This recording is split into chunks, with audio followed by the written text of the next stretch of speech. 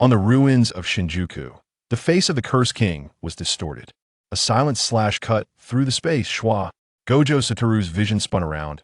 He looked down and saw his lower body cut in half. Blood gushed out. The smiling faces of his best friends, the shouts of his students, and the smug face of Sukuna flashed by. I didn't have enough fun. His consciousness sank into the endless darkness. After an unknown amount of time, Gojo Satoru opened his eyes again. What came into view was an unfamiliar wooden ceiling, with ancient and clearly visible patterns. There was a faint but not unpleasant smell of herbs lingering at the tip of his nose, mixed with a hint of disinfectant and a little bit of the old smell of wood. The bed beneath him felt a little rough, like a linen sheet, slightly uncomfortable. The surrounding environment has a sense of ancient times, which is completely different from the modern Tokyo he is familiar with. The air here seems to be much quieter. Then, a huge torrent of memories that do not belong to him at all, like a river bursting its banks, fiercely washes mind. Hitaki Kakashi, a jonin from the Hidden Leaf Village, and a special eye called Sharingan, transplanted from a boy named Uchiha Bito, carrying a heavy past. Squeak, the door was gently pushed open, making a slight friction sound. An old man wearing a bamboo hat and a divine robe walked in slowly. His steps were steady, without a trace of fireworks. The third-generation Hokage, Sarutobi Hiruzen. The old man had his usual gentle smile on his face, but in the depths of his deep eyes, there was a subtle scrutiny and some real concern. He walked to the bedside, his eyes fell on Kakashi, and asked in a steady voice, "Kakashi, how do you feel?" His sight seemed to stay for a moment longer on Kakashi's left eye, covered by the forehead protector, with a hint of exploration. "Is that Sharingan still stable?" Gojo Satoru's Azure 6 eyes condensed slightly. Although it was covered by Kakashi's eyelids at this moment, his terrifying ability to see through the essence of all things did not diminish at all. In an instant, the energy flow called chakra in the old man's body, the details of the meridian distribution, the subtle changes in strength, the activity state of his body cells, and the old hidden injuries hidden deep inside were all analyzed by him clearly, without any cover-up. At the same time, he also quickly retrieved the best way to deal with the current situation from Hitaki Kakashi's chaotic and complicated but extremely real memory. As if flipping through a script that he had already memorized, he imitated Kakashi's iconic voice in his memory, which was a bit lazy and tired, and mixed with a hint of alienation, and slowly spoke. "It's nothing serious, Hokage-sama." His voice was a little hoarse, like sandpaper that had not been moisturized for a long time, with a hint of weakness after illness. "Sharingan is also relatively stable." Sarutobi Hiruzen heard this. His expression relaxed a little, nodded slightly, and the corners of his tight mouth softened a little. But he still keenly felt that Kakashi in front of him seemed to be different from before. He couldn't say exactly where it was. It was as if there was a little more indescribable, vague sense of oppression, a sharp edge that people dared not look directly at. It was an almost instinctive intuition that made him, a veteran of the battle and the top of the ninja world, feel a little palpitation, as if facing an ancient giant beast that had just awakened. Even if it was just a trace of breath that was leaked inadvertently, it was enough to make people tremble. At this moment, Gojo Satoru was complaining with interest, with his unique cynicism. "Sharingan? Oh, it turns out to be the little windmill in the eye that spins in circles. The design is quite unique. I wonder if it can spin out flowers. Chakra? Interesting. It is a bit like cursed power, both of which are derived from the energy of the mind and body, but the extraction and use of this chakra seems to rely more on a complex hand gesture called seal, and cursed power is not so troublesome." Six Eyes clearly told him that chakra is more inclined to the direct application and transformation of life energy, and its properties vary. And cursed power is more closely linked to human negative emotions, and its power is purer and more violent. After the third Hokage left with a trace of unsolved doubts, and gently told him to take good care of himself and not to force himself, he turned and left the ward. The door closed again, making a slight click sound, and the room returned to silence, leaving only the rustling sound of the breeze blowing through the leaves outside the window. Gojo Satoru then focused his attention completely on this new body and began his meticulous exploration. The six eyes once again worked at full capacity, like a scanner with the highest precision, and began to meticulously explore every corner of his body. He carefully studied the chakra veins in Hatake Kakashi's body, and the direction of each major meridian was presented in his 3D image of consciousness with great clarity, which was more detailed than any anatomical diagram. And the left eye covered with layers of bandages, its precise internal structure, special energy reaction, and connection with the body were also analyzed clearly by the six eyes, without any secrets. He tried to mobilize the power in the depths of his soul that was so familiar that it couldn't be more familiar, the power of curse. The power of curse was still there. It was still magnificent and vast, like an endless ocean sleeping in the depths of his soul, waiting to be awakened. But when he tried to let the cursed power flow in this body and along the chakra meridians, he found that there was a subtle and difficult toinor gap between the cursed power and the chakra system of this body. Just like water and oil, they cannot blend perfectly for the time being and are clearly separated from each other. It takes time to adapt, to analyze this new energy system, and to find the opportunity and balance point for the fusion of the two.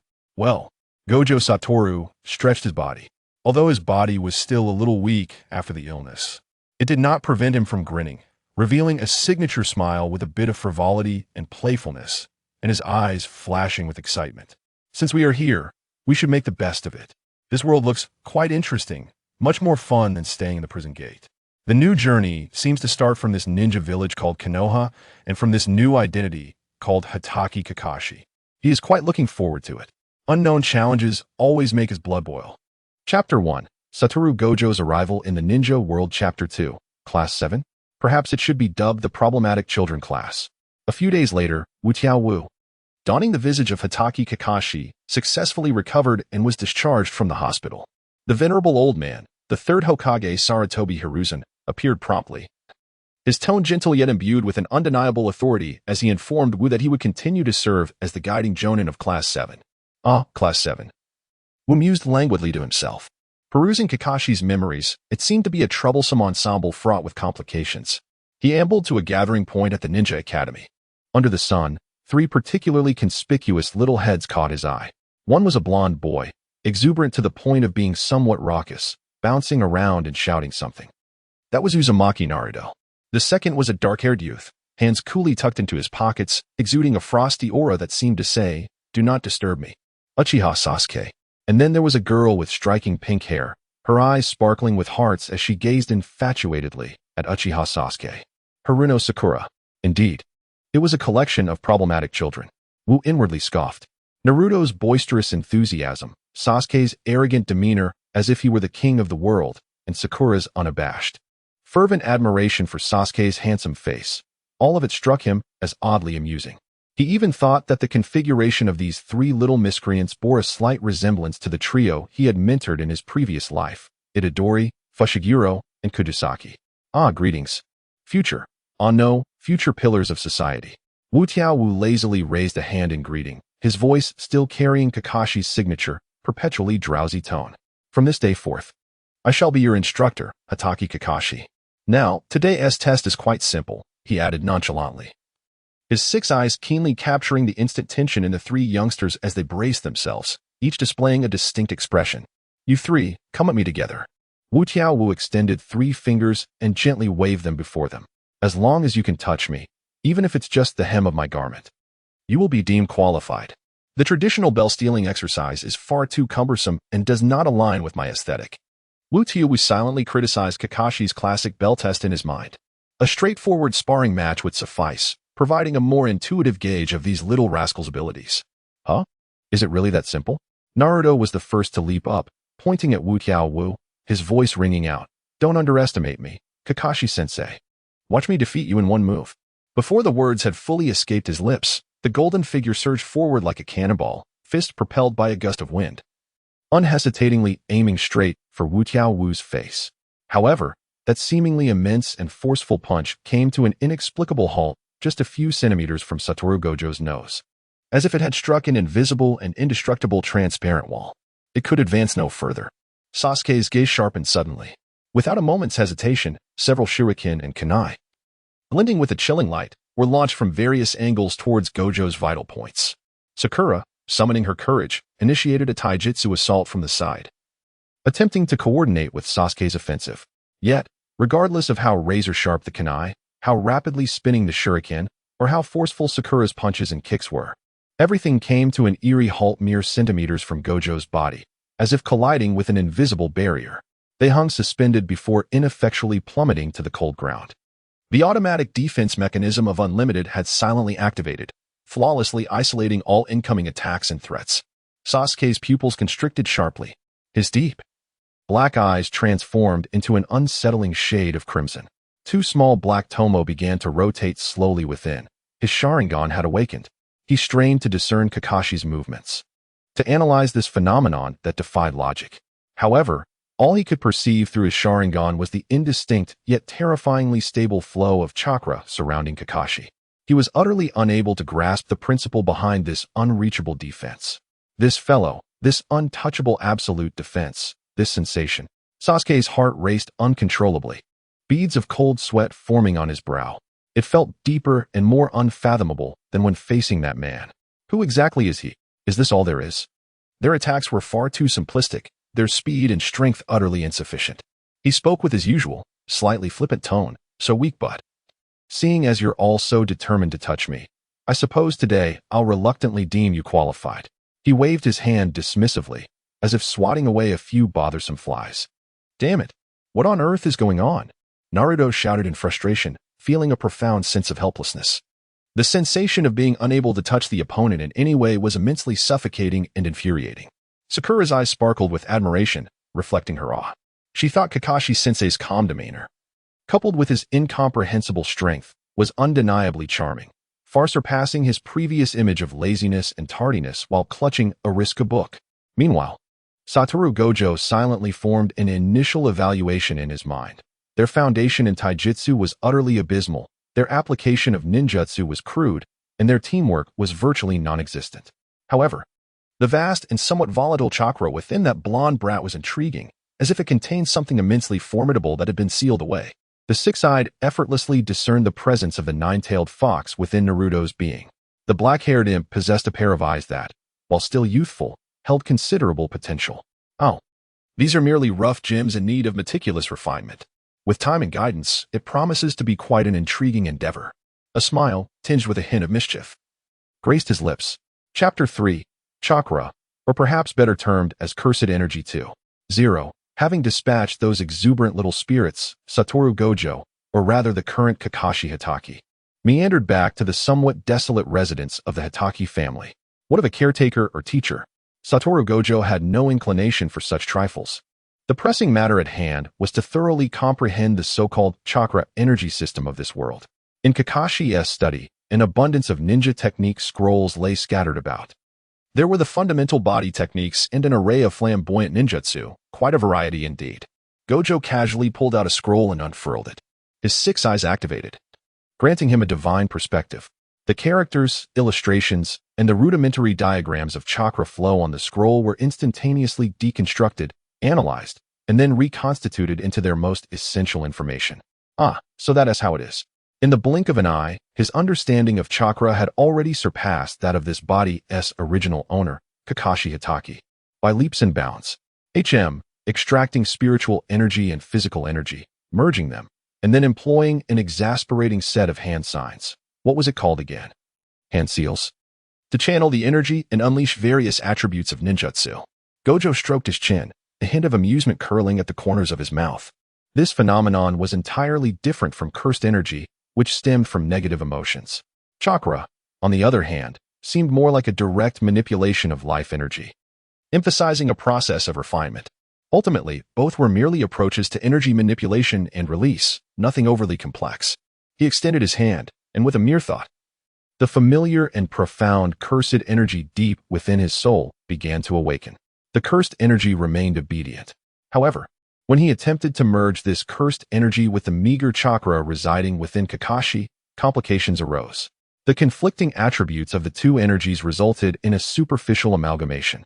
Unable to achieve a harmonious fusion, a slight transformation was possible, but the efficiency was dismal, accompanied by a strong sense of rejection. Gojo's brow furrowed ever so slightly.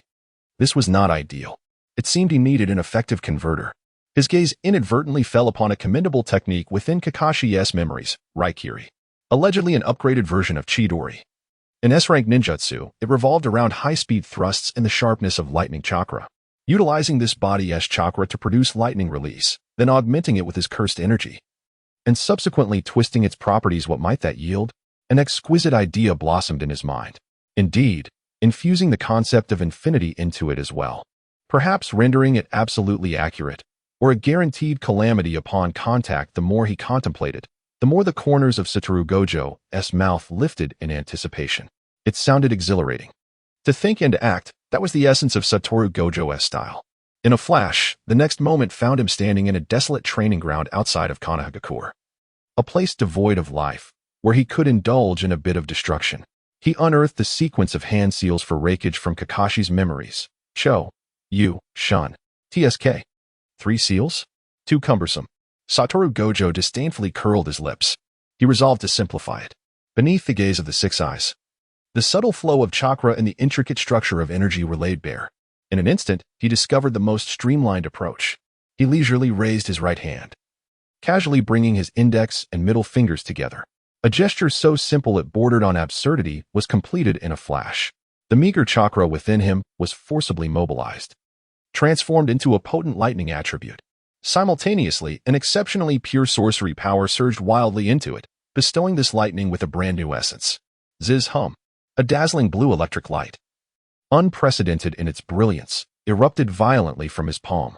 This radiance surpassed the original rakeage in Kakashi's memories by an incomprehensible magnitude, both in brightness and ferocity. It was as if he had grasped the thunderous retribution of the heavens in his hands. The violent arcs of electricity danced wildly, emitting a piercing shriek as the surrounding air warped dramatically due to this highly concentrated energy, creating visible ripples. This was the prototype of infinite rakeage, crafted by Satoru Gojo. With a tranquil gaze, Gojo nonchalantly flicked his arm forward. The intensely concentrated, violent lightning transformed into a death ray that tore through everything, ruthlessly soaring towards a massive rock several meters high in the distance. There was no anticipated cataclysmic roar. The moment the lightning made contact with the rock, that incredibly sturdy boulder showed no signs of resistance. Silently, it began to disintegrate from within, completely turning into the finest powder. A gust of wind swept through, sending the stone dust swirling. All that remained was a bottomless charred pit, with a pungent, burnt odor permeating the air. This power was rather mediocre. TSK. However, after that strike, Satoru Gojo felt a long-forgotten sense of weakness surge from deep within this body. Kakashi's frail physique had a painfully inadequate chakra reserve. The efficiency of converting sorcery power into chakra was disappointingly low. That last attack had nearly drained all usable energy from within him. Such significant consumption was hardly worth it. Gojo rubbed his slightly throbbing temples, quite dissatisfied with the energy cost of this initial creation. It seemed that optimizing the energy ratio, enhancing fusion efficiency, and reducing consumption would be the next challenges to tackle. This body's foundation was still too weak. It needed to be nurtured properly. Meanwhile, far away in the Hokage's office, the third Hokage, Hiruzen Sarutobi, was intently watching Kakashi's subtle movements through his precious crystal ball, when that extraordinary and terrifying bolt of lightning erupted.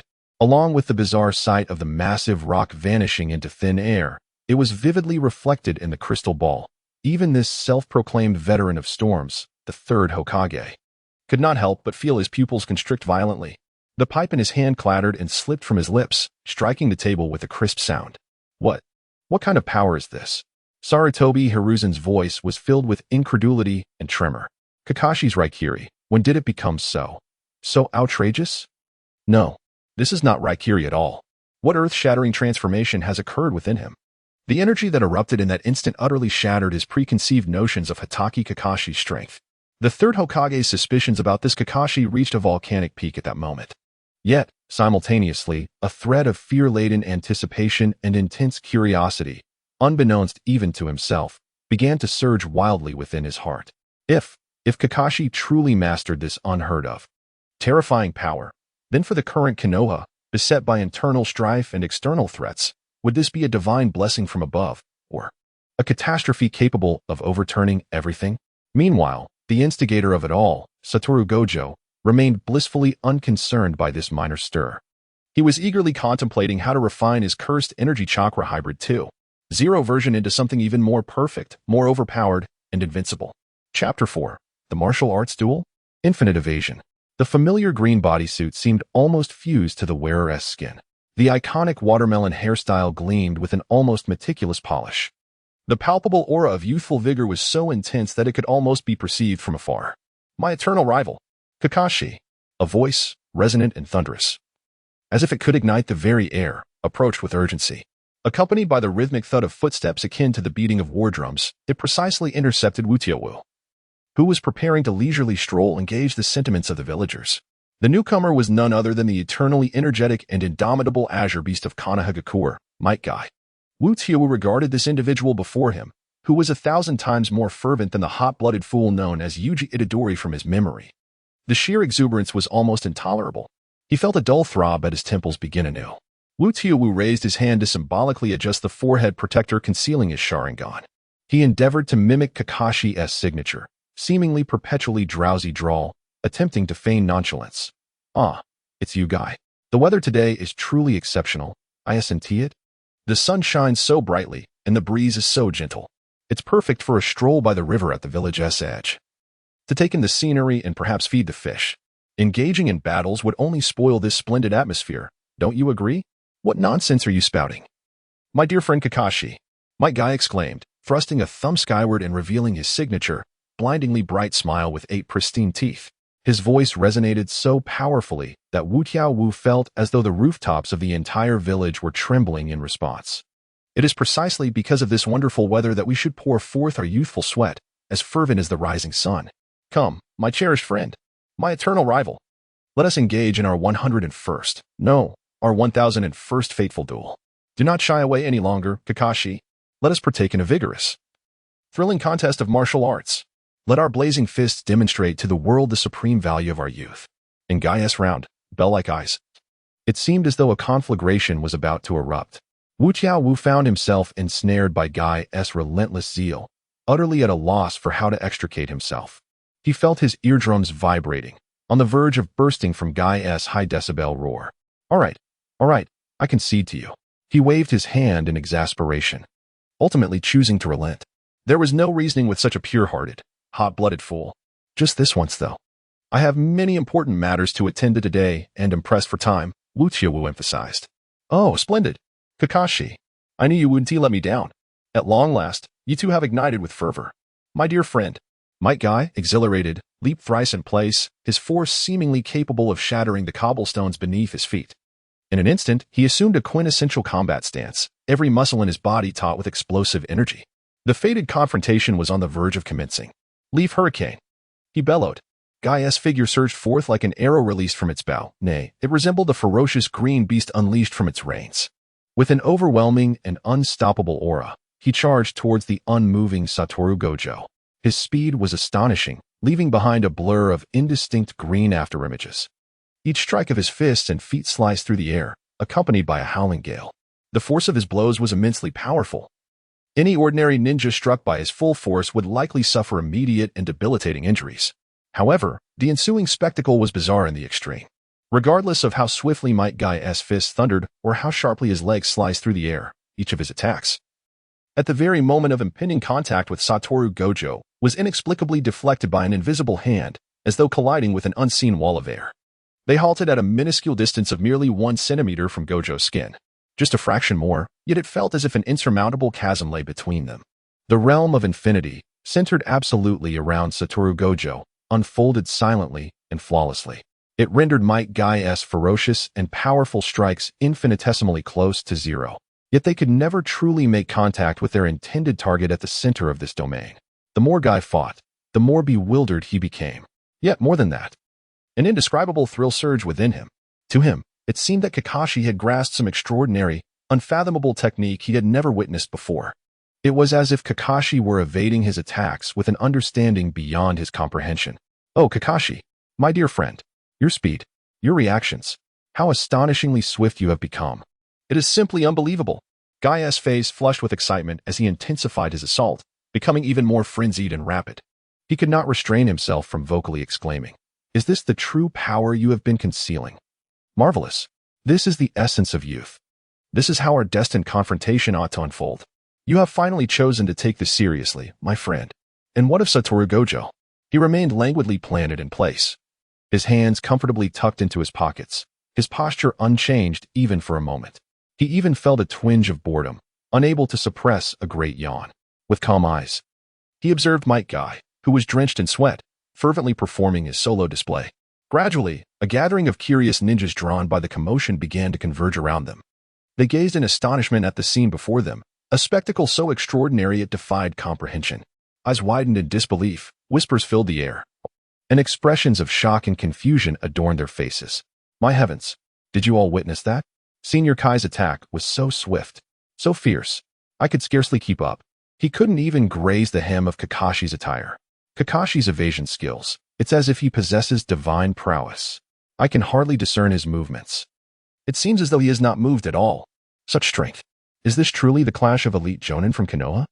The chasm between us and them feels like an insurmountable galaxy apart. Ultimately, after a relentless flurry of attacks akin to a tempest, capable of instilling despair in any adversary, Might Guy began to show signs of fatigue. He awkwardly supported himself on his knees, gasping for breath, beads of sweat cascading from his forehead like a stream, instantly soaking his signature green bodysuit. Huff huff Kakashi, you've progressed once more. With great effort, Guy lifted his head, his eyes ablaze with an indomitable spirit, unwaveringly fixed on Satoru Gojo. But, next time, in our next confrontation, Might Guy shall surely surpass you. This is the promise we forged in the vigor of our youth. Meanwhile, Satoru Gojo leisurely withdrew his hands from his pockets, symbolically brushing off non-existent dust from his attire. Internally, he couldn't help but scoff. This guy is 1,000 times more bothersome than that hyperactive Yuji. His voice is several decibels louder. It's truly maddening. Yet, on another note, the sheer purity of his taijutsu, this almost obsessive application of physical energy to its extreme limits, indeed held a certain fascination. Chapter 5, D-Class Mission? Why not catch a cursed spirit a few days later? Team 7 indeed received a quintessential D-Class mission. A staple for novice adventurers, to assist Lady Daimyo in locating her cat, named Little Tiger. Another utterly tedious task, I exclaimed. Naruto Uzumaki, self-proclaimed future golden flash of Konoha, instantly lost his composure, his youthful visage transforming into a picture of despair. Sasuke Uchiha, the cool and aloof figure burdened by deep-seated vendettas, remained as detached as ever, his frosty demeanor suggesting that the surrounding clamor was of no concern to him. He merely stood there, exuding an air of impatience. In contrast, Sakura Haruno, with her pink locks, displayed considerably more enthusiasm than her male counterparts, striving to earn a favorable impression from their teacher, Kakashi, and prove that she was not a hindrance. Satoru Gojo, donning the guise of Kakashi Hatake, lazily stifled a characteristic yawn. His 6 eyes, akin to a radar of unparalleled precision, discreetly scanned the vicinity. A faint, pitiful meow emanated from beneath the eaves of a nearby house. The cat, known as Little Tiger, was curled up in a shadowy corner, its fur matted and filthy, trembling in fear, emitting a whimper that seemed to plead for rescue. For Satoru Gojo, locating such a small creature was as effortless as breathing. Yet, in that fleeting moment of pinpointing the kitten's location, his 6 eyes also detected something else. Old acquaintances, which brought a subtle smile to his lips. These were extremely faint, nearly imperceptible, distorted energy clusters. They floated silently in the obscure corners of the village, exuding a mild but unsettling negative aura. The ordinary ninja's naked eye, and even some lower-tier sensing jutsu, could not discern their presence. Oh, the slightest arch of Gojo's brow hinted at his intrigue. The smirk that always bore a hint of mischief curved ever so slightly. This world, indeed, harbors entities akin to cursed spirits. Although these energy clusters were significantly weaker than the most basic cursed spirits he had effortlessly dispelled, they resembled fragile newborns, easily extinguished by the faintest breath. Yet, their essence undeniably stemmed from the potent negative emotions of humanity or unresolved obsessions, giving rise to these vengeful entities. How fascinating, truly fascinating. The long-dormant mischief within Satoru Gojo stirred restlessly. Feigning ignorance of his discovery, he languidly addressed the 3 bewildered youths. Well, do you all understand the mission details? Then let us commence our endeavor. Find the cat named Little Tiger, and you shall have successfully completed the task. With that, he casually tucked his hands into his pockets and leisurely trailed behind the trio as they scurried about the village like headless chickens. enacting a comedic and chaotic feline rescue operation. Naruto, that raucous fellow, rummaged through every trash bin within his reach, leaving himself in a state of utter disarray. Meanwhile, Sasuke, with an expression of palpable impatience, leaped atop the rooftops, endeavoring to utilize his still-maturing Sharingan for a thorough search, yet he ultimately yielded nothing. Sakura incessantly inquired of passers-by for information, receiving a myriad of answers, none of which were reliable. Wu Tiao, resembling a disengaged, high-paid slacker, occasionally proffered completely erroneous, yet well-meaning suggestions, leading the trio in circles and to no avail. As they traversed a secluded alley suffused with a notably oppressive aura, Wu Tiao nonchalantly raised his hand, as if shooing away an imaginary mosquito.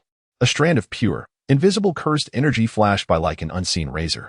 The low-level cursed spirits, birthed from the long-standing grievances and discontent of nearby residents, nestled deep within the alley, did not even emit a faint whimper before being utterly dispelled, dissipating into nothingness. The entire process was as swift as lightning, executed with such discretion that it evoked no notice from anyone, at least, that was Wu Tiao's belief. However, in that very moment when he eradicated those malevolent spirits, Sasuke, instinctively activating his Sharingan while pursuing a wild cat's errant trail, remained observant of his surroundings. Within his crimson gaze, he seemed to capture a fleeting yet decidedly extraordinary energy fluctuation. The wave was ephemeral, so swift that he nearly dismissed it as an illusion. What was that? Sasuke abruptly halted, his brow furrowing into a pronounced crease.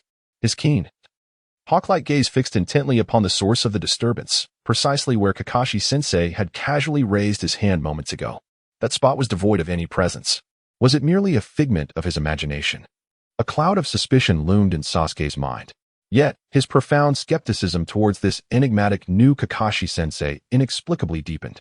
He could not shake the feeling that this teacher harbored an abundance of inscrutable, even unsettling secrets. Ultimately, amidst a series of comically absurd misadventures, it was Naruto, blessed with an almost protagonist-like fortune, who fortuitously discovered the nearly starved and barely conscious pet cat, Xiaohu, tucked away in a cluttered corner. The D-grade mission, amidst the chaos, was at last deemed satisfactorily completed. Wu Tiao held the still meowing, struggling plump cat in one hand, observing the trio before him, utterly exhausted and panting like three spent hounds. Meanwhile, he silently pondered a matter of greater intrigue. What fundamental differences and connections existed between these feeble, negligible cursed spirits and the cursed entities of the world of Jujutsu Kaisen? Does this unfamiliar world harbor formidable and menacing entities that could rival even the special-grade cursed spirits? If, indeed, this realm possesses such grand toys at the level of special-grade cursed spirits, it would undoubtedly be an exhilarating prospect. Chapter 6, Naruto's Doubts. Kakashi-sensei is quite strange. The mission concluded successfully. That little rascal, Naruto Uzumaki, seemed like a completely different person from the one who had just been running around the village, utterly exhausted. In an instant, he appeared rejuvenated, akin to a large canine, as he leapt to embrace Satoru Gojo's leg. With his signature boisterous voice, he exuberantly exclaimed, "Kakashi-sensei! Kakashi-sensei! We completed the mission. Treat us to ramen, please. It must be from Ichiraka Ramen. I want the deluxe special miso chashu ramen, extra large." Satoru Gojo glanced down at the golden-haired rascal nearly clinging to his leg, a barely perceptible twitch at the corner of his mouth betraying his amusement. Truly, he had no understanding of the respect due to a teacher. However, ramen, that did sound quite appealing. Very well, very well. Gojo extended a finger and gently tapped Naruto's forehead, employing a subtle repulsive force to dislodge him from his leg. Given that you unexpectedly achieved great merit today. Inside Ichiraka Ramen, steam enveloped the air, and the aroma was intoxicating. Naruto cradled a bowl of ramen larger than his own face, diligently slurping away. The sound of his enthusiastic eating filling the air, grease glistening on his lips, utterly absorbed in his meal. Sasuke maintained his signature cool demeanor, eating delicately. Each movement exuding the unique elegance of the Uchiha clan, starkly contrasting with Naruto's voracious appetite. Sakura nibbled thoughtfully, her gaze occasionally drifting curiously toward Kakashi-sensei, who was leisurely inspecting a tender bamboo shoot with his chopsticks. "Kakashi-sensei," Naruto mumbled, his mouth full of chewy noodles, "you seem completely different lately." He continued, "You used to be so quiet and always late." Gojo cast a fleeting glance from beneath the nearly welded black eye mask, a knowing smirk playing at his lips. "Oh, is that so?" he drawled languidly, his voice laced with a hint of magnetic nonchalance. Perhaps it's because you little rascals are simply too amusing. Indeed. There was a touch of barely perceptible pride in Gojo's tone as he mused, after all, you are the strongest 7th squad under my guidance. It was as if this title of strongest was an indelible mark, inherently affixed to all things related to him. Naruto, taken aback by the sudden and generous praise, paused mid-sip. His chopsticks suspended in the air as he gazed blankly at Gojo, his eyes wide with surprise. Then he opened his mouth wide, revealing a broad, somewhat foolishly radiant smile. Hee, teacher, your words make me a bit embarrassed. Yet deep within, he felt a stark contrast.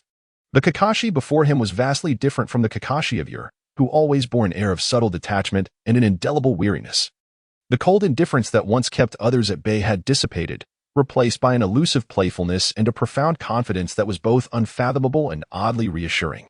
Seated beside Naruto, Sasuke Uchiha maintained his characteristic silence, yet his obsidian eyes, deep as an abyss, keenly scrutinized Kakashi with the patience of a hawk.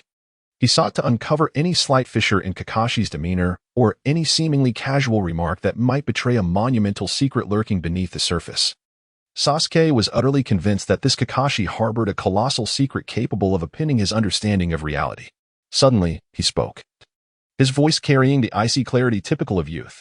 Teacher, what was that ability you demonstrated at the meeting point? The one that made it impossible for us to touch you? What rank of ninjutsu was it? Wakaba Gojo turned his head leisurely. You wish to know how to become stronger? He chuckled lightly, his tone laced with unmasked mockery. Very well, little Sasuke.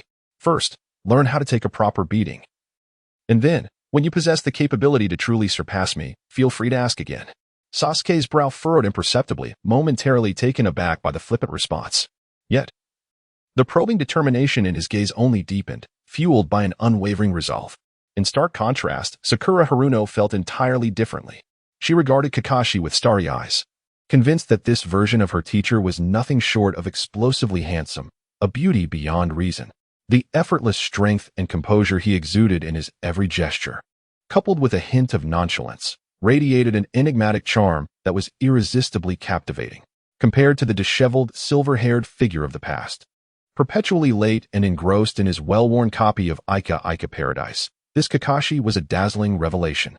Occasionally, Gojo would unexpectedly utter peculiar phrases that left Team 7 utterly bewildered, lost in a haze of confusion.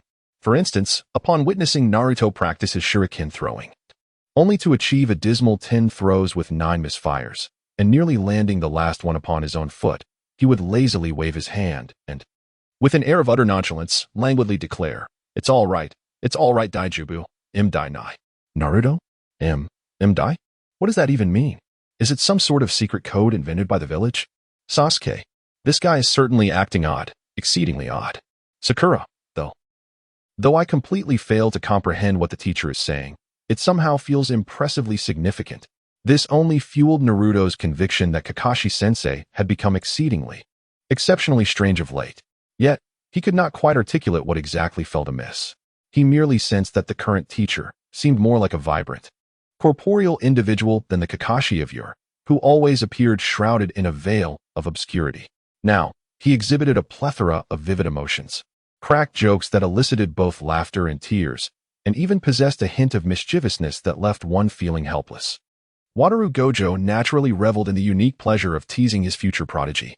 Meanwhile, his all-seeing six eyes continued to observe, discreetly yet meticulously, the trio of distinctly different young individuals before him. He scrutinized their character traits, their latent potentials, and the pure yet subtly intricate emotional interplay amongst them.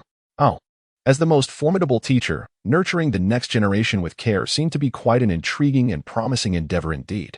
Chapter 7. Chakra Control Training, Infinite Tree Climbing. Days of leisurely and somewhat teasing routines quietly slipped away like sand through fingers.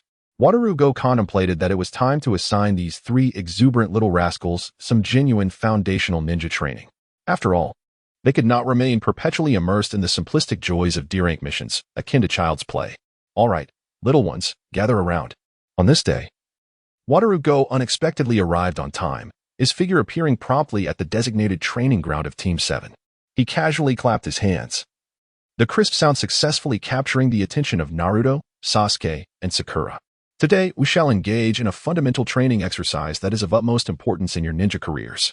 His voice carried a hint of his characteristic nonchalance. Chakra control. First, we will practice tree climbing, followed by water walking. Wataru succinctly announced the day's training agenda. Upon hearing the word training, especially one that seemed considerably more technical than meerkat catching, Naruto's eyes sparkled with excitement. Oh. Tree climbing and water walking? That sounds like so much fun. Uchiha Sasuke maintained his usual distant demeanor, yet a flicker of seriousness briefly illuminated his dark eyes. Meanwhile, Haruno Sakura gazed at Kakashi-sensei with eager anticipation, daydreaming of mastering techniques as formidable as her teachers. Wataru first demonstrated the standard movements based on the memories of Kakashi Hitaki that lingered in his mind. He skillfully and precisely concentrated his chakra at the soles of his feet. Then, as if strolling leisurely on flat ground, he effortlessly ascended the trunk of a robust tree that required 2 people to embrace it. He even executed a graceful handstand against the vertical trunk. Did you see that? He lightly leaped down from the tree, landing steadily before the 3 awestruck children. Just like this, by continuously and stably applying chakra to the soles of your feet. And by managing the quantity and quality of the output, you can adhere to any surface. Quite simple, isn't it? Now, I shall demonstrate what is known as the advanced technique. With a slight adjustment to his breathing rhythm, he did not concentrate the chakra at his feet as before to create an adhesive force. The next moment, an astonishing spectacle unfolded. Wataru's body appeared to break free from the constraints of gravity, as if lifted by an invisible hand. Light as a feather, he began to float upwards, defying all earthly logic, gradually ascending toward the treetop that towered several meters high. Throughout the entire process, there was no sign of chakra leakage, nor any hand seals performed. He remained comfortably suspended in midair, as if standing upon an unseen solid ground. Wow! Naruto Uzumaki's eyes widened in sheer astonishment, nearly bulging out of their sockets, while his mouth gaped wide enough to accommodate an entire bowl of ramen, his jaw almost crashing down in disbelief onto his own feet. Rubbing his eyes vigorously, he questioned whether his lack of sleep from indulging in instant noodles the previous night had conjured an illusion. A sharp pinch on his thigh brought forth a clear sensation of pain, prompting him to grimace. Kakashi-sensei, how is it possible that you can fly? His voice cracked under the weight of his shock. This defies all scientific logic. What kind of extraordinarily powerful forbidden technique is this? Sasuke Uchiha's typically stoic expression betrayed a flicker of incredulity. Through the extraordinary perception of his Sharingan, he could only vaguely discern that Kakashi was enveloped in an ethereal energy field, both incredibly faint and radiating an unmistakable aura of inviolability. This energy field repelled everything around it, including the very air and the force of gravity itself, in a manner he could not fathom. He was utterly bewildered by this phenomenon, unable to comprehend the structure or operational principles of such energy. It transcended his understanding of ninjutsu, chakra, and the entire framework of power in the world. This is impossible, Sasuke murmured, waves of turmoil surging within him. Meanwhile, Sakura Haruno pressed her hands tightly against her mouth, stifling a gasp. Her striking green eyes sparkled with admiration, filled to the brim with countless luminous stars of adoration. So cool. Kakashi-sensei, you're like a deity. Wakaba Gojo floated nonchalantly atop the treetops, his hands casually tucked into his pockets. Surveying the 3 utterly dumbfounded young ninjas from his lofty perch, he shrugged nonchalantly, speaking with the nonchalance of one discussing the sun's daily ascent and descent. Well, I call this innate talent. For most people, it's exceedingly difficult to acquire, you know? He elongated his tone, so you 3 should just start with the basics. Practicing tree climbing step by step, Naruto was overwhelmed by an unprecedented surge of motivation. Damn it, I refuse to believe in this talent nonsense. Naruto Uzumaki, will become Hokage one day. I will learn to fly too, he shouted, pouring every ounce of effort into practicing chakra control at his feet. However, due to his excessive chakra output and lack of technique, he inadvertently stomped down on the unyielding tree trunk, creating a deep crater the size of a bowl, only to be violently propelled away by the immense recoil. It was precisely due to the unstable control of chakra that he faltered intermittently, after barely scaling a few steps. He fell from the tree with a resounding thud, landing spectacularly on his back. Uchiha Sasuke, on the other hand, leveraged the innate superiority of his Uchiha lineage and the formidable assistance of his Sharingan, which excelled in dynamic vision and detail mimicry. After several failed attempts, He swiftly mastered the fundamental technique of stabilizing chakra at the soles of his feet. Yet, with each successful step upward, his confusion and profound yearning for Kakashi's utterly unfathomable flying ability grew uncontrollably, akin to wild vines intertwining and deepening. Gojo Satoru leisurely observed the trio's comically chaotic antics beneath the tree. Occasionally, he would feign goodwill, offering a few words of guidance, though more often he indulged in his characteristic teasing, which was both infuriating and amusing. "Hey, Naruto, are you trying to dismantle that poor tree? Chakra isn't meant to be used so brutally. Be gentle, all right?"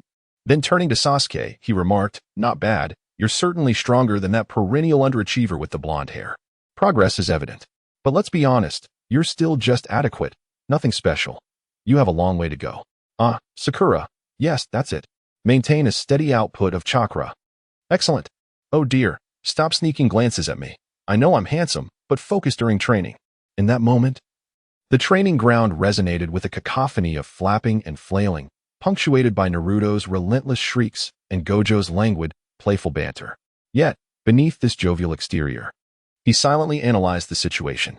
The intricate control techniques of chakra in this world indeed form the very foundation of all ninjutsu.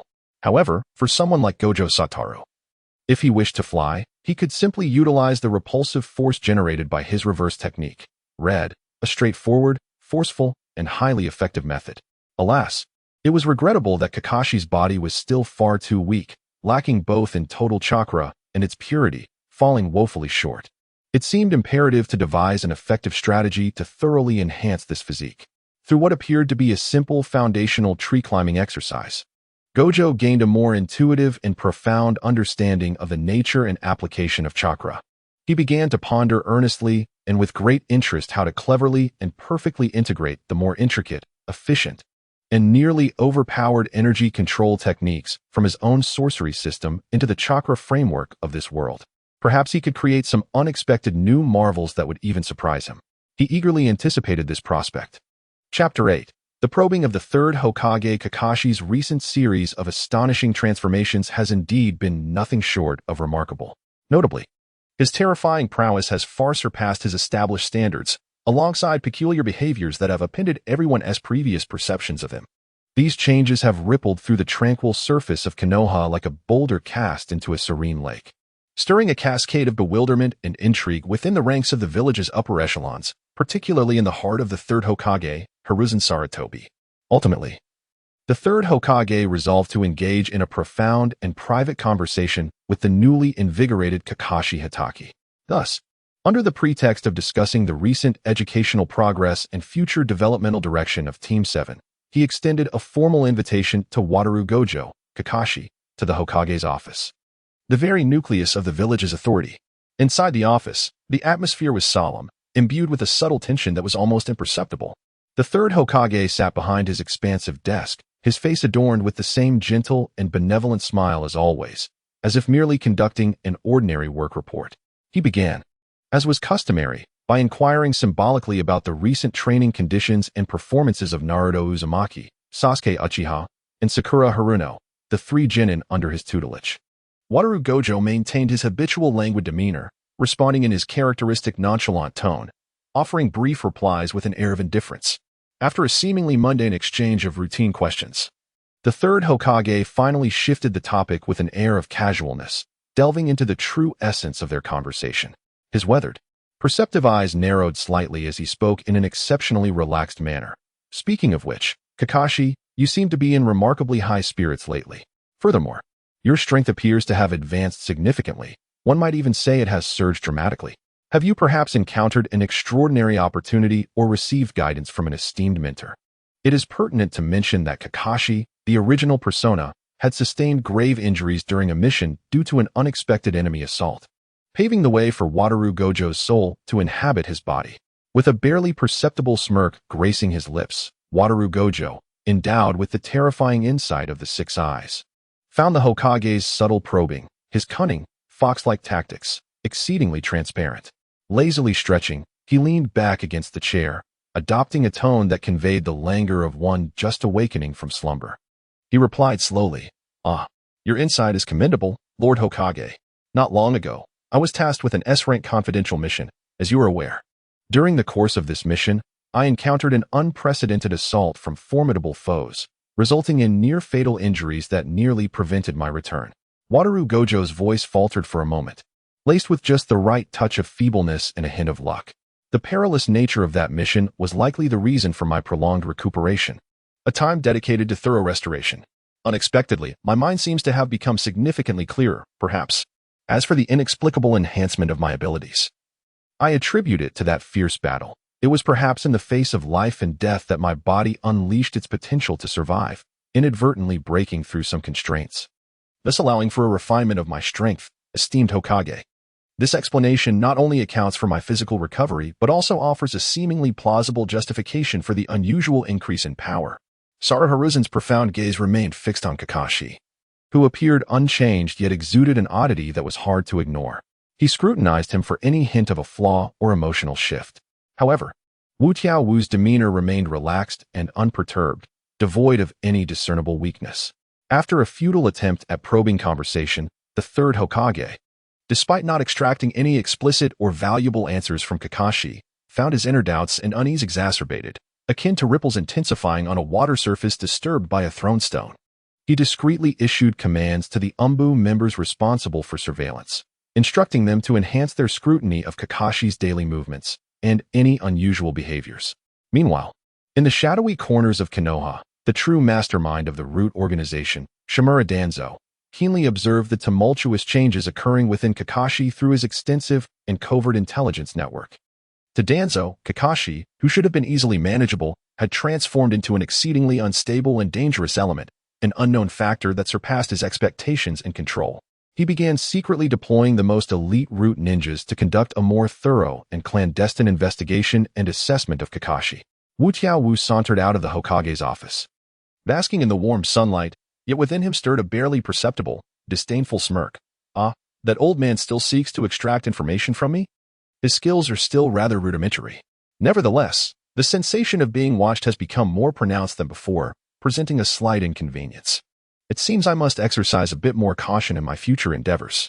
He mused to himself, his tone betraying no hint of concern. With the far-reaching and penetrating perception afforded by the six eyes, he effortlessly detected the hidden Umbu ninjas around him. Their numbers evidently increased. Additionally, there were certain members of the root organization imbued with a more chilling and enigmatic aura. Yet, he showed no inclination to expose their intentions. On the contrary, he found the sensation of being secretly observed, while remaining beyond their grasp, rather intriguing. Chapter 9. The Fusion Experiment of Cursed Energy and Chakra Surveillance? Satoru Gojo scoffed at the notion. Those furtive glances were, to him, nothing more than inconsequential background noise. In fact, they added a delightful sense of wickedness to his already capricious demeanor, as if daring him to act against the wind. Restraint? That was non-existent. Instead, he found himself increasingly invigorated, plunging headlong into the boundless delight of the extraordinary fusion experiment between cursed energy and chakra.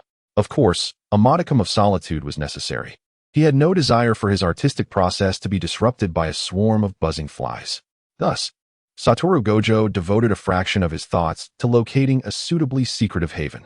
This place was so desolate that not even a bird would dare to defecate there, with only the whispers of the wind and the chirping of insects to keep him company. Perfect. It was ideally suited for the potentially loud endeavors he was about to undertake. His current core research topic revolved around how to thoroughly optimize and upgrade the limitless Reikage, which had made its first appearance with a staggering display of power, but was equally burdensome in terms of energy consumption. The six eyes, operating at an unprecedented level of intensity, surged into action. Every subtle movement of chakra, every degree of efficiency in energy conversion, and how the supreme concept of limitless could be more stable, harmonious, and dominantly integrated, radiating a light that transcended the rules within the chakra system. Under the terrifying analytical prowess of the six eyes, all these elements transformed into a vast, yet remarkably clear, torrent of data surging through his mind, ready for him to pluck and dissect at will. Soon, he discerned a key issue.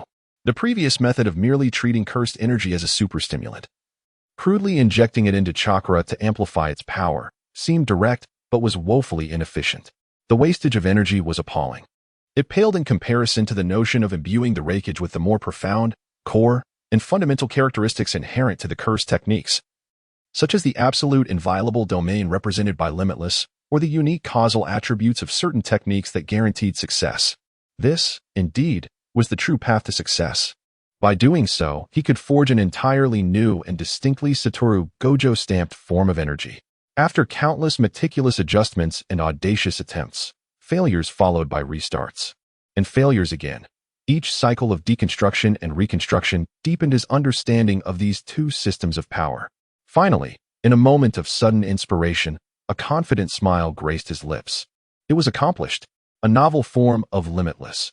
Reikage quietly coalesced at his long, pale fingertips, in stark contrast to its previous ferocious and blinding manifestation, which seemed poised to rend the heavens asunder. This iteration of limitless, Reikage emanated a subdued, refined azure electric glow, even amidst a disquieting depth and profound silence. This seemingly tranquil electric light concealed a far more concentrated and terrifying force of pure annihilation than its previous violent demeanor, one capable of sending chills down the spine of any elite sensory ninja. It was time to test the caliber of this new toy.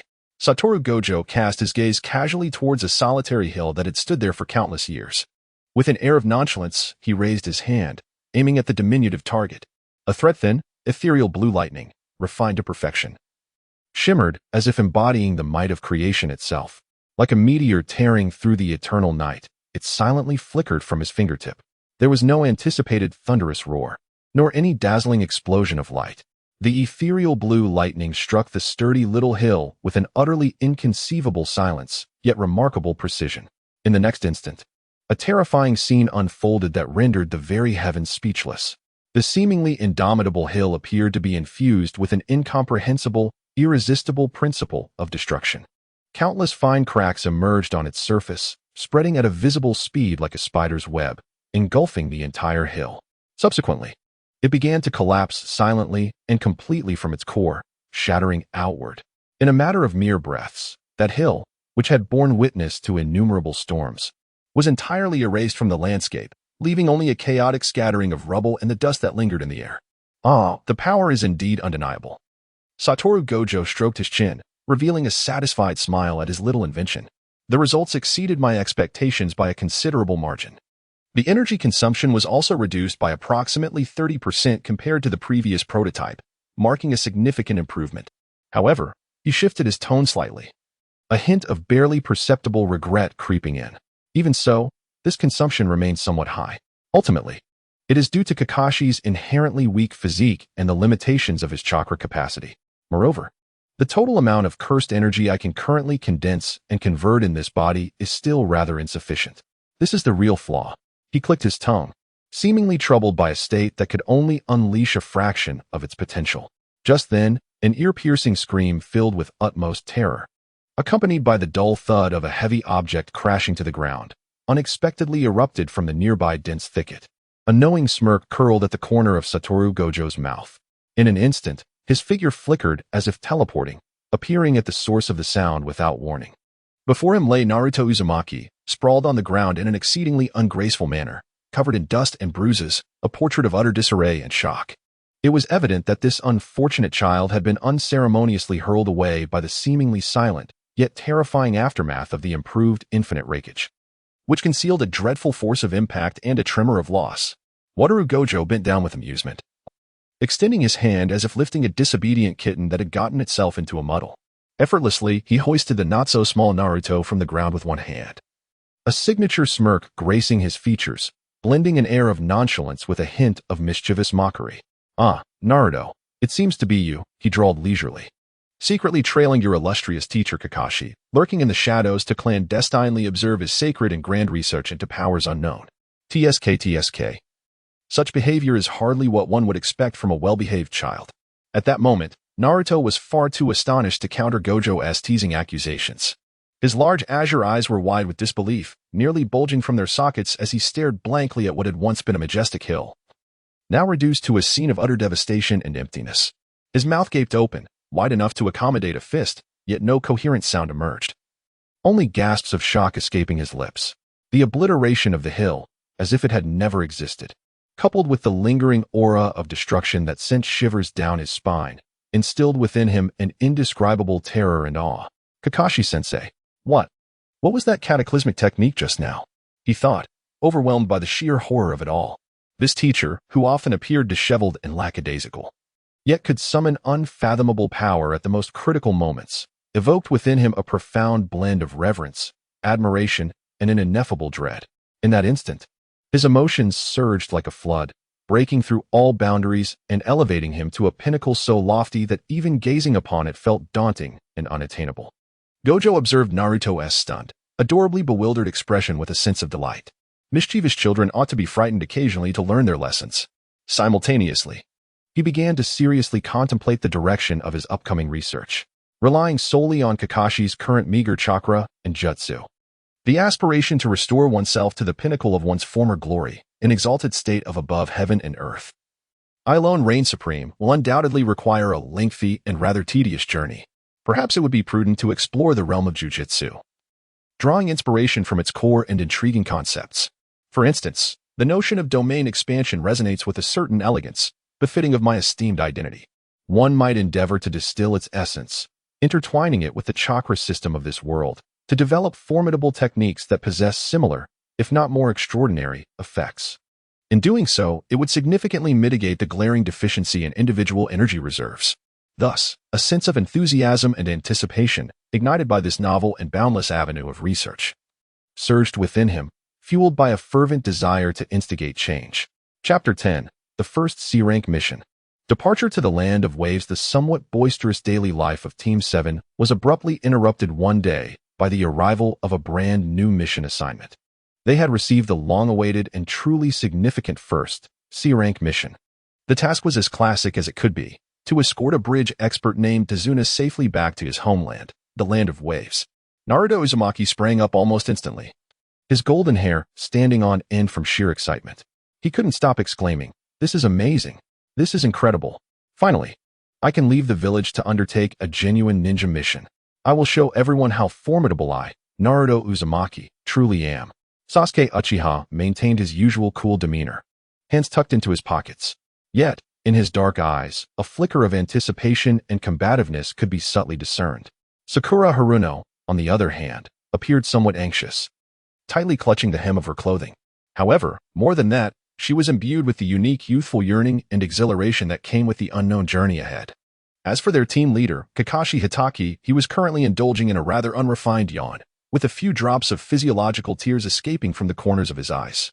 Sporting his signature tousled silver hair, he exuded a lazy demeanor, clearly not fully awake, trailing languidly behind the three enthusiastic youngsters and the somewhat troubled Tazuna. Mr. Tazuna cast furtive glances at the legendary copy ninja Kakashi, observing his seemingly imminent collapse into slumber, coupled with his habitual nonchalant teasing. Tazuna found himself grappling with deep-seated doubts and concerns. This esteemed shinobi appeared to be rather unreliable, didn't he? Kakashi seemed to possess a sixth sense. As he waved his hand dismissively without even turning around, his tone as casual as if he were simply visiting a neighbor. "Relax, old man. Rest assured. With me around, you'll be safely home in no time." That flippant tone only served to heighten Tazuna's apprehension, just as their party was about to step through the grand, ancient gates of Konohagakure. An aged yet robust voice resonated from behind them. The third Hokage, Hiruzen Sarutobi, unexpectedly appeared, seemingly having come expressly to bid them farewell. His gaze lingered momentarily on Naruto, Sasuke, and Sakura, imbued with a hint of affectionate expectation from an elder. Then, his attention shifted like an invisible spotlight, deeply and intently focusing on Kakashi. The complexity of his expression was profound, filled with scrutiny, examination, and an unspoken gravity. His tone took on a particularly weighty significance. "Kakashi, the journey to the land of waves is long, and along the way you may encounter some unforeseen challenges and changes. You must exercise utmost caution in all matters." Upon hearing the words, Wu Tiao stopped in his tracks and turned around. The iconic deep blue mask, which obscured much of his face, had long been cast aside shortly after his soul traversed into this body, deemed stifling and decidedly uncool. Kakashi's signature forehead protector, perpetually asked you to cover his left eye, remained meticulously in place. Beneath it, the mysterious Sharingan was perfectly concealed, adding an air of enigmatic depth. Above the protector, the sole visible right eye, instead of reflecting the usual weariness and melancholy of the original Kakashi, now emanated a clarity that suggested an all-seeing perception of the world. A broad smile, radiant with sunlight and unrestrained confidence, graced his lips. This dazzling smile was almost blinding, starkly contrasting with his usual laid-back demeanor. Rest assured, Lord Hokage. He spoke with a clear and resolute tone, imbued with an undeniable strength. After all, he slightly raised his chin, delivering his words as if declaring the simplest truths of existence. I am, after all, the strongest. Meanwhile, in the shadowy depths of Konoha, within the stronghold of the root organization, Shimura Danzo's solitary eye, shrouded in bandages, glimmered with a cold and perilous light.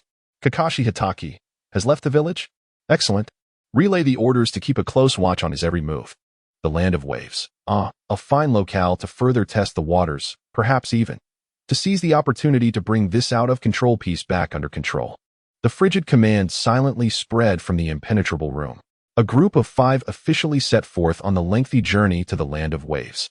Naruto Uzumaki, embarking on his first genuine mission away from the village, remained the exuberant chatterbox he had always been. He prattled incessantly, brimming with curiosity about everything he encountered. Sasuke and Sakura, in contrast, were considerably quieter, trailing behind the group and absorbing the novelty of an environment starkly different from that of their village. Wu Tiao maintained his usual nonchalant demeanor, hands tucked in his pockets as he strolled leisurely. However, his 6 eyes were already operating silently and at full capacity, capturing every subtle movement and energy fluctuation within hundreds of meters and beyond. He could distinctly perceive several ill-intentioned gazes, deliberately concealed yet glaringly obvious, lurking in the shadows, akin to maggots gnawing at their bones. Nevertheless, those presences struck him as exceedingly feeble, so weak that they hardly warranted the effort to engage or eliminate. Well, let us consider it a little surprise for these youngsters during their journey, he mused inwardly, a barely perceptible smile tugging at the corners of his mouth. Oh, the land of waves. He lifted his gaze towards the distant skyline, shrouded in mist, obscured from clear view. One can only hope to encounter opponents of even the slightest intrigue. Otherwise, this journey may prove to be rather monotonous. Chapter 11 Encounter with the defectors of the mist. Leaving the borders of the Hidden Leaf Village, they had scarcely traveled half a day's journey. The dense forest loomed like a vast green umbrella, fragmenting the sunlight into a mosaic of shadows upon the ground. The air was thick with the damp scent of earth and the faintly decaying aroma of vegetation, creating a somewhat oppressive atmosphere. The members of Team 7 traversed the winding path leading to the land of waves at a pace that could hardly be deemed fast, yet not exactly slow either. Suddenly, 2 figures, as dark as ink, emerged from seemingly the very depths of the earth. Appearing silently and without warning in an inconspicuous puddle that lay in the center of their path. The tranquil surface of the water rippled violently, and moments later, 2 ninjas adorned with the standard forehead protectors of the village hidden in the mist, their faces tightly wrapped in filthy bandages revealing only their eyes gleaming with malevolence, slowly rose from the water. Each gripped a massive, fearsome metal claw connected by a thick chain, its blade glinting with a chilling light that seemed to solidify the palpable aura of death. These 2 were none other than the infamous rogue ninjas of the mist, Kisame and Itachi, known as the Demon Brothers. Hand over that old man, one of them rasped, his voice as grating as 2 rough stones grinding against each other, directed with unwavering intensity at the pale-faced Dasna, who had turned ashen from the sudden turn of events. Before his words had fully resonated, the 2 men surged forward like arrows released from a bow, demonstrating an alarming level of coordination as they launched their ferocious assault. The sharp metal claws cut through the air with a piercing shriek, mercilessly aimed at the vital points on Dasna's body. Who goes there? Naruto Uzumaki instinctively reacted first, letting out a fierce shout. His body tensed, immediately adopting a standard combat stance, and without hesitation, he positioned himself protectively in front of Dasna. Sasuke Uchiha's dark eyes flashed with a cold glint, his gaze sharpening with lethal intent. His weight shifted slightly, and a kunai, glimmering with lethal light, silently slipped into his palm. Sakura Haruno, though her face was etched with panic and anxiety, steeled herself to maintain composure, firmly positioning herself at Dasna's other side. The 3 fledgling ninjas, in a heartbeat, formed a protective barrier around their client, each bearing expressions of tension, as though facing an imminent threat. In stark contrast to their anxious demeanor stood their instructor, Satoru Gojo. The ever-casual copy ninja remained unfazed, embodying his signature nonchalance, as if the impending life-or-death struggle unfolding before them was merely a comedic interlude in the grand scheme of things, utterly detached from his concern. His long fingers languidly rested in his pockets. His demeanor relaxed as he observed the unfolding chaos with an air of amused indifference, as if the world around him had come to a standstill. Even at the corners of his mouth, there lingered a faint, almost teasing smile, as if he were amused by the unfolding spectacle. "Kakashi-sensei," Naruto exclaimed, watching as the enemy's assault became increasingly fierce and relentless. His usually unreliable teacher remained utterly unmoved, causing Naruto's heart to race with urgency. His tone was laced with confusion and a desperate plea for action. Wataru took his time to yawn broadly, with a few crystalline tears escaping the corners of his eyes. "Well, I must say, you lot, these insignificant foes are hardly worth your time. Why not let you youngsters practice your skills and stretch your limbs a bit?" He continued, speaking as if discussing what to have for dinner. "After all, nurturing promising and delightful juniors like you is a sacred duty of me." The great and selfless Kakashi-sensei.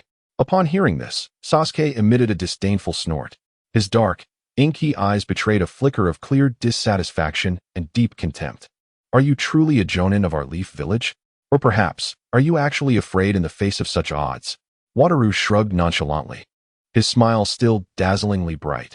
"Oh dear Sasuke, such a low-level provocation is utterly ineffective against me, the strongest Kakashi-sensei. Instead of wasting time on these trivialities, you should focus on swiftly dispatching these bothersome foes. I have to hurry to the land of waves to savor the legendary, unique ramen they have there." Upon witnessing this, the last shred of hope that Naruto and Sasuke held for their unreliable teacher to intervene was extinguished. They gritted their teeth and, mustering their courage, bravely charged toward the two fearsome, bloodthirsty rogue ninjas from the mist. Sakura stood resolutely beside Mr. Dazuna, her emerald eyes vigilantly watching the rapidly shifting battlefield, always prepared to offer necessary support. The brothers of the ghostly clan were indeed seasoned rogue ninjas, their cooperation seamless and perfectly synchronized. Their transitions between offense and defense flowed effortlessly, without a hint of hesitation. The massive metallic claws, connected by heavy chains, danced in their hands with ferocious grace. Impenetrable and formidable. At times, they struck like venomous serpents lurking in the shadows, their angles cunning and lethal. Other times, they descended with the force of a 1,000-pound hammer. Overwhelming and unmatched. Naruto, utilizing his relatively proficient shadow clone technique, managed to create a temporary numerical advantage and chaos on the battlefield. Yet, in the face of the seasoned and ruthless combat experience of the Ghost Brothers, his seemingly grandiose attacks often appeared riddled with flaws, juvenile and laughable. Soon, they were effortlessly neutralized one by the adversaries. Uchiha Sasuke, endowed with the innate combat prowess of the Uchiha clan and relentless training, exhibited agility and finesse far superior to the boisterous Naruto. However, even he began to feel an unprecedented strain when confronted by two foes whose strength far surpassed that of ordinary genin and who coordinated seamlessly. The severe lack of combat experience left them caught in a relentless tempest of ferocious assaults from the Ghost Brothers, ensnared in a harrowing struggle fraught with peril. Naruto's pristine orange training attire was swiftly marred by numerous long slashes, and blood began to trickle from his face. Sasuke's breath grew increasingly labored, a fine sheen of sweat forming on his smooth forehead. Dreadful, these fiends, so formidable. Amidst the chaos, Naruto, in a frantic and disheveled manner, evaded the onslaught that raged like a tempest, unable to suppress a low growl of frustration from between clenched teeth. At that critical juncture, Sasuke's once deep and dark pupils suddenly constricted. Two crimson tomo quietly emerged within his gaze, beginning to whirl rapidly. Sharingan activate. In an instant, the previously elusive movements of the Ghost Brothers became starkly apparent, slowed down several-fold. He could even perceive their next subtle intentions and the minute tensions in their muscles. Thanks to the insight bestowed by the Sharingan. "Naruto, watch his left," Sasuke commanded with a sharp, decisive tone. Though Naruto did not immediately grasp why Sasuke was so confident, his long-standing trust in his companion compelled him to instinctively follow the directive, feinting to the left and deliberately exposing a slight opening. Almost simultaneously, Sasuke's figure surged forth like a silent hawk gliding through the night, striking with a remarkably cunning angle.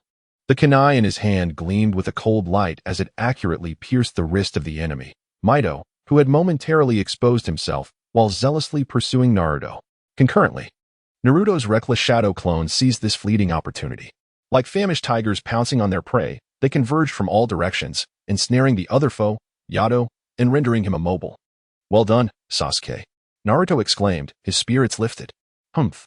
Sasuke merely responded with a somewhat indifferent sound from his nasal cavity. Yet, the ferocity of his assault showed no sign of waning. Instead, it intensified with greater vigor. The Ghost brothers were utterly unprepared for this turn of events. In their eyes, these two were merely inexperienced youngsters, unworthy of mention, yet they managed to unleash a remarkably sharp and intricate collaboration in such a brief span of time. Caught off guard, the wrist of the grim head throbbed with pain, eliciting a muffled grunt, momentarily halting his offensive. Meanwhile, the industry head found himself ensnared by multiple shadow clones, making it arduous to break free in a short time. Ultimately, under the relentless and frenzied assault of Naruto and Sasuke, who spared no effort, the brothers of the Ghost clan were struck repeatedly, sustaining several grievous wounds that exposed bone. With expressions of sheer disbelief and resentment, they collapsed heavily to the ground, utterly incapacitated from continuing the fight. A brief yet perilous battle had finally reached its conclusion. Both Naruto and Sasuke, utterly fatigued, leaned on their knees, gasping for breath like fish out of water. Their faces bore the unmistakable signs of exhaustion from a narrow escape, yet were also tinged with an unmistakable thrill and joy belonging to victors. It was then that Gojo Satoru sauntered over with his signature leisurely gait, approaching them with an air of nonchalance. He pretended to ponder, stroking his smooth chin, and addressed the two panting youths with an earnest critique, stating, "Well, I must say, your teamwork just now was passable at best. However, the flaws you both exhibited in battle were simply too numerous, akin to a sieve with gaping holes everywhere. Next time, you must exert more effort and strive to improve, understood?" Yet deep within, he mused, "Indeed, they are still far too weak, these incapable youngsters. However, that golden-haired, boisterous brat infused with Ninetales chakra possesses quite remarkable recuperative abilities, exceeding my expectations. Despite enduring so many harsh blows, he appears as lively as ever. Quite intriguing indeed." Chapter 12. The Arrival of. The two bodies of the ghostly brothers fell heavily onto the muddy ground, rendering them utterly silent. The weathered face of Dasna, after enduring countless hardships, gradually regained a hint of color from its previous pallor. His lips trembled as he gazed upon the three disheveled yet triumphant youths who had valiantly protected themselves, as well as the silver-haired shinobi who seemed blissfully unfazed throughout the ordeal. This obstinate elder released a long, heavy sigh, expelling the pent-up anxiety within him. Tears, mingled with fear and guilt, trickled from the corners of his wrinkled eyes. Alas, at this juncture, I, the old man, must speak the truth. Dasna's voice bore the weight of profound exhaustion and resignation. In fact, my current mission commission is far from the trivial C rank. I have been targeted by a ruthless and unscrupulous merchant named Kato, who seeks to monopolize our maritime trade and control the very lifeblood of our nation's economy. My bridge construction project has undoubtedly threatened his core interests. Thus, he has employed these formidable ninjas to eliminate me, this troublesome old man, before I can reach my destination. In response to Dasna's belated, heart-wrenching confession, Wu Kakashi, displayed not a flicker of surprise or astonishment, as though all of this had been anticipated. Indeed, it seemed to lie within the perceptive grasp of his omniscient six eyes. He lazily cleared his ears and spoke in an almost indifferent tone. "Oh, is that so? So this is what it is. That means the actual risks of our mission far exceed initial assessments, doesn't it? In that case..." Wu Tiawu's visible right eye narrowed slightly, glinting with a shrewdness akin to that of a merchant. "Well then, old sir, we shall need to renegotiate the Amidst Dasna's somewhat awkward and pained expression, continued their journey towards the land of waves. However, this time, the atmosphere within the team was palpably more somber than before. As they boarded a creaky, humble wooden boat, slowly making their way towards the mist-laden shores of the land of waves, the previously clear sky inexplicably became shrouded in an impenetrable fog. The mist thickened, enveloping the world in a heavy, opaque curtain. Visibility plummeted to mere meters. The sound of the oars slicing through the water echoed eerily in the profound silence of the fog. An unsettling oppression and unease permeated the air, creating an atmosphere that gradually turned tense and foreboding. Just then, whoosh, a piercing, shrill sound, as if capable of rending eardrums, erupted unexpectedly from the depths of the impenetrable, dense white mist.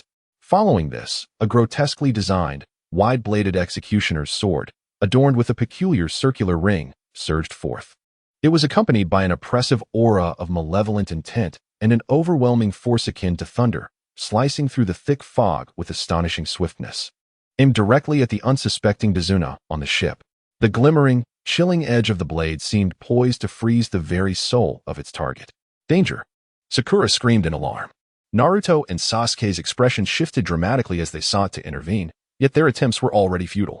In that critical moment, a figure lazily reclining against the ship's railing, seemingly on the verge of slumber, Wu Tiaowu, abruptly focused his half-closed eyes. A nearly imperceptible glimmer emanated from the slit beneath the forehead protector covering his left eye. He maintained his nonchalant posture, hands casually tucked into his pockets.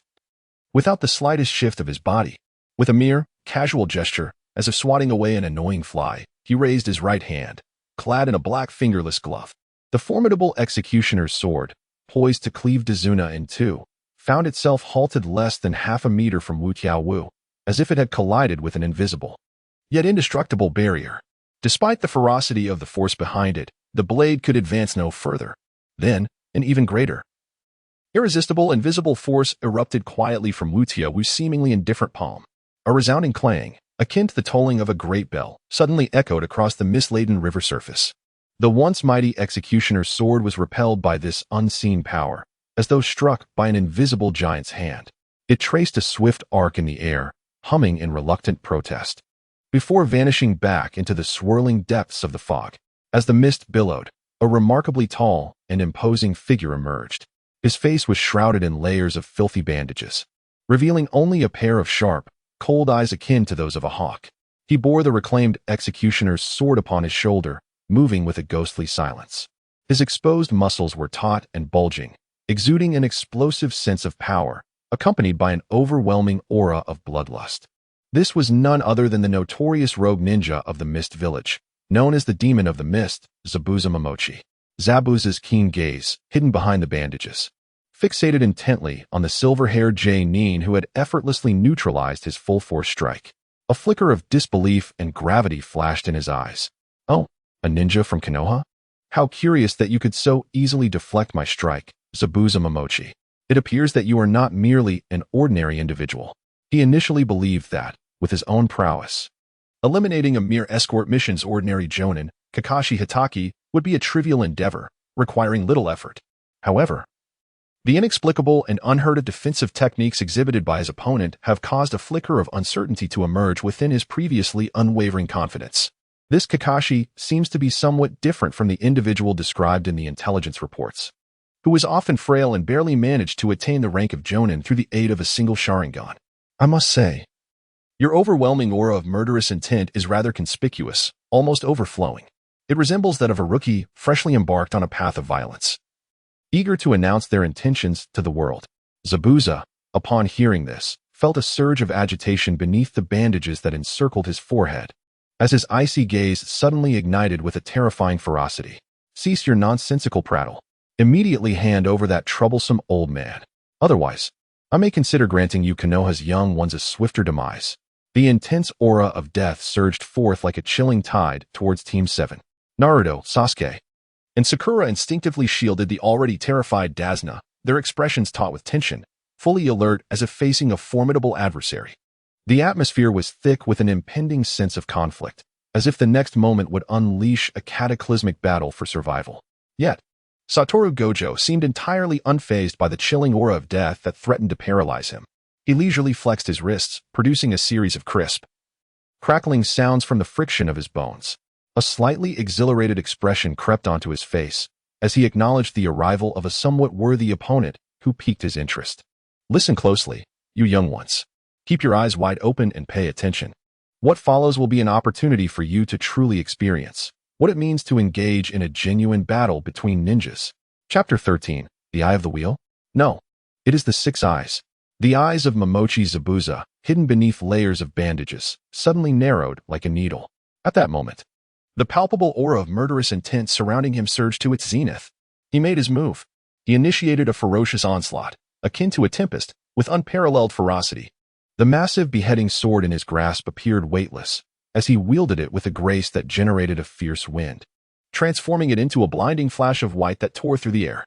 Accompanied by a piercing, hair-raising whistle, he slashed from bizarre and ruthless angles. Aiming mercilessly at the silver-haired man, Satoru Gojo, who stood leisurely with his hands in his pockets, as if appreciating a scenic view.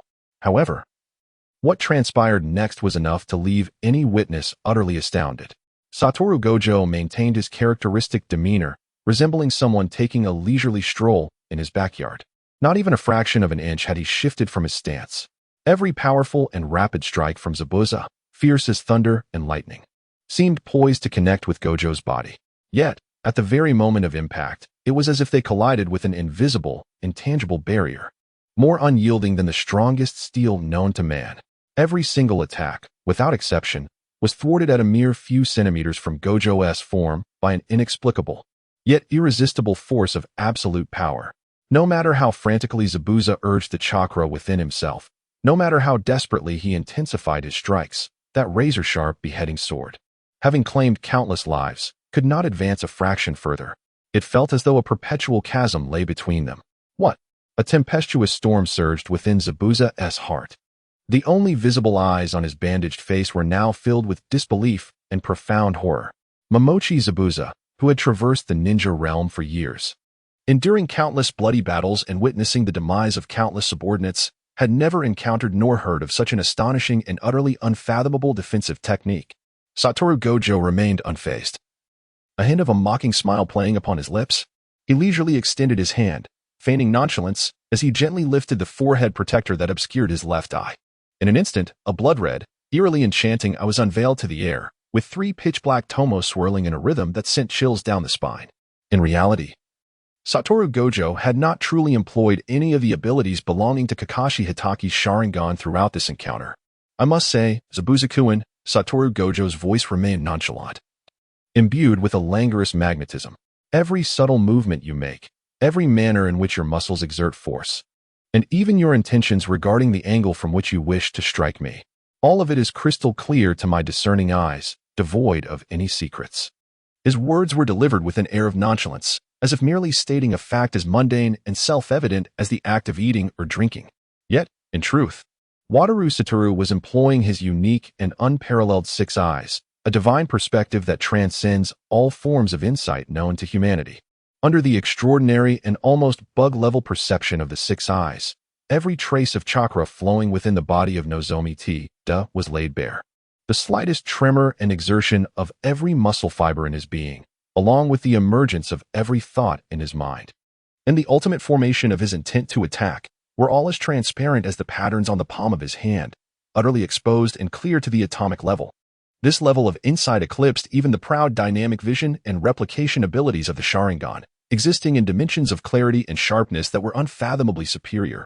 Compelled by circumstance, T-da abruptly retreated several steps, creating distance between them. His hands moved in a dazzling blur, swiftly forming seals. Water release, hidden mist technique. In an instant, a dense and viscous white mist, akin to milk, surged forth from all directions, enveloping the surroundings in a thick veil that rendered visibility nearly non-existent for a radius of dozens of meters. He sought to disrupt Kakashi Hitaki's eerie Sharingan vision with this obscuring fog. Humph! Within this thick mist, I, Nozomi T-da, am the true invincible entity. You're proud I shall find no utility in this environment.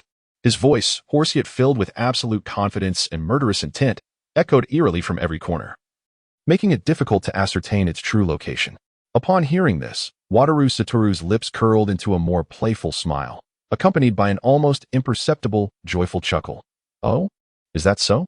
It appears you possess a considerable degree of confidence and reliance on this fog you so laboriously conjured. He paused, his tone tinged with unmistakable pity. Alas, such childish antics hold absolutely no significance for me. Under Wataru Satoru's 6 eyes, which discern the essence of all things and analyze every phenomenon, this thick white mist, which could bewilder even the most elite sensory ninjas, was rendered as transparent as the air itself, devoid of any concealing or disruptive effect. In the dense fog, every minute movement of Zabuza was meticulously scrutinized, his frequency and depth of breathing.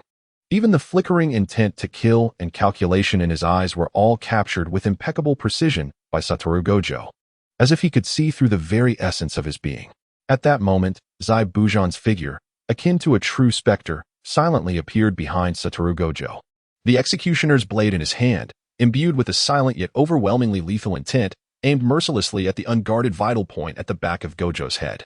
This strike was swift, accurate, ruthless, and executed from an extraordinarily cunning angle, an embodiment of the silent assassination technique that had earned him a fearsome reputation among countless foes. However, a shocking turn of events unfolded. Satoru Gojo did not even turn his head, as if he possessed a pair of eyes on the back of his head that could perceive everything, with an air of utter nonchalance. As if swatting away an annoying mosquito, he casually extended his palm and effortlessly deflected the attack. The sharp clang of metal meeting metal resonated through the stillness of the fog, a sound so piercing it reverberated within the ears.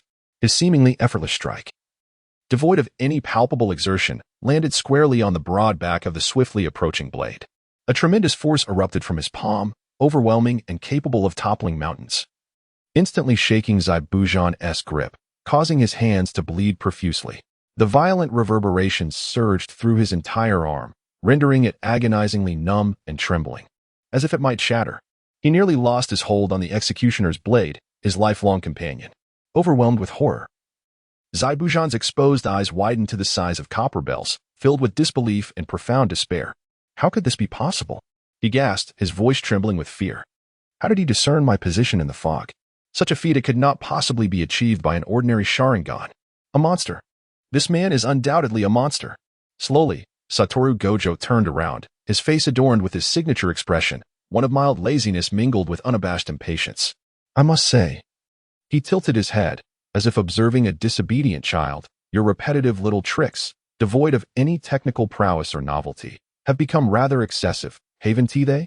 Honestly, it's becoming quite bothersome. Chapter 14. Curse's infinite void. The visage of Momochi Zabuza, now shrouded in bandages, contorted grotesquely. Shock and humiliation coursed through him. His once proud mastery of close-quarters combat seemed as trivial as a child's folly in the presence of this unfathomable silver-haired man. It was utterly laughable, rendering him powerless. To persist in this struggle would only invite further disgrace.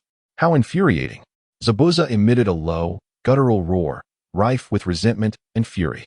He abruptly retreated, creating a distance of several dozen meters between himself and Satoru Gojo, his feet firmly anchored on the undulating surface of the river. His hands swiftly transitioned through intricate and complex hand seals. Clearly, he was poised to unleash his most formidable water-style ninjutsu in a final gambit. Satoru Gojo observed Zabuza, who appeared to be bracing for a desperate confrontation, and the smirk that had graced his face slowly faded. In its place emerged a subtle, almost boring expression. Ah, truly. He sighed lightly, seemingly disappointed by such a level of resistance. He had intended to indulge him a little longer, but it seemed that this fellow had reached his limits. Thus, it was nearly time to conclude this game. Extending his right hand, he aligned his index and middle fingers, directing them towards Zabuza in the distance. Allow me to demonstrate to you what constitutes true, incomprehensible, and insurmountable power. As the words left his lips, an indescribable wave of terror began to coalesce at his fingertips. It was the remnants of his pure, unadulterated cursed energy. In contrast to the chakra that belonged to Kakashi Hitaki, these two entirely different yet fundamentally similar forms of energy began to undergo a bewildering fusion and extreme compression under the precise control and analysis of his 6 eyes. TSK. The energy reserves of this body are still somewhat lacking, Gojo mused inwardly. It was evident that he was far from perfectly replicating his original strength.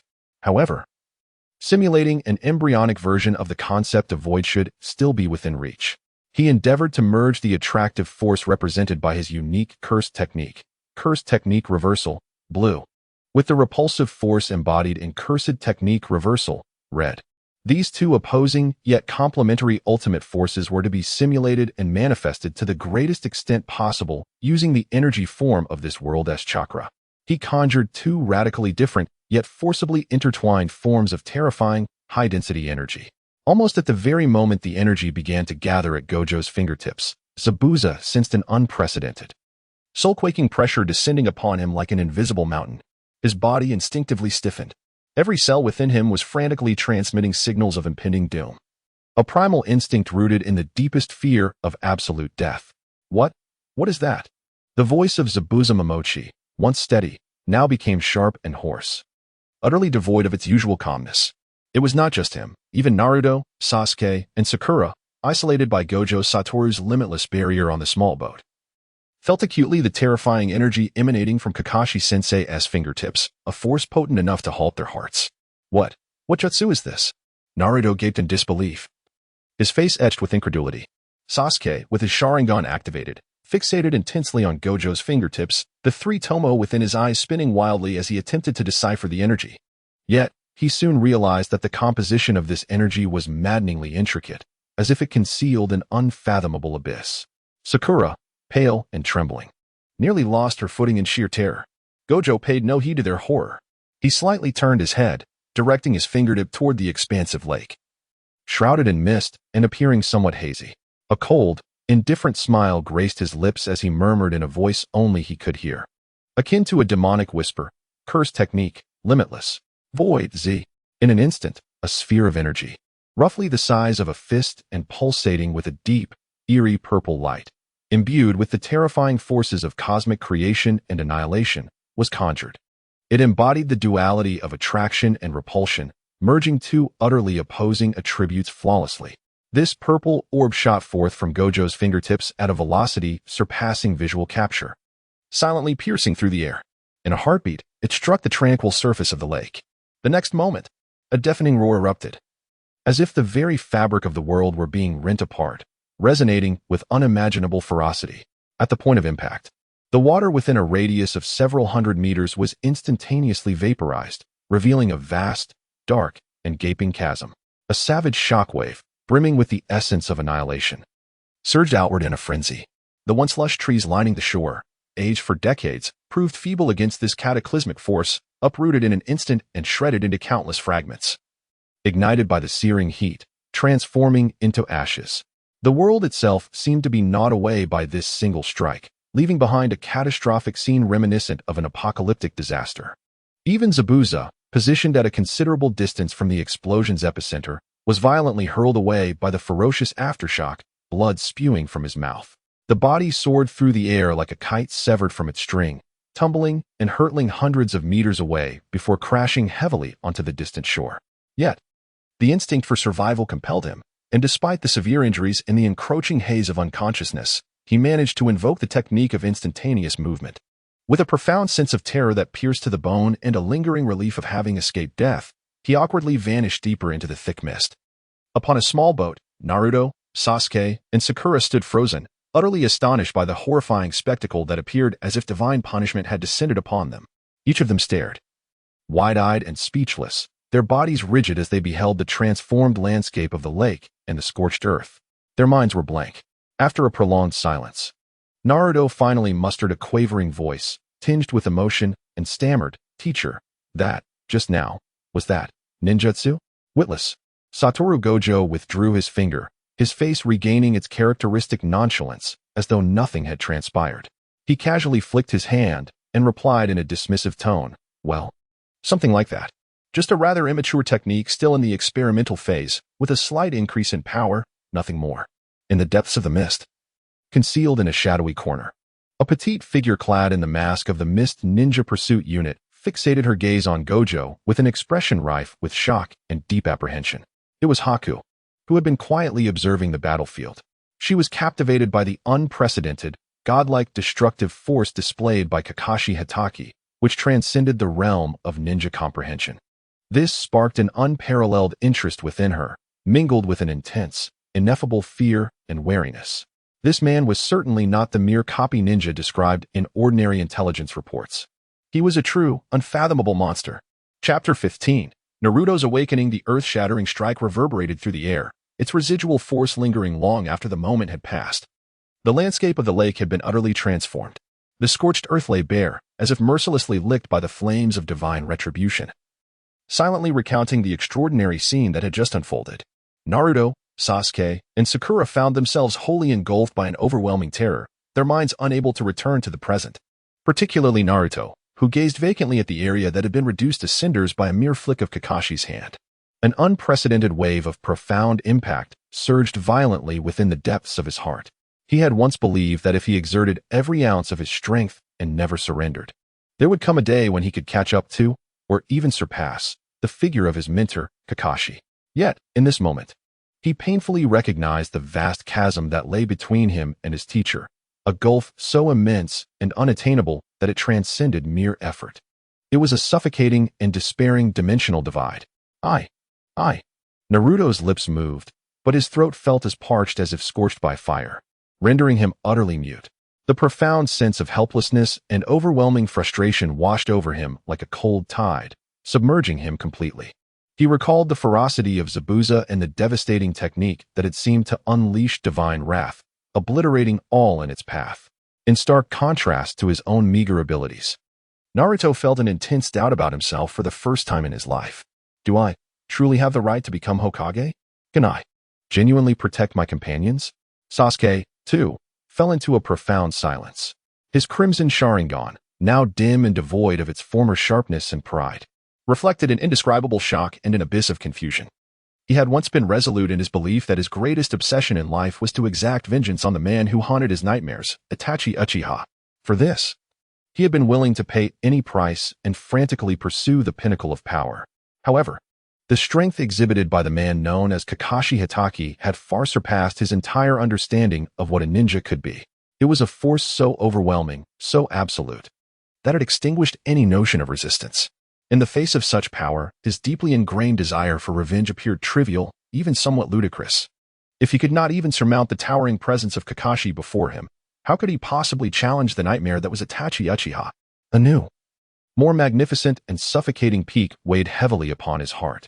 Wu Tao looked at his two disciples, their spirits seemingly drained, as if their very souls had been siphoned away. Rarely did he abandon his usual playful demeanor, but he approached Naruto and casually ruffled his conspicuous golden hair. "What's the matter, kid?" Wu Tao's voice bore an almost imperceptible seriousness. "Were you truly so frightened by such a trivial scene?" Naruto abruptly lifted his gaze, his eyes glistening with unshed tears. His voice thick with suppressed sobs and profound resentment. "Teacher, I am so utterly weak. I am incapable of doing anything. I am of no use at all." He clenched his fists tightly, his sharp nails embedding themselves deeply into his palms, drawing forth beads of blood. Yet he remained oblivious to the pain. Wataru watched him silently, a flicker of inscrutable complexity dancing in the depths of his eyes, cleverly concealed by his forehead protector. "Well, none of us emerge from the womb as the strongest, do we? You agree, right?" His tone was unexpectedly calm, yet concealed a latent sharpness. "Strength is not something one can attain overnight. It requires the passage of time, the nurturing of sweat, and above all, an unwavering resolve to confront every challenge. You still possess potential, Naruto. What matters is that you never abandon the pursuit of knowledge with that little head of yours. Never cease striving to push your limits. And never lose that pure desire to protect those who are dear to you." With that, he shifted his gaze to the still silent Sasuke beside him. "You too, little Uchiha." Wataru's lips curved into an elusive smile, barely perceptible. "Merely wallowing in past grievances like a jilted lover will not empower you in any meaningful way. Such sentiments will blind you, ensnaring you deeper into a misguided path, ultimately transforming you into someone you despise." Sasuke suddenly raised his head, his bloodshot Sharingan fixated on Wataru. His expression a tumultuous blend of confusion, fierce resentment, and an unquenchable, almost pathological thirst for that power. "Teacher," he rasped, his voice hoarse. "What was that power you just used? What is it? Is it something far beyond the limits of bloodline abilities, something even more terrifying?" This question strayed far beyond his comprehension of techniques. In response, Wataru's face broke into his signature enigmatic and playful smile, yet he refrained from providing a direct answer. "Oh, curious, are we?" He extended a slender finger, gently shaking it before Sasuke, laced with a hint of mockery. "Then strive with all your might to grow stronger, Sasuke-kun. Work until you possess the qualifications to stand before me and demand the answer to your question. Until that day arrives, await with eager anticipation." As Naruto listened to Wataru's seemingly ambiguous words, which seemed to harbor profound implications, the shroud of confusion and despair that had enveloped his heart felt as though it had been torn apart by a sudden, blinding ray of light. Especially that remark, "You have potential, kid," along with the timeless reminder to never lose the purest desire to protect those dear to you, struck his heart like a heavy hammer. Gazing at Gojo Satoru's ever-relaxed face, the dimness in his eyes reignited a faint yet resolute flame. "I understand now, teacher." Naruto suddenly sprang up from the ground, hastily wiping the corner of his eyes with his sleeve. Clenching his bloodied fist with all his might, he shouted with fervor, "I will absolutely not give up. I will become stronger, stronger than anyone else. And then, I shall stand proudly before you, asking for the answer to that question. Though he remained perplexed about the source of his teacher's godlike power, he was acutely aware that he could no longer wallow in despair. Meanwhile, as Team 7 took a moment to regroup, hastily attending to the aftermath of battle, Tazuna, still shaken, was soothing his frightened family. Beneath the forehead protector, Gojo Satoru's 6 eyes suddenly narrowed, a faint blue glow flickering within. He sensed it clearly, a faint yet disturbingly familiar chakra, laden with a chilling, nauseating evil, stealthily slithering from the depths of the dark forest nearby, much like a venomous serpent. The aura exuded an intensely uncomfortable stench, reminiscent of a decaying snake's breath. Orochimaru. The name crystallized in Gojo Satoru's mind like a sharp, cold needle. Disguised as a weary wanderer, emaciated and ragged, he stealthily approached Team 7's location.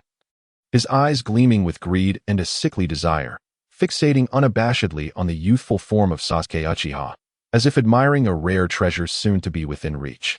A chilling smirk crept onto Gojo Satoru's lips, imbued with a touch of amusement. He swiftly turned his head, his gaze piercing through the seemingly empty but treacherous thicket like 2 invisible blades. In a tone that was neither too loud nor too soft, yet audible enough for the hidden observer, laced with his characteristic languor and indifference, he lazily remarked, "I say, you there, hiding in the shadows like a cockroach, cloaked in your foul, decades-old, snake-like stench, even from this distance, you nearly knocked me out. Perhaps it's time for you to come out? Or do you particularly enjoy playing such a tedious game of hide-and-seek?" In the heart of the forest, the carefully disguised figure froze abruptly. In Orochimaru's cold and cunning serpent eyes, an eruption of incredulous horror and profound vigilance surged forth like a volcanic explosion. In that fleeting moment, a colossal wave of turmoil surged within him. Chapter 16. The True Identity of White Within the Dense Forest. The figure meticulously disguised as a destitute traveler, Orochimaru, now stood rigid as if chiseled from stone. His serpentine eyes, filled with sheer terror, abruptly contracted, resembling 2 perilous slits. This Kakashi Hitaki had effortlessly pierced through his seemingly flawless disguise and concealed aura, his words dripping with an unreserved familiarity and disdain. As though he had thoroughly grasped every facet of Orochimaru's existence. It was as if he was no longer the copy ninja defined by data and intelligence, but rather an entity utterly incomprehensible and unpredictable. Kakashi Hitaki. Orochimaru's voice, hoarse and strained, escaped from his masked throat, tinged with a fear he had not even realized he possessed. His cold, serpent-like gaze fixated greedily yet warily on Satoru Gojo, the intertwining of avarice and vigilance palpable. This man was certainly not the Kakashi he had once known. The composure, the mockery, the gaze that seemed capable of penetrating all veils of deception, all instilled within him an unprecedented sense of crisis. Hiki. Satoru Gojo emitted a series of ambiguous chuckles. His voice soft yet distinctly audible to Orochimaru, laced with the amusement of a cat toying with a mouse. "What is the matter? Have you been discovered and now cower in fear? Or is it that your face, long shunned from the light, has become so grotesque that even you are embarrassed to show it?" Beneath his disguise, Orochimaru's countenance turned a shade of ashen gray. The tumult within him threatened to consume his very being. He forcibly quelled the surging thoughts, realizing that the events of the day had been irrevocably exposed. To linger any longer before this Kakashi, whose power was unfathomable and whose temperament had undergone a radical transformation, would be a grave mistake. "Humph, Kakashi Hitaki. We shall meet again, soon." A voice, chilling to the core, echoed through the woods like a serpent's hiss. In the next moment, that nauseating aura of chakra receded as swiftly as the tide, vanishing without a trace. Satoru Gojo pursed his lips, displaying a hint of disinterest. "TCH. He is quite the swift runner." Like a startled eel, devoid of any amusement, he turned, his gaze sweeping over the still astonished and bewildered Naruto and Sasuke, as well as the shaken family of Dazna nearby. All right, the uninvited guest has departed. Let us find a suitable place to rest, for we may have more pressing matters to attend to." Days later, within the humble yet cozy abode of Mr. Dazna, the members of Team 7 finally found a precious opportunity to breathe and recuperate. The perilous nature of the Land of Waves mission had far exceeded their initial expectations. Particularly, the first encounter with the formidable Zabuza along with their teacher Kakashi's cataclysmic strike, had left an indelible impact on Naruto and Sasuke. For the past few days, Aside from eating and sleeping, Naruto had devoted nearly all his time to relentless training. He seemed determined to expel all the unease and restlessness within him through the profuse sweat of his exertions. On that early morning, as dawn barely broke, Naruto, overflowing with energy, could no longer contain himself.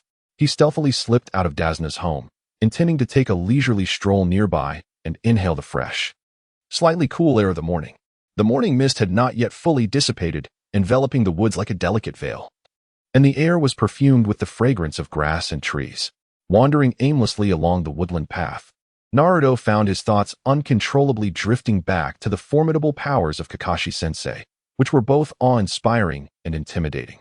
As he rounded a cluster of low shrubs, a figure suddenly came into view. Not far ahead on the grassy ground, a girl appeared to be quietly crouching, seemingly picking something with great care. She looked to be of a similar age to him, dressed in simple yet clean attire, her long, lustrous black hair cascading over her shoulders. The soft morning light outlined her delicate and gentle profile. Her movements were tender and focused, as if she were handling a rare treasure. Naruto paused momentarily, instinctively softening his footsteps, fearful of disturbing her. Hello. He scratched the back of his head, feeling a bit embarrassed as he greeted her. The girl paused in her task at the sound of his voice, gradually lifting her gaze. A stunningly beautiful face met Naruto's eyes. Her skin was as fair as snow, her features exquisitely refined, and her clear eyes, gentle like water, held a trace of subtle melancholy. Hello, she replied, her voice as soft and pleasant as her appearance, reminiscent of a clear spring in the valley. Are you gathering herbs? Naruto blinked, curiously inquiring. Yes, the girl nodded lightly, a faint smile blooming at the corners of her lips. I am collecting herbs for someone very important to me. He has been injured. Observing the fragrant herbs in her hands, an inexplicable fondness welled up within Naruto. That's impressive. You know so much about medicinal plants. I'm Naruto Uzumaki, a ninja from the Hidden Leaf Village. And you are? My name is Haku, she responded softly, her gaze carrying a hint of subtle scrutiny as it discreetly traced over the forehead protector that marked him as a leaf ninja. We are merely passing through as hunter ninjas. Haku, what a lovely name, Naruto grinned, scratching his head in a somewhat Navi manner. By the way, you are truly beautiful. I feel you resemble a girl from our team, Sakura, even more. At his words, Haku's gentle expression faltered for a fleeting moment. A complex glimmer flickered in her eyes, quickly masked by her usual soft smile. Is that so? Thank you for your compliment. In his heart, he pondered. This golden-haired youth appeared rather simple-minded and devoid of guile, making him an easy source for extracting information. Yet, that Hatake Kakashi. At this moment, not far away, in the thick branches of a towering tree that required several people to embrace, Satoru Gojo, Kakashi, languidly yawned, observing everything unfolding below. His 6 eyes, concealed beneath the Konoha forehead protector, had already unraveled the disguise of the white-haired figure, identifying his gender and even the unique and intricate flow of ice chakra within him with utmost clarity. Oh, quite intriguing. Is he a companion of that beleaguered mist ninja who fled earlier? Remarkably, he is such a charming and lovely boy. A subtle, knowing smirk curled at the corners of Gojo's mouth. A private amusement only he comprehended. Was he deliberately approaching Naruto, this simple-minded creature, to gather intelligence about me? Or was he plotting some whimsical trick? Gojo felt a trivial, almost childlike curiosity toward the ice manipulation that White possessed. Well, since I have nothing better to do, let us see what new tricks you can conjure to amuse me. Rather than revealing himself immediately, Gojo continued to observe this rather comical encounter with keen interest. White engaged in light-hearted conversation with Naruto, skillfully steering the dialogue toward the 7th Squad's mission and their leader, the Jonin Kakashi Hatake. He sought to glean as much information as possible about the silver-haired Jonin, who had displayed astonishing and incomprehensible powers from the seemingly guileless and chatty Naruto. However, no matter how he approached the topic or coaxed the boy, Naruto could only repeatedly boast that Kakashi-sensei was the strongest and offered no substantial insights. Although White appeared to enjoy a pleasant exchange with Naruto, a faint unease lingered in his heart. He sensed, albeit vaguely, that other presences lurked nearby in this seemingly tranquil woodland. Yet, no matter how intently he focused, he could not pinpoint the exact location or source of that aura. This only deepened his wariness toward the inscrutable and enigmatic Kakashi Hatake. Naruto, however, remained oblivious to it all. He found White gentle and kind, not to mention strikingly handsome, and soon unilaterally regarded him as a confidant. The two conversed in the forest for quite some time until the rising sun gradually ascended and the morning mist dissipated. White then excused himself, citing the need to care for his injured companion. Naruto-kun, I truly enjoyed our conversation today. I hope we have the opportunity to meet again. White said with a sincere smile in his eyes. Yes, we definitely will. White, take care of yourself. Naruto replied, nodding vigorously with an earnest smile illuminating his face. Watching White's retreating figure, Naruto felt a surge of joy from having made a new friend. At that moment, a languid voice, akin to a ghostly whisper, resonated silently behind him. Ah, Naruto, so cheerful so early in the morning. Have you encountered some delightful news? Naruto, startled by the sudden sound, whirled around to find his teacher standing there, and he immediately burst into an exuberant display of joy. Kakashi-sensei, let me tell you, I just made a new friend. His name is Bai, and he's incredibly handsome, not to mention exceptionally kind. Wataru observed Naruto's foolishly joyful demeanor, a customary, slightly cheeky smile gracing his face. He reached out, casually tousling Naruto's somewhat disheveled golden hair, and said with a tone laden with significance, Is that so? How wonderful for you. However, Naruto, sometimes, what your eyes perceive may not reveal the entire truth of the matter. Chapter 17, Ice Prison Versus. Infinity days slipped by in a somber atmosphere as the members of Team 7 took a much-needed respite, punctuated by Naruto's almost self-destructive fervor for training. The day to head to the bridge construction site had finally arrived. The morning sun struggled to penetrate the unique, salty mist that enveloped the land of waves. The group trudged silently along the muddy path toward their destination, the air thick with tension. Suddenly, an intense, soul-chilling coldness surged forth without warning, sweeping through the surroundings like a tidal wave. The very air seemed to freeze in that moment. Who could it be? Sasuke reacted with remarkable swiftness, his voice rising in a sharp command, his body taut like a bowstring drawn to its limit. In the next instant, chaos erupted. Countless sharp ice mirrors, glimmering with a ghostly light, rose from the ground as though summoned from the depths of hell. With incredible speed and precision, they ensnared Naruto and Sasuke, trapping them within their icy grasp. Each mirror was polished to perfection, emanating a chilling aura, reflecting the boys' astonishment and horror with uncanny clarity. What manner of bizarre jutsu is this?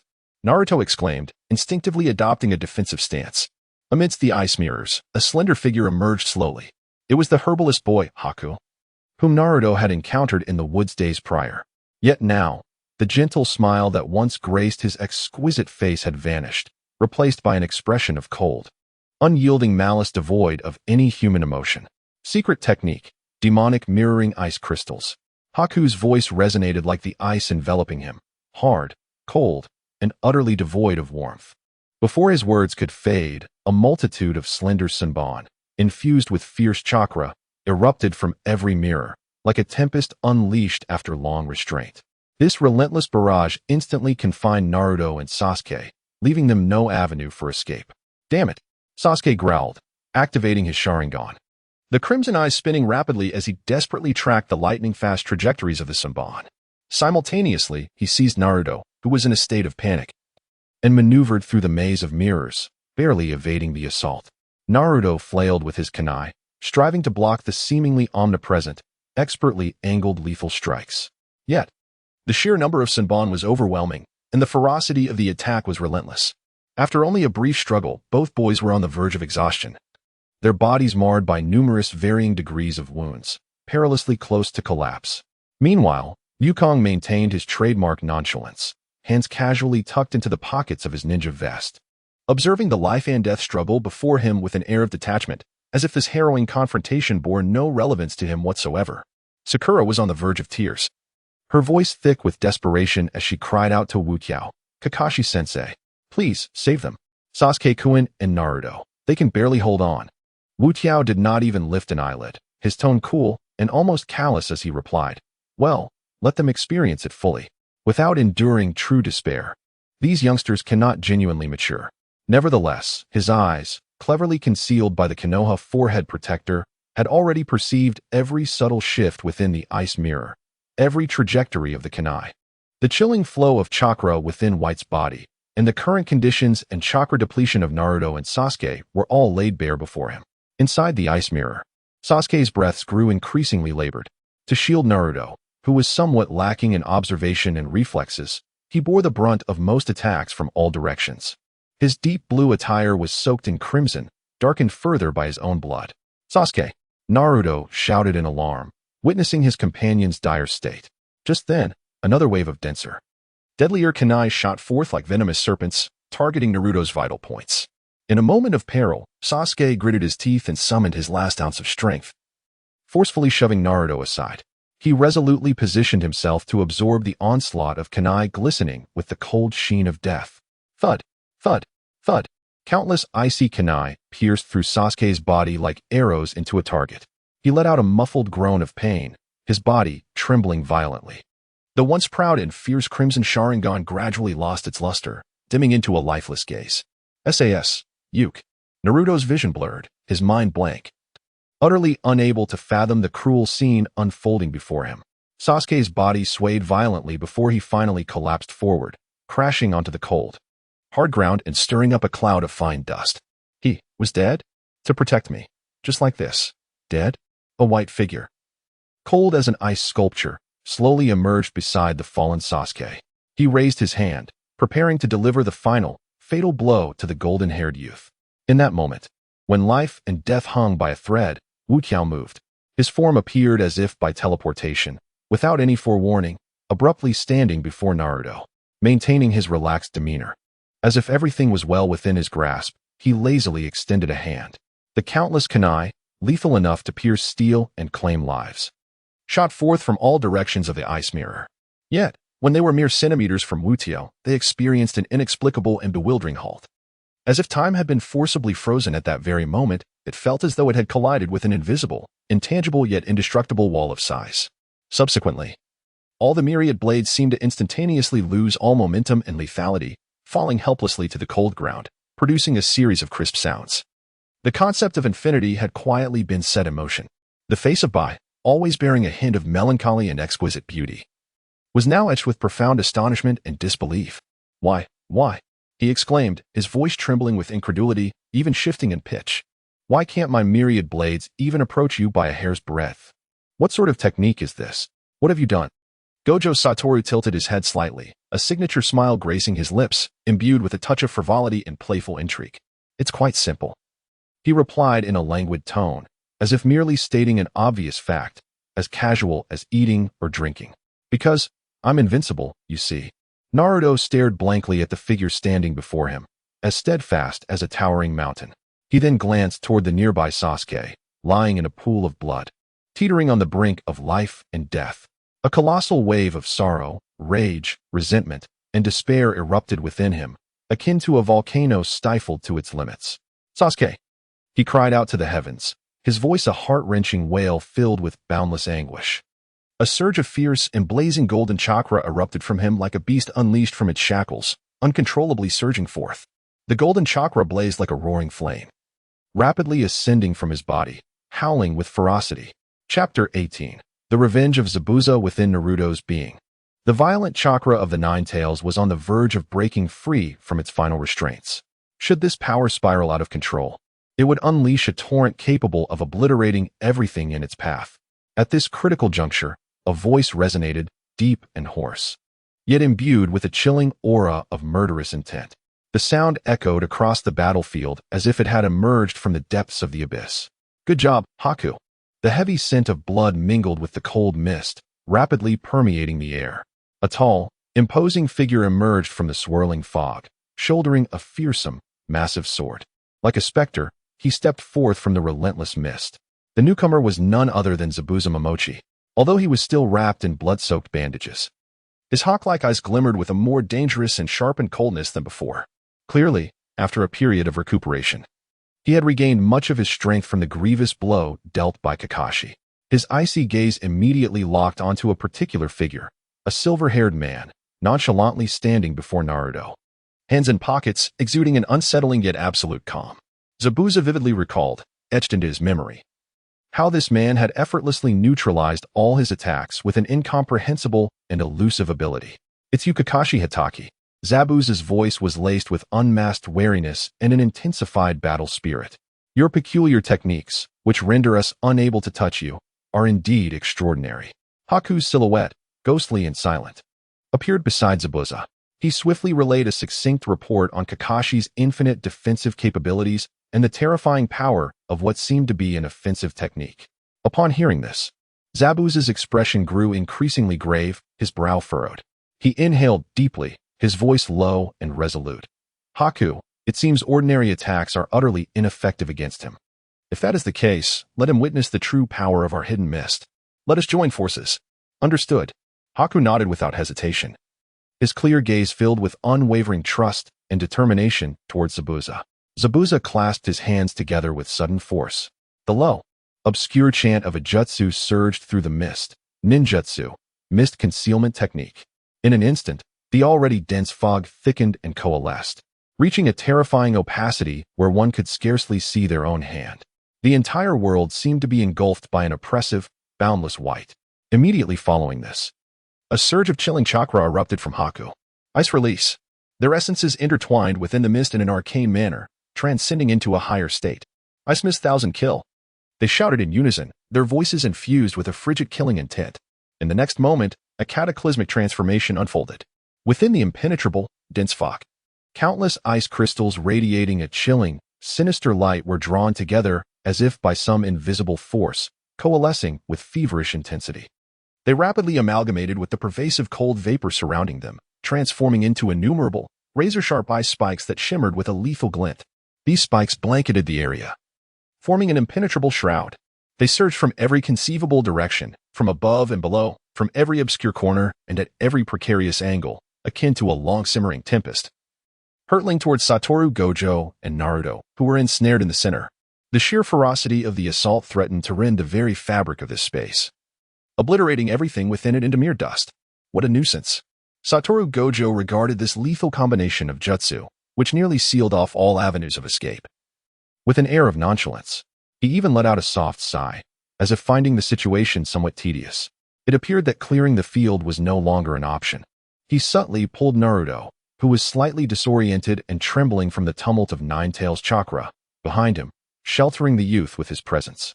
Then, he slowly raised his hands. This was not the traditional hand seal of ninjutsu from this world. Instead, it was a more succinct gesture, imbued with an ineffable profundity. The invocation of sorcery and the manipulation of chakra began to undergo an unprecedented, astonishing fusion in his hands. Simple domain, infinite void. A low yet undeniably authoritative command resonated from Satoru Gojo's lips. Buzz. At the very center of Satoru Gojo, an intangible yet palpable force field, seemingly containing the principles of the universe's creation and destruction, emerged, like a tiny stone cast into the placid depths of a tranquil lake. It sent ripples of invisible energy racing outward in all directions. All the lethal spikes composed of ice crystals and vapor that entered this force field experienced an unfathomable, bewildering transformation simultaneously. They suddenly halted, as though colliding with an imperceptible yet indomitable wall of size. All kinetic energy was stripped away in an instant, dissolving into the void. Then, these spikes began to twist and contort at an astonishing, visible speed, as if an unseen, malevolent hand were forcibly reshaping them into grotesque forms. Ultimately, they could no longer maintain even their most basic structure. Upon reaching the core of the force field, they disintegrated silently, like fragile snow under the scorching July sun, dissolving into the most primordial chakra and vapor, utterly devoid of any threat. What? Within the fog? The astonished and incredulous exclamations of Zabuza and Haku pierced through the air, filled with sheer terror and disbelief. They felt an unmistakable clarity, recognizing that their proud and renowned combination of ninjutsu was rendered utterly feeble in the presence of that enigmatic force field, as fragile as mere parchment. Moreover, when the invisible force field expanded, enveloping both of them completely, Zabuza and Haku simultaneously experienced their bodies as if they had plunged into an immensely viscous mire, utterly inescapable. Each minuscule movement became unbearably heavy and sluggish, as if burdened by an immense mountain. What struck them with a profound dread from the depths of their souls was that even their thoughts appeared to be subjected to an ineffable, overwhelming suppression and interference, becoming chaotic, sluggish, and bewilderingly slow. It was as if, within that peculiar force field, their opponent was the absolute sovereign, the deity commanding all. Just at the moment when the battlefield was poised for a dramatic reversal due to Satoru Gojo's unfathomable simple domain, a cacophony of chaotic battle cries erupted, accompanied by a disordered clamor of footsteps. And opportunely, akin to a swarm of flies, it buzzed from the far end of the bridge. A stocky figure emerged, flanked by dozens wielding various rudimentary weapons, looking fierce yet fundamentally insipid thugs, along with a handful of so-called rogue ninjas exuding faint chakra fluctuations. Charging forward with an air of bravado, it was none other than Kato, the unscrupulous merchant from the land of waves. He evidently sought to take advantage of the fierce battle, intending to swoop in and eliminate all hindrances, reaping the benefits of their mutual destruction. Gojo's brow furrowed ever so slightly, a barely perceptible sign of annoyance as he regarded the motley crew advancing like repugnant flies, his face betraying an unmistakable impatience. Let the riffraff not interfere. He could scarcely be bothered to turn his head, instead casually raising his right hand. His index and middle fingers came together, pointing disdainfully toward Kato and his unruly band. Brilliant blue lightning surged wildly at his fingertips, gathering and compressing into an even more refined and restrained, yet palpably terrifying energy wave, capable of making souls tremble with dread. This overwhelming energy evoked an uncontrollable shudder of despair from everyone present, including Zabuza and Haku, still trapped under the absolute suppression of the simple domain. Infinite lightning cutter. Gojo uttered these words with a nonchalance, as if declaring an inconsequential matter. In the next instant, a robust beam of lightning, akin to a colossal pillar hurled by an ancient thunder god, erupted from his fingertips at a speed that transcended human visual limits, even surpassing the capacity for thought. This lightning did not follow the traditional notion of a linear assault. Instead, after being severed from its origin, it surged forth with an almost unreasonable audacity, utterly disregarding the laws of space, sweeping sideways. A thunderous roar erupted, as if intending to upend the very fabric of the world. Blinding and fierce, the violent lightning was capable of searing every retina, instantly engulfing all within sight. Under the stupefied, horrified, and utterly despairing gazes of the onlookers, Cardo and his entourage of ruffians and traitorous ninjas, along with the once impregnable dock beneath their feet, and the sprawling waters nearby, teeming with dozens of vessels of varied sizes, all was irrevocably transformed into a tempest of pulverized debris and rising sprays. In a single strike, the heavens and earth were turned asunder. The sun and moon were rendered void of light, as the lightning gradually dissipated and the dust began to settle. The area once occupied by Cardo and his companions had morphed into a desolate expanse of chaos and utterly obliterated ruins, leaving not a trace behind. The entire world seemed to succumb to a deathly, suffocating silence, as if this cataclysmic strike, akin to divine retribution, had silenced all existence. At that moment, Jean and Bai had completely forgotten their dire predicament. They stood, mouths agape, their bodies rigid, transfixed by the apocalyptic horror unfolding before them. Their minds were blank, thoughts frozen, even the act of breathing forgotten. It was a force that transcended the boundaries of their comprehension, instilling a profound despair in any who beheld it. An absolute, overwhelming power, impervious to any doubt or resistance. Chapter 19. Naruto's growth. A deathly silence enveloped the battlefield, heavy and oppressive, as if it had been thoroughly ravaged by divine retribution. The air was thick with a pungent blend of charred remnants, blood, and dense humidity. Zabuza and Haku remained frozen in a state of shock, their souls seemingly wrenched from their bodies, momentarily forgetting that they were still under the absolute suppression of Gojo Satoru's bizarre power. All their senses were consumed by the overwhelming shock of the cataclysmic blow that had just struck. Naruto stared blankly ahead at the silver-haired figure standing protectively before him, a steadfast mountain amidst the chaos. His gaze then shifted, moving laboriously inch by inch, until it finally settled on a short distance away, his dear friend, Sasuke Uchiha, lying lifeless in a cold pool of blood, his chest pierced by countless glimmering kunai, devoid of any breath. A profound sorrow engulfed him like a surging tide of darkness, swallowing him whole. An indescribable fury ignited within him, transforming into an inferno that blazed fiercely in his chest. The searing bitterness of regret gnawed at his sanity like countless venomous serpents.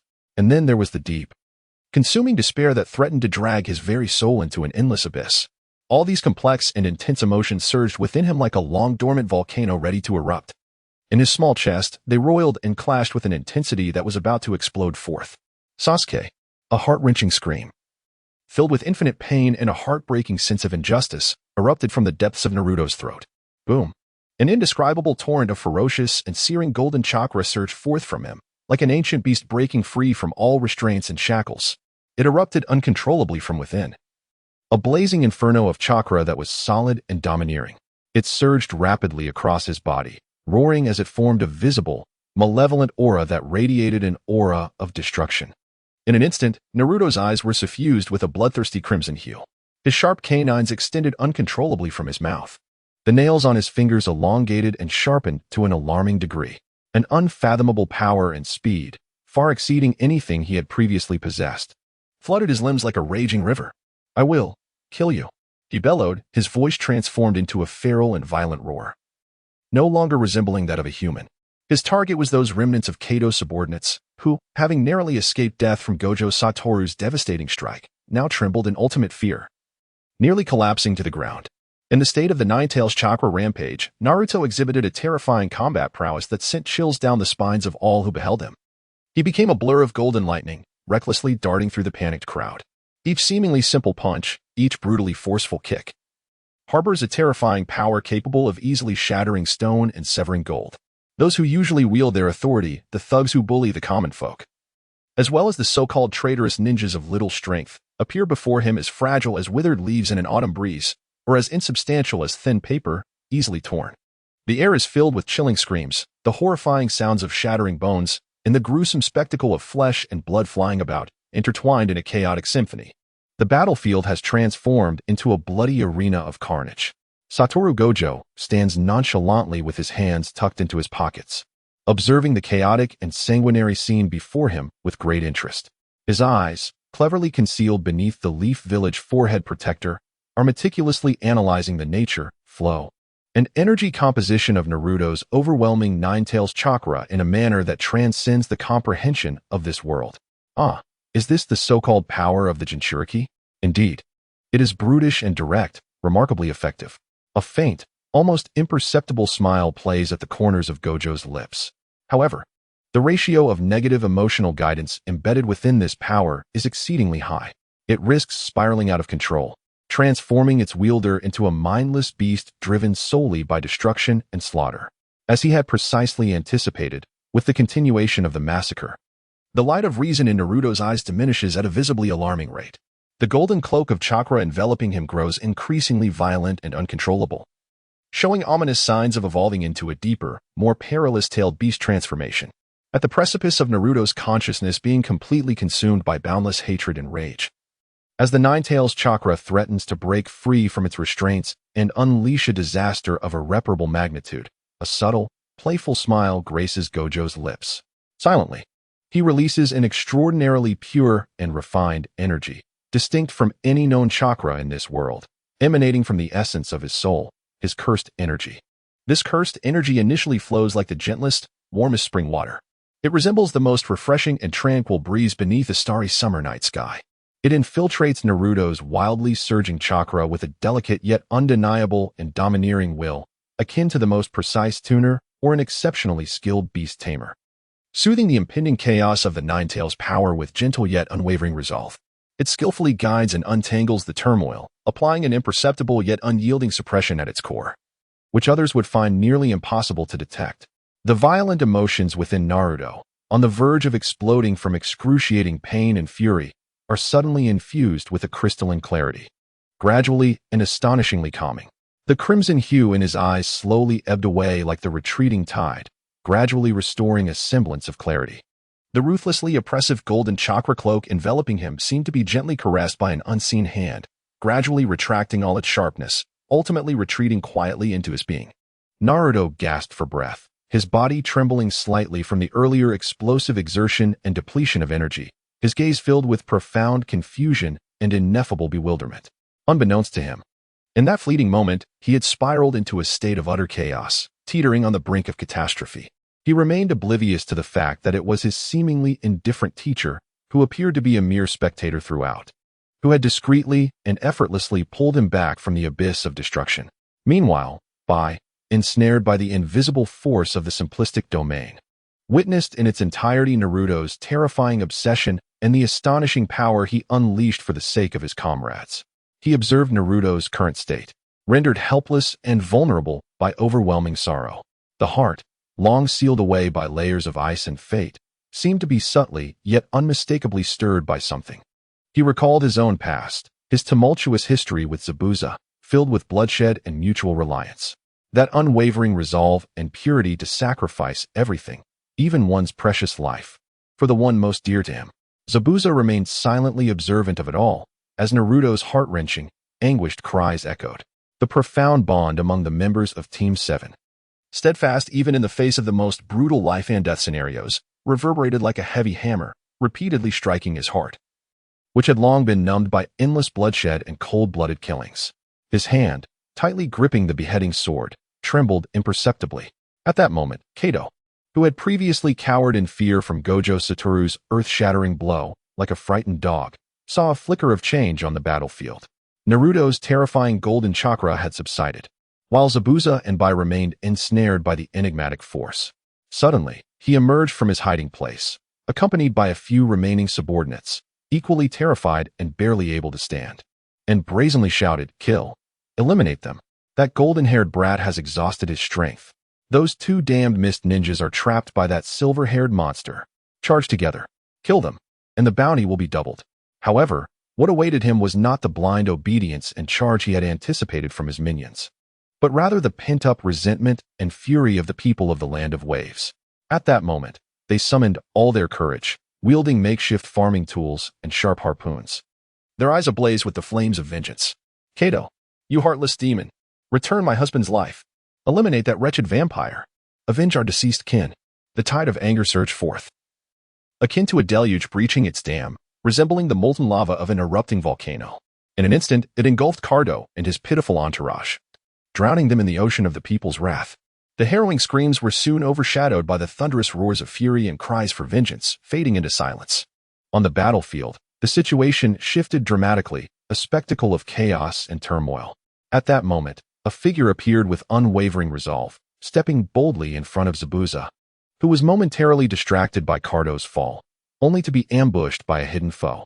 A sharp blade pierced flesh with a sickening sound, cutting through the tumult of war. It was Haku. With his delicate frame, he absorbed a lethal blow meant for Zabuza.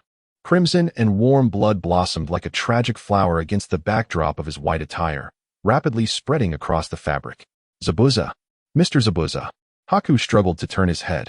On his exquisitely fair face, a faint smile emerged, one of relief, as if he had found ultimate liberation. His body, like a finely crafted marionette devoid of strings, slowly crumpled to the ground, powerless. "Haku!" Zabuza's voice erupted in a mix of rage and profound sorrow.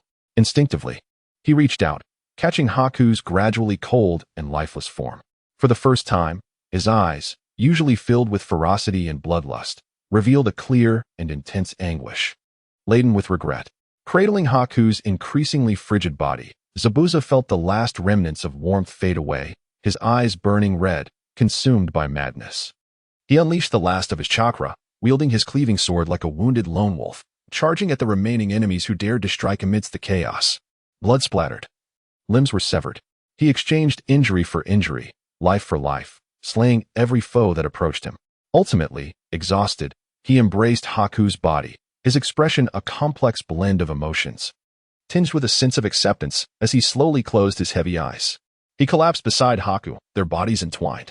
Satoru Gojo stood quietly to the side, observing the tragic tableau unfold without intervening in the slightest. His 6 eyes, which discerned the world's illusions and truths, had long since pierced through the facade. He recognized the faint glimmer of life hidden beneath Haku and Zabuza's seemingly fatal wounds. It was a result he had tacitly permitted, within his earlier cataclysmic attack. He had deliberately held back. With an understanding that transcended ordinary comprehension, he had masterfully controlled the intensity and reach of his power. To these two opponents, whom he deemed to possess a modicum of intrigue, he left behind a path that could serve as a means of feigning death to escape from the tumult. Well, it could be regarded as a rather pleasant interlude. Satoru Gojo mused quietly to himself, his gaze then shifting to a short distance away. There stood his disciple, Naruto Uzumaki, who was engulfed in profound grief over the tragic demise of his dear friend Sasuke. and appeared somewhat frail due to the immense depletion of his nine-tails chakra. Regarding the glimmers of brilliance and the trivial growth exhibited by this disciple during the recent events, he, Satoru Gojo, found himself, albeit slightly, satisfied. Chapter 20. Return to Konoha. The smoke of war in the land of waves has finally dissipated completely. Sunshine once again bathes this land, which has endured much suffering, bringing warmth after the calamity and a glimmer of rebirth. The mission of Team 7 has come to a triumphant conclusion. In gratitude, bridge-building expert Tazuna, along with countless citizens of the Land of Waves, has decided to honor the Konoha ninjas, particularly the remarkable Kakashi-sensei, whose singular strength turned the tide of battle. By naming the newly constructed bridge, a symbol of hope and future, the Konoha Infinity Bridge. At the moment the name was mentioned, Wataru was lazily leaning against a slender tree, chewing on a verdant root he had found. Upon hearing the name, his eyebrows arched slightly, and a knowing smile, tinged with playfulness, crept across his face. Konoha Infinity Bridge? He mused, stroking his smooth chin as if savoring the essence of the words. Well, Infinity, that has quite a delightful name. I rather like it.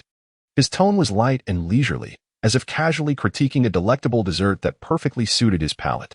With the joy of a successful mission mingling with the complex emotions each harbored, Team 7 embarked on their journey back to the Hidden Leaf Village amidst the enthusiastic farewells of the citizens of the Land of Waves.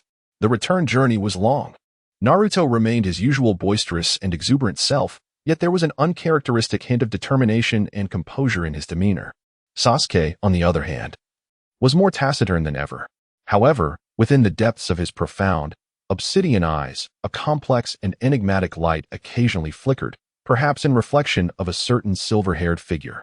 Having endured the harrowing trials of the Land of Waves together, a subtle thaw seemed to occur in the impenetrable ice that had long existed between these two boys, who had always been at odds. Unbeknownst to them, their relationship had begun to experience a delicate and precious softening. Upon their return to the familiar and beloved Hidden Leaf Village, they scarcely had time to catch their breath or indulge in a well-deserved bowl of Ichiraku ramen. Wataru received an urgent summons from a representative of the Hokage's assistant, leading him directly to the Hokage's office. He pushed open the heavy wooden door, a symbol of the heart of power. Inside the office, the atmosphere was so tense it could almost be cut with a knife. The third Hokage, Hiruzen Sarutobi, sat solemnly behind a broad desk. The familiar warmth and kindness that usually graced his aged features were conspicuously absent, replaced by an unprecedented seriousness that was both formidable and profound. His slightly clouded, yet piercing eyes locked onto Wataru, akin to a hawk circling high above. Kakashi. The voice of the third Hokage was low and hoarse, each word imbued with an undeniable authority. The power you wielded in the Land of Waves during those final moments. He paused slightly, as if carefully considering his subsequent words, while seemingly suppressing a tumultuous array of complex emotions within. According to the most detailed intelligence relayed by the Umbu, and what I continuously discerned through the crystal ball, the fleeting glimpse of an iceberg's tip. That was by no means any ordinary ninjutsu known within our Leaf Village or the broader realm of shinobi. Wataru Gojo maintained his characteristic demeanor, appearing perpetually drowsy.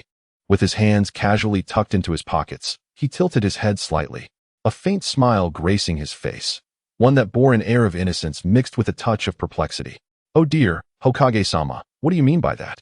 He chuckled nonchalantly, his tone as relaxed as if he were merely discussing whether the weather today would be sunny or rainy.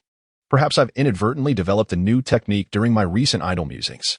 As for its power, well, it seems I may have slightly overdone it, just a tad." Heh. The third Hokage's brow furrowed deeply, knitting into a profound expression of concern. His sharp gaze pierced through Gojo's nonchalant facade, seeking to penetrate the very depths of his soul. "A new technique? Kakashi, do you take me for a mere child of 3, easily deceived?"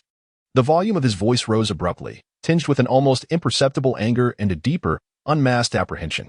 The ability to utterly transform vast and intricate terrains in an instant, effortlessly reducing an incredibly fortified dock to rubble, rendering the renowned mist demon, Zabuza Momochi, and the boy possessing the rare ice-release bloodline utterly powerless, left to await their demise. Can such terror truly be encapsulated by the mere phrase "new technique"? Gojo merely shrugged noncommittally, his smile unwavering and innocent, revealing no hint of vulnerability. His impenetrable demeanor left the third Hokage feeling as though he had a multitude of inquiries brewing within. Akin to a heavy blow striking thick, soft cotton, unyielding and exasperatingly futile. He inhaled deeply, then exhaled slowly, his chest rising and falling with the tide of his emotions. Ultimately, all the questions, astonishment, and trepidation coalesced into a long, weary sigh, filled with resignation and a subtle headache. Since Kakashi's last grievous injury and subsequent awakening, he had become increasingly inscrutable, presenting a growing challenge that was becoming ever more difficult to navigate. Meanwhile, in the depths of the dark, damp roots of the hidden base within Konoha village had just received a more detailed and shocking confidential report regarding the extraordinary powers exhibited by Hatake Kakashi during the mission in the Land of Waves. The report meticulously described the intangible yet indomitable infinite defense of Satoru Gojo, the unbelievable and unheard of simplistic domain, and finally, the apocalyptic infinite rakeage akin to natural disasters. As well as the terrifying technique resembling the void style, Chizuru, imbued with destructive power. Every word sent a chilling glint into the solitary eye of Danzo, making it increasingly cold and eerie. Hatake Kakashi. Danzo slowly set down the report, his aged and hoarse voice reverberating in the vast, cold chamber, laced with a chilling, ruthless resolve. Indeed, you have become an exceedingly dangerous and utterly uncontrollable element of terror. Such instability, capable of overturning everything, must not be allowed to develop freely within Konoha. A fleeting glimmer of murderous intent flashed in his eyes. Immediate and decisive measures must be taken. Convey the order. From this moment forth, elevate the surveillance level on Hatake Kakashi to the highest classification, Class A Confidential. Mobilize all elite root members for round-the-clock, comprehensive monitoring without any blind spots. We must grasp every movement he makes. Simultaneously, commence secret planning for actions aimed at elimination or control over him. It is imperative to extinguish this potential colossal threat at its inception. Alternatively, to completely harness him under my command, for my own purposes. Satoru Gojo sauntered out of the Hokage building, the warm afternoon sun gently illuminating his iconic silver hair, reflecting scintillating flecks of light. His eyes, concealed beneath the Konoha forehead protector, possessed the ability to perceive all illusions and realities. Had already captured the myriad of watchful gazes around him, more numerous, concealed, and professional than ever before. He even discerned a few particularly cold stares, laden with intense malice and unabashed murderous intent. He could identify their dark corners and the shadowy departments from which they emanated. A subtle smirk graced his lips, a playful and disdainful curve, as he mused, "Oh my, it seems some impatient old fellows are becoming increasingly nervous." He stretched languidly, emitting a contented sigh, reveling in the attention. With so many eyes focusing on me, I feel like I've suddenly become a celebrity in the spotlight. Life indeed requires a touch of well-measured challenges and excitement to become truly captivating. The nonchalant tone suggests a discussion about an intriguing game brimming with unknown pleasures that is about to commence. He leisurely meanders through the bustling streets of Konoha, while simultaneously earnestly contemplating his subsequent plans. Although the chakra system of this world possesses its unique attributes, the efficiency of energy utilization and the potential limits achievable by an individual pale in comparison to pure spell power. To restore and wield my originally cataclysmic strength more effectively within this relatively frail body, it appears that additional time and more ingenious methods will be necessary. Perhaps, I could attempt to incorporate some core concepts from the spellcasting system, such as the domain expansion, an ability of near-broken caliber, and the intricate principles behind the advanced reverse technique. I shall explore ways to leverage the characteristics of chakra and the potential of this body for deeper simulation, optimization, and reproduction. His gaze inadvertently drifted towards the nearby scene where Naruto and Sasuke were embroiled in a chaotic tussle over the last bowl of tonkatsu ramen, with Sakura helplessly attempting to mediate. A barely perceptible smile, tinged with a hint of delight, crept upon his lips. As for these three rather amusing youngsters, they certainly possess commendable potential, albeit somewhat inexperienced. They will require my guidance as the strongest teacher to adequately nurture and refine their skills. After all, there are countless joys awaiting in the future. He slowly lifted his head, gazing at the vast expanse of sky, painted in the resplendent golden hues of sunset. His eyes, deep and distant, brimmed with boundless anticipation and eagerness for the unknown future that lay ahead. Chapter 21. The Ch. Nin exam in the village of Konoha. The air seemed to shimmer with an indistinct restlessness. A momentous announcement, akin to a colossal stone cast into a tranquil lake, stirred ripples of excitement throughout the community. The highly anticipated CH selection exam was about to commence with great grandeur. Even more captivating was the fact that this examination would be co-hosted with Sunagakure from the Land of Wind, marking an unprecedented scale. In an instant, the entire village was enveloped in a peculiar atmosphere of both tension and exhilaration. Young genin from various villages were brimming with eagerness, their eyes alight with the fervor of ambition. They yearned to make their mark in this grand trial that gathered countless prodigies, to prove their worth through a singular battle for fame. Within the exclusive training grounds of Team 7, Wataru Gojo's demeanor had subtly evolved. He had somehow acquired a vibrant, multicolored lollipop, which he now leisurely held between his lips. This confection replaced the usual kunai he would unconsciously gnaw on or the random twigs he would casually break. He astutely recognized that this delightful little treat served to accentuate his new persona as a lazy yet enigmatic young mentor far better than the hard, cold objects he had previously favored. "Here you go, kids," Gojo nonchalantly remarked, pinching 3 recommendation letters adorned with the Hokage's personal seal between his fingers, as if distributing inconsequential scraps of paper.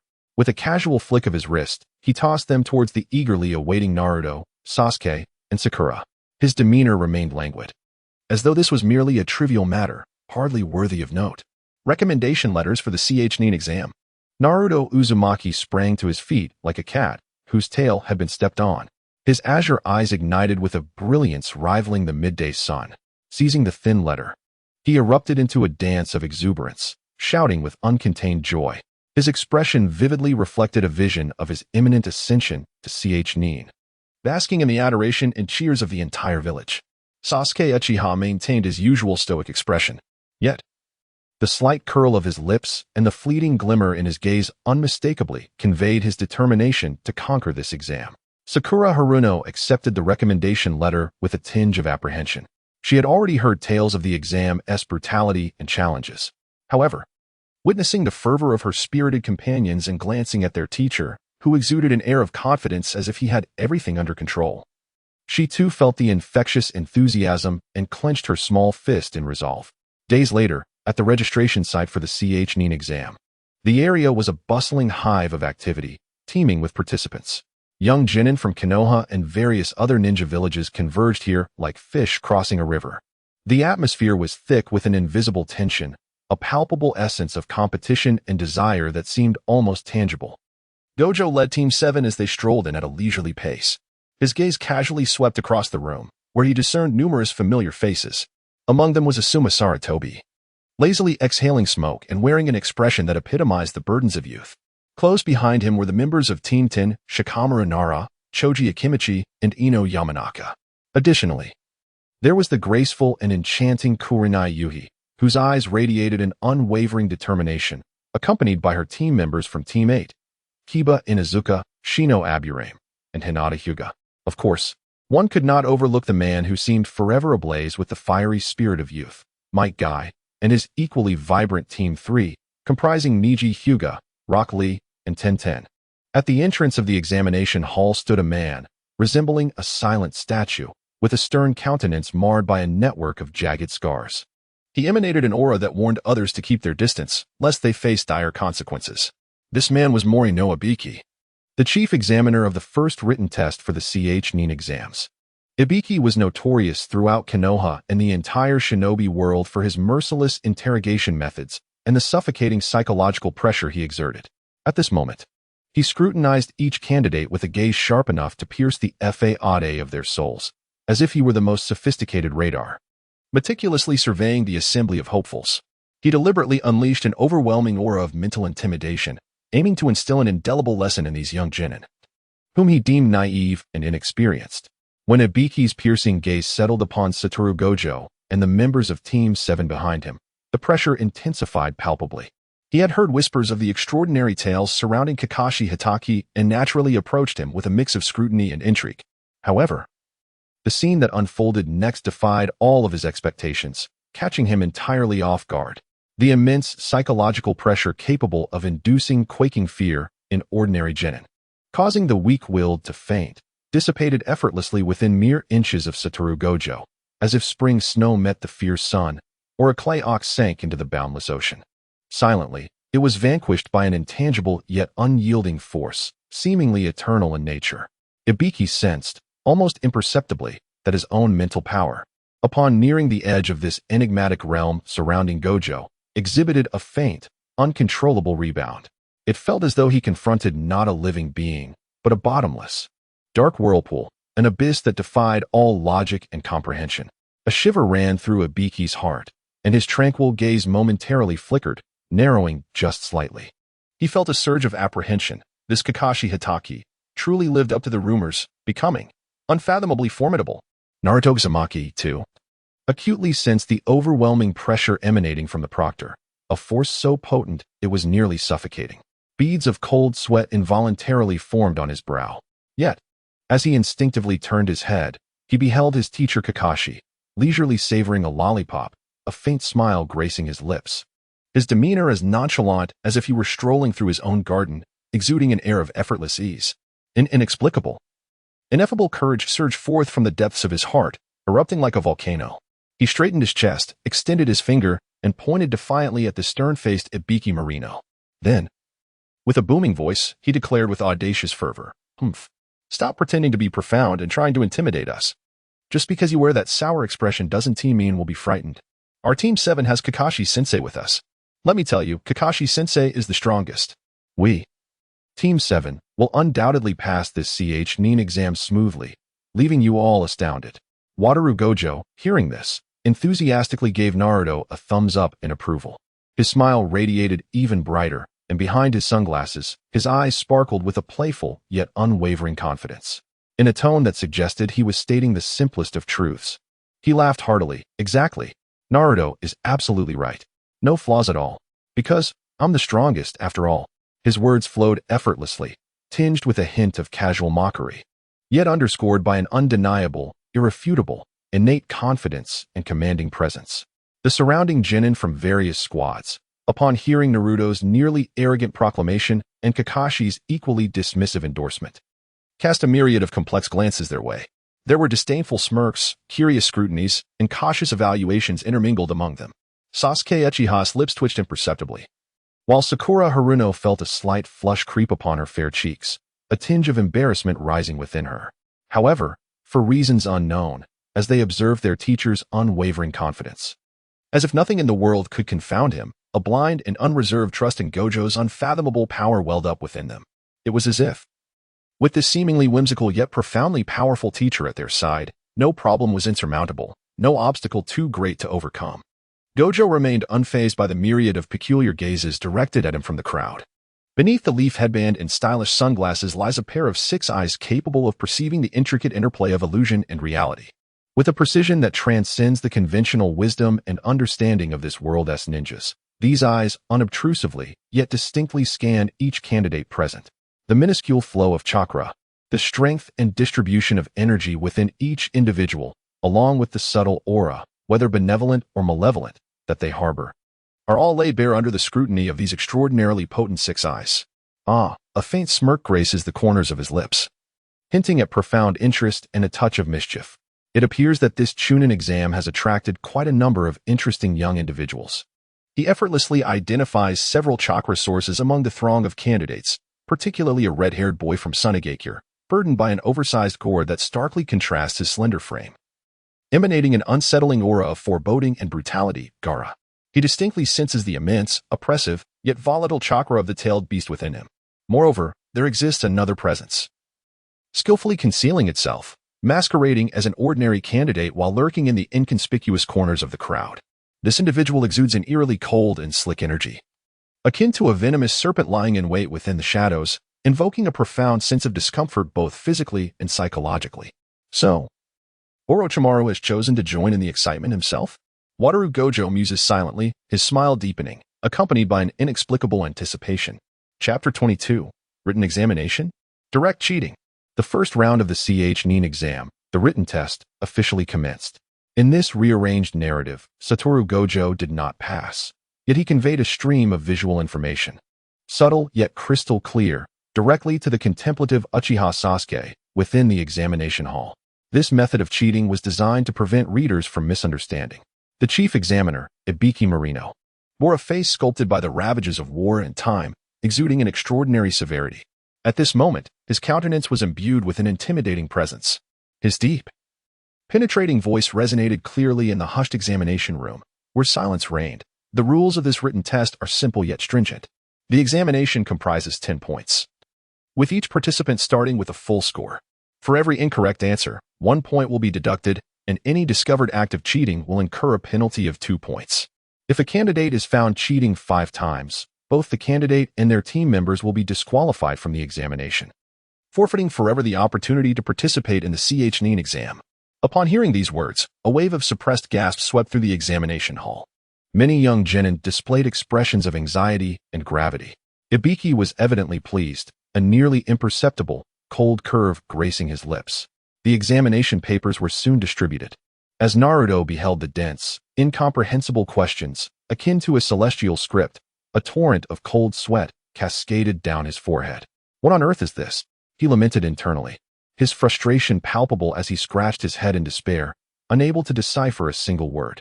Sakura, grounded by her solid theoretical foundation from the Ninja Academy, furrowed her brow, managing to tackle a portion of the questions. In contrast, Uchiha Sasuke remained remarkably composed, refraining from hastily putting pen to paper. Instead, he meticulously surveyed the examination hall, seeking the key to unraveling the questions.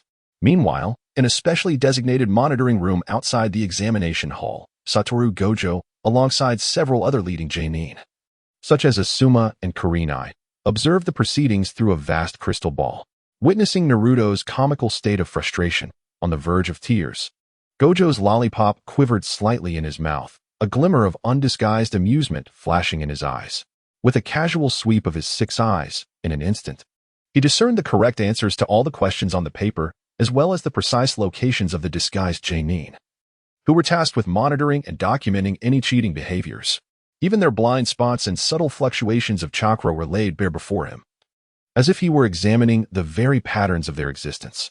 Ah, what a dreadfully tedious set of rules, Gojo mused internally, clicking his tongue. He found this convoluted testing method rather time-consuming, yet his penchant for chaos and delight in seeking amusement began to stir within him once more. Well, since they are my students, I cannot allow them to be eliminated in such a disheartening manner during their first contest. That would be utterly shameful for me, the strongest teacher. He resolved to lend his students a subtle hand. With an air of feigned nonchalance, Satoru Gojo raised his hand, delicately adjusting the metal forehead protector that symbolized his identity as a Konoha ninja. Beneath this seemingly trivial gesture lay a concentrated, intangible surge of cursed energy that quietly emanated from his fingertips. This energy, through the intricate calculations and transformations of the 6 eyes, morphed into a sound imperceptible to others. It did not propagate through the air, but directly impacted the mental realm, employing a technique akin to a whispered message, yet far more sophisticated and clandestine. With unparalleled precision, it targeted the consciousness of Uchiha Sasuke, who was deep in thought within the examination hall. The correct answers to all the exam questions, which the 6 eyes had already instantaneously analyzed and compiled, were seamlessly infused into his mind.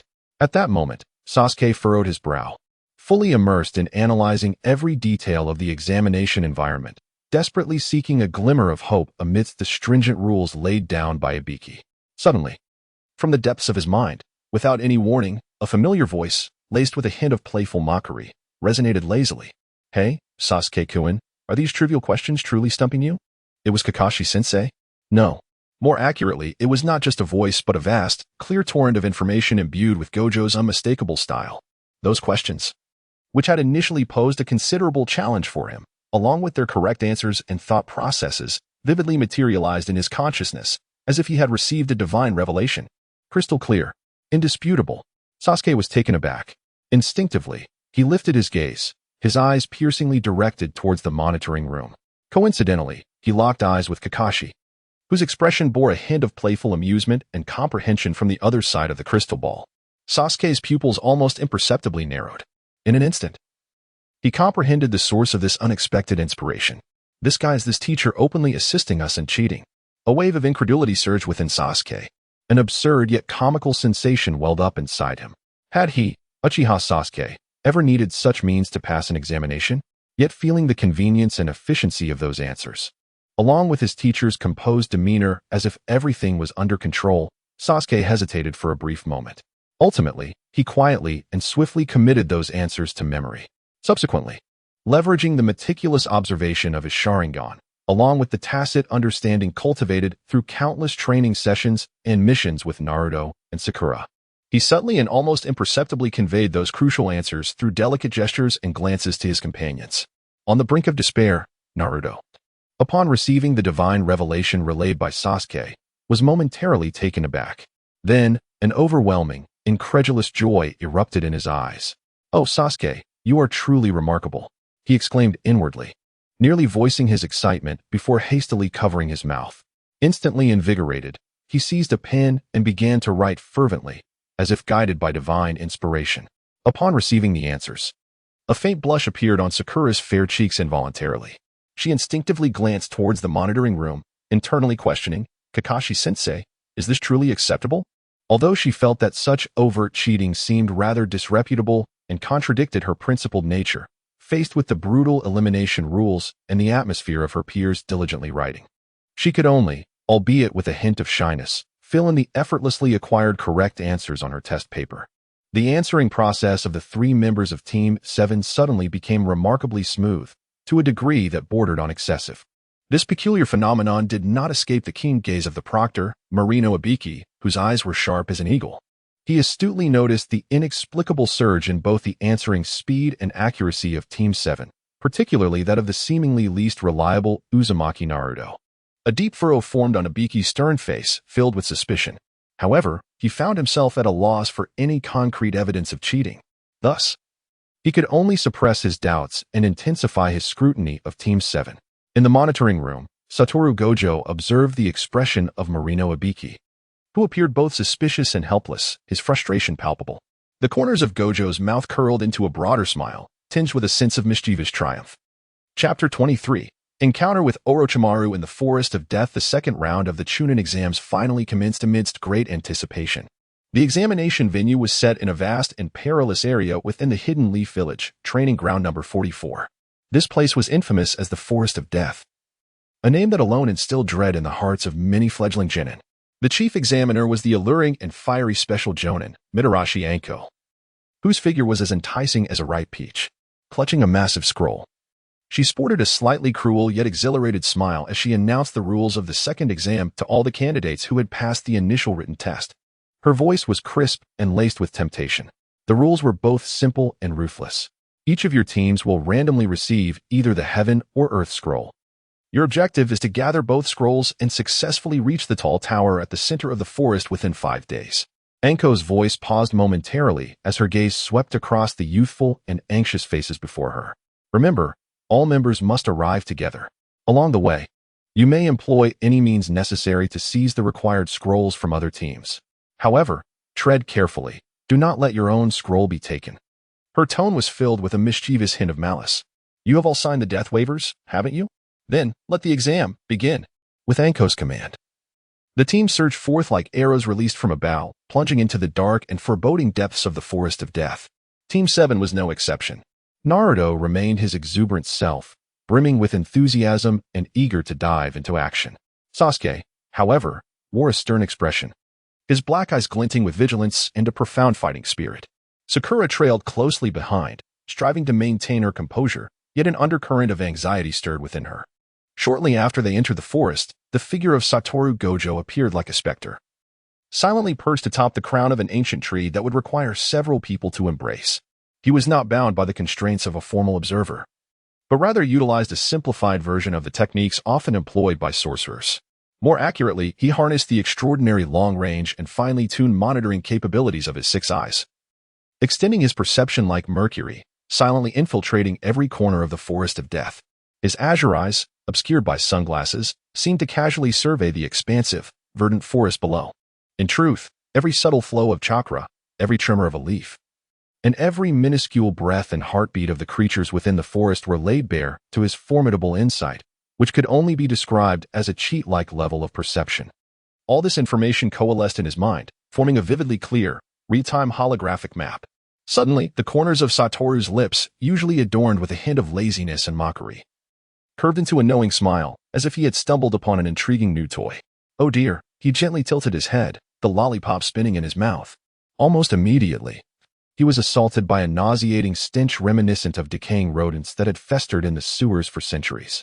He sensed an extraordinarily malevolent, chilling aura, imbued with a hint of distasteful familiarity emanating from a sinister chakra.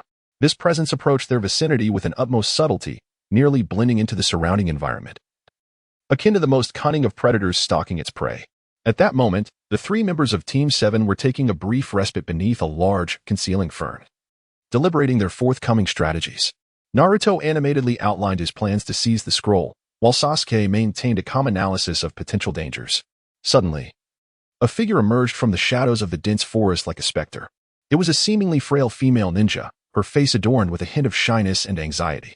She wore ill-fitting attire from the hidden grass village, with a pristine forehead protector that seemed hastily acquired. A somewhat stiff, forced smile graced her lips, yet her gaze, akin to a coiled serpent, fixated hungrily upon the most prominent member of their group, Uchiha Sasuke. Her eyes were rife with unabashed greed and possessiveness. "Hello, little ones. And you, dear sister," she said, her voice deliberately syrupy yet laced with an unsettling rasp. "It seems I have lost my way. Could you assist me?" Naruto, in his characteristic simplicity, was about to eagerly inquire further when Sasuke, sensing an instinctual alarm, tensed his body, his gaze sharpening with the precision of a drawn blade. Just as the disguised Orochimaru, masquerading as the female ninja, prepared to launch a lethal ambush upon the unsuspecting Sasuke, a languid voice, dripping with mockery and profound disdain, unexpectedly resonated from the treetops nearby. "Hey, I'm talking to you." That persistent stench, reminiscent of a rotting serpent aged for centuries, is simply revolting. It makes one want to retch on the spot. The voice paused, seemingly contemplating. "Next time you make an appearance, do me a favor and take a thorough bath, inside and out, then perhaps spritz on some high-quality perfume, all right? Otherwise, it truly detracts from the aesthetics of the surroundings and affects my mood." As these words echoed, the false female ninja, Orochimaru, felt her pretentious smile freeze instantly. In her golden, serpent-like eyes, a flicker of disbelief and a chilling, murderous intent surged forth with ferocity.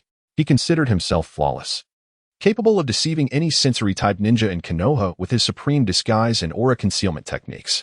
Yet, astonishingly, he was once again unmasked by Kakashi Hatake, who should have been his prey, in such a nonchalant manner, with a single utterance. Moreover, it was done in such a humiliating fashion.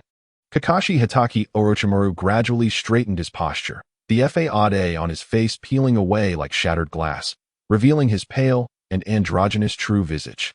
He extended his signature forked tongue, reminiscent of a serpent's flickering, and delicately licked his parched lips, his voice hoarse and chilling, imbued with suppressed fury and a hint of barely perceptible astonishment. "You have indeed transformed, entirely unlike before. You have become an intriguing subject worthy of meticulous, thorough examination from the inside out." No sooner had the words left his lips than Orochimaru's figure vanished like a wraith. Several sinister, venomous snakes, shimmering with a ghostly luminescence, shot forth from his ample sleeves like arrows loosed from a bow, aiming at the languid figure perched upon a distant treetop from every conceivable angle. Following closely was his wicked, bloodthirsty blade, the Kusanagi sword, capable of slicing through iron as though it were mere clay, harboring a fragment of his very soul.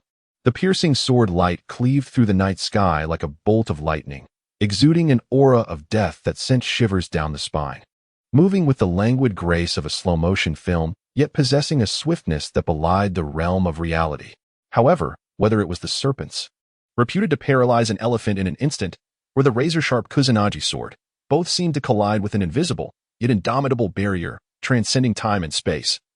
Just as they were about to make contact with Watanabe Gojo's body, all attacks halted a mere few centimeters from his surface, peculiar and inexplicably suspended. It was as if time and space within that minuscule realm had been infinitely elongated.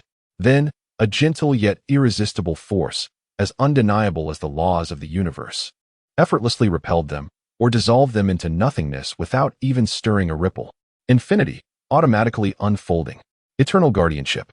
Gojo Watanabe did not even bother to lift an eyelid, maintaining his relaxed posture with hands tucked in his pockets, leisurely sucking on a lollipop.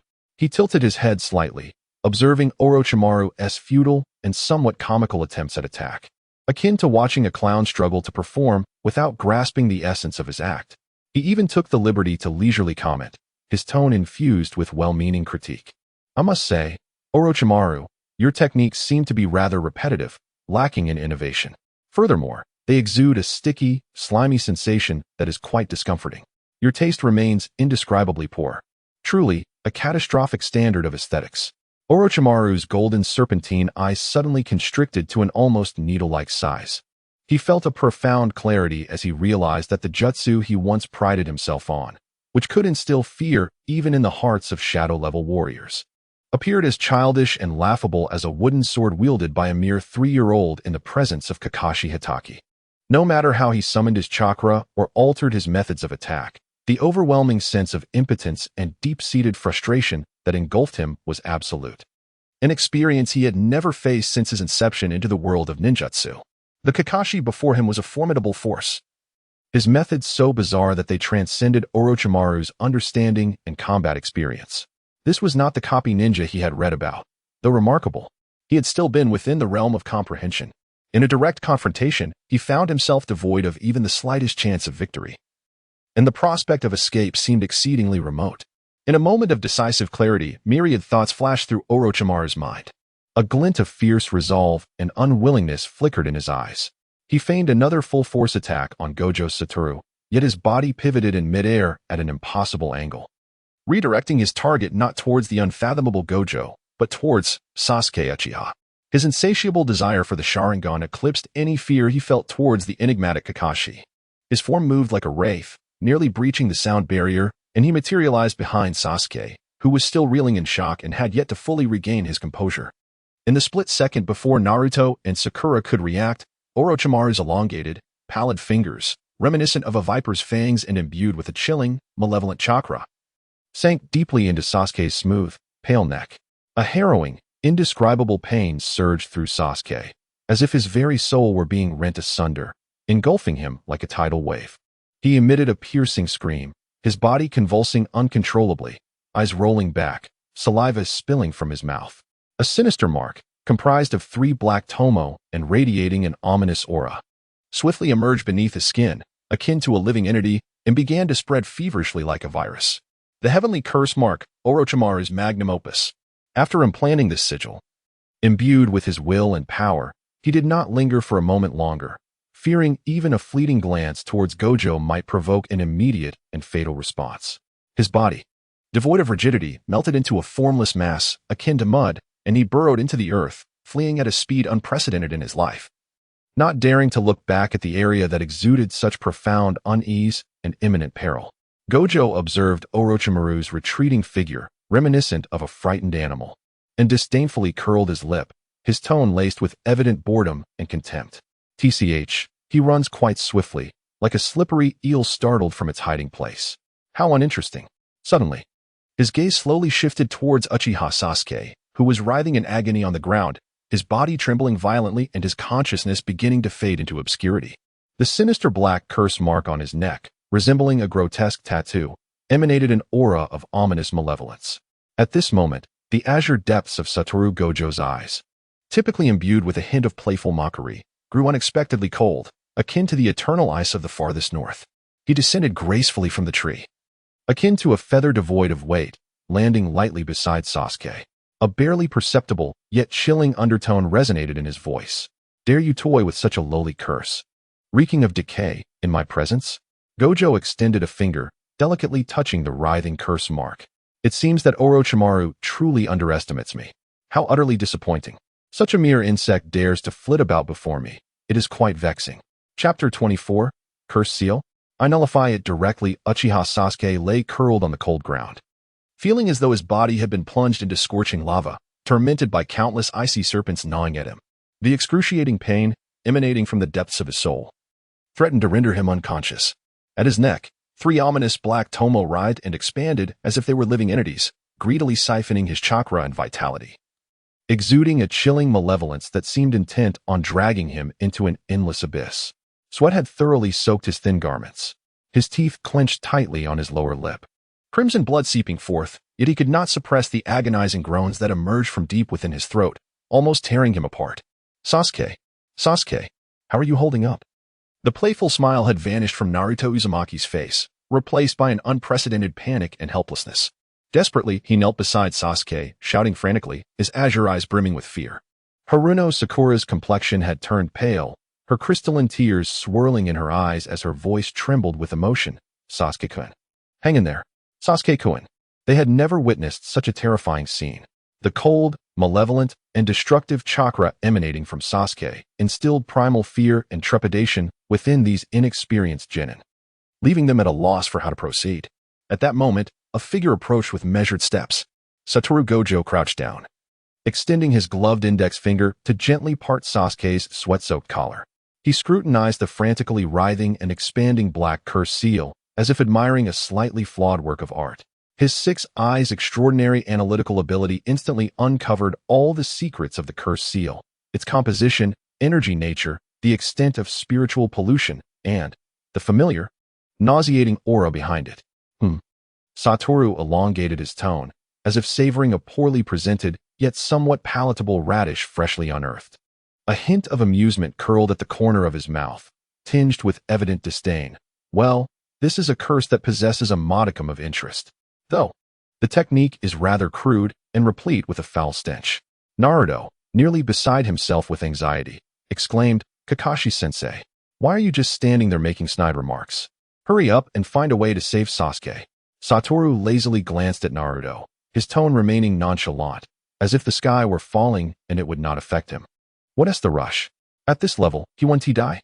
With that, he turned his attention back to the curse seal on Sasuke's neck. He extended his long, pale finger, which seemed to harbor a duality of sacred and destructive power, and gently pressed it against the center of the spreading black curse seal, the malevolent pattern formed by the 3 tomo. Such lowly craftsmanship dares to present itself before me. Satoru Gojo? The voice of Satoru Gojo is not particularly loud, carrying a hint of languor, yet it emanates an undeniable and absolute authority, akin to the whispers of a deity. That scoundrel Orochimaru, as always, displays a wretched taste, utterly repulsive. The moment his words fell, an extraordinarily pure and overwhelmingly vast energy surged forth from Gojo's fingertips. This power, perfectly analyzed and transformed by the 6 eyes, is based on the chakra of this body, yet possesses a peculiar essence akin to the purifying characteristics of the reversal techniques in sorcery. It neither flows gently like ordinary chakra nor rages with the brutal ferocity of primal cursed energy. Instead, it embodies a more primal, more pure force, imbued with the concepts of negation, balance, and purification found within limitless techniques. Like a torrential flood breaching its dam, it was precisely injected into the cursed seal within Sasuke's body. The once maddening, ominous black seal, exuding an aura of malevolence, let out a soundless, anguished shriek, as if it had encountered a predator upon contact with this overwhelming power. The spread of the cursed seal was abruptly halted by an irresistible, absolute force. Brutally and unequivocally stifled, the grotesque black patterns seemed to be thrown into a raging inferno, rapidly receding at a visible pace. Their hue faded from a deep obsidian to a less alarming shade. Sasuke's face, once contorted in agony, gradually relaxed. His tightly knit brows unfurled, and his frantic, chaotic breaths transformed into calm, steady inhalations. Ultimately, his tensed body completely surrendered to relaxation, releasing a sound akin to satisfaction from his throat. And with a roll of his eyelids, he succumbed to unconsciousness. Naruto and Sakura stood by, utterly astonished, their minds blank. Kakashi-sensei merely extended a finger with such nonchalance, and quelled the terrifying cursed seal that had seemed so perilous, instilling a sense of despair and helplessness in them. What is this power? Is this the same laid-back, perpetually tardy Kakashi-sensei who enjoys reading risque literature? As Sasuke gradually awakened, he felt an overwhelming fatigue coursing through him, as if trampled by a herd of cattle. Yet, the excruciating agony that had threatened to tear apart his very soul had vanished without a trace. Instinctively, he reached for his neck. The strange cursed seal remained, though its color had dimmed significantly, no longer bearing its previous grotesqueness. Moreover, no matter how he tried to sense it, he could no longer evoke the intense pain or malevolent power from it. It was as if it had been entirely sealed away, transforming into an ugly yet temporarily harmless tattoo. Oh, you're awake, huh? You slept quite soundly, Sasuke-kun. A familiar voice, laced with a hint of mockery, lazily drifted from the side. Sasuke abruptly turned his head, only to discover Kakashi standing casually with his hands tucked into his pockets, a relaxed expression adorning his face, and a lollipop dangling from the corner of his mouth, swaying slightly. Satoru Gojo clapped his hands together, as if brushing away non-existent dust, and spoke in a nonchalant tone. "All right, I've temporarily sealed it away, and it should not trouble you for the time being, so rest assured." He paused, a sly grin curling at the corners of his mouth, reminiscent of a cunning fox, as he winked at Sasuke, lowering his voice a notch. "However, you owe me a tremendous favor now. Sasuke, don't even think about shirking your obligation. I harbor a long memory." Sasuke gazed at this teacher, who was perpetually irreverent and carefree, yet at this moment, provided him with an unprecedented and unparalleled sense of security. His eyes reflected a complex amalgamation of emotions: relief at having survived a harrowing ordeal, deep confusion and bewilderment regarding that unknown and terrifying power, and an awe that resonated from the depths of his soul towards Kakashi's unfathomable strength, akin to an expansive ocean. Additionally, there lingered an indescribable yet fervent yearning. He parted his lips, intending to express gratitude or inquiries, yet found his throat parched, unable to utter a single word. Meanwhile, Satoru Gojo leisurely contemplated within. That treacherous scoundrel Orochimaru. This debt could be settled at a later date. There was no rush. As for the cursed seal, it could serve a purpose later, perhaps as a locator to find him at any moment, or perhaps as an amusing toy. A smirk, imbued with a hint of mischievous delight, crossed his face, understood only by himself. In the air lingered a faint trace of Gojo's reassuring and formidable aura. Chapter 25. The crushing of the Rain Ninja team within the depths of the Death Forest. The air was stifling and humid, each breath tinged with the scent of decaying leaves and earthy soil. The three young members of Team 7 had just narrowly escaped the suffocating terror unleashed by Orochimaru. A lingering sense of dread haunted their minds, while their understanding of their teacher's unfathomable, godlike power underwent a transformative revelation. At this moment, they trudged onward, their weary bodies continuing the arduous quest for the scroll. On Sasuke's neck, the ominous curse mark, though temporarily sealed by Gojo Satoru's thunderous intervention, still radiated an insidious aura that evoked physical discomfort and a subtle humiliation rooted in his pride. Naruto, filled with frustration, lamented his inability to assist Sasuke during their encounter with Orochimaru, nearly succumbing to the overwhelming presence that had threatened to paralyze him. Inwardly, he burned with a desire to prove his worth and growth. Sakura clutched her kunai tightly, beads of perspiration forming on her palm. She endeavored to remain vigilant, acutely aware that her experiences in the Land of Waves had imparted a profound understanding of the brutal reality of the ninja world, far removed from the simplistic narratives found in books. The trio navigated cautiously through the convoluted trunks of colossal trees and the dense underbrush that obscured the sky, their nerves heightened as they remained alert to any potential lethal assault from the shadows. As they persevered, nearing the edge of a marsh that exuded the putrid stench of venomous insects and a faint miasma, a series of sharp, piercing sounds sliced through the air. Several shuriken, glimmering with a dark purple hue, shot forth like deadly fangs from a serpent, stealthily emerging from the dense foliage at a treacherous angle. The target was none other than Naruto, who led the group. Watch out. Sasuke's Crimson Sharingan had already activated, the tomo swirling with intensity in his gaze. He swiftly discerned the trajectory of the poison projectiles and the faint chakra that clung to them, issuing a stark warning. Naruto's reflexes were equally swift. Almost instantaneously upon hearing Sasuke's voice, he relied on his primal instincts to hurl himself to the ground, executing a rather clumsy roll to evade the majority of the shuriken's assault. However, one shuriken grazed his arm, leaving a minor cut that darkened ominously with alarming speed. Damn it, it's the enemy. Naruto grimaced, stifling the numbing pain radiating from his arm as he pressed a hand against the wound. Glaring fiercely toward the source of the attack, three figures emerged, akin to specters lurking in the forest. They appeared silently from the shadows, their movements graceful and agile.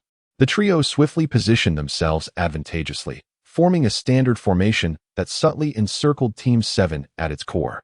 They were all clad in the distinctive ninja attire of the rain-hidden village, their faces adorned with malevolent, chilling smiles, eyes brimming with unabashed greed and mockery. Leading the group was a tall, lanky rain ninja. He extended his tongue, greedily licking his cracked lips, his voice hoarse. "What luck you have, encountering the young ones from Konoha so soon. If you know what's good for you, hand over the scrolls you possess." Another rain ninja, slightly shorter and plumper, let out a few sinister chuckles. Hee hee, our Senbon is coated with a special neurotoxin from the rain-hidden village. Soon enough, you'll feel your entire body go numb, rendering you utterly helpless, at which point we shall have our way with you. The third was a taciturn female rain ninja.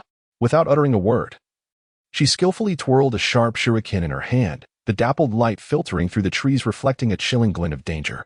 Just as Naruto, Sasuke, and Sakura felt their nerves tighten to their utmost, chakra surging within them in preparation for the impending battle, a languid voice, familiar yet indifferent, echoed unexpectedly from a sturdy branch of a towering tree nearby.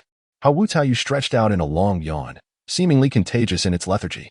He leaned comfortably against the thick trunk, casually sucking on a freshly unwrapped lollipop, his gaze dreamy, as if sleep could overtake him at any moment. He showed no intention of intervening. Such opponents at this level, they appear feeble and easily dispatched. I'll leave it to you three to hone your skills, he remarked leisurely, his tone as relaxed, as if discussing whether there were more mosquitoes in the forest today than yesterday. Make it quick. Don't squander too much precious time on these trivial foes. I still need to rush back to check out the latest deluxe edition of Intimate Paradise. Upon hearing this, Naruto nearly choked, struggling to catch his breath. Kakashi-sensei, what time is it? You're still making light of this. I'm poisoned, I tell you. My arm is numb. Sasuke let out a habitual cold snort. He had long been accustomed to Wu Tao's careless demeanor in critical moments, having experienced it during the Land of Waves mission. While he found it unsurprising now, a lingering sense of discomfort still nagged at him. Sakura anxiously glanced at Naruto's visibly darkening arm and then up at their teacher, who seemed to be sunbathing in his own backyard. With gritted teeth, she suppressed all her worries and fears, swiftly adjusting her mindset in preparation for battle. Humph. It seems your unreliable leader has completely abandoned you little ones, the leading rain ninja sneered, his expression growing ever more triumphant at the sight. In his view, the opposing leader was evidently intimidated by their formation or was merely a fade. A cruel glimmer flickered in his eyes as he abruptly gestured with his hand, issuing a harsh command. You lot, advance. Let it be swift and decisive. Seize their scrolls. Let them comprehend the might of the rain-hidden village ninjas. At his command, 3 rain ninjas immediately surged forth like ravenous wolves, launching a fierce assault. Their coordination was remarkably harmonious, a testament to numerous shared missions that had honed their skills. They darted through the forest like phantoms, skillfully utilizing every tree and bush as natural cover. Poisoned projectiles, seemingly without cost, rained down from various cunning angles towards Team 7. Simultaneously, they covertly laid intricate wire traps on the ground, aiming to disrupt Team 7's movements. Earth release, part decapitation technique. Suddenly, one rain ninja's figure melded into the ground like ripples on water, vanishing beneath Naruto's feet.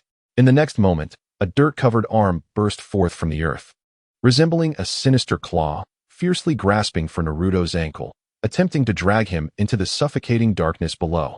Shadow clone technique. Naruto shouted, swiftly forming hand seals. Bam! Bam! Bam! Numerous identical shadow clones instantaneously appeared on the battlefield.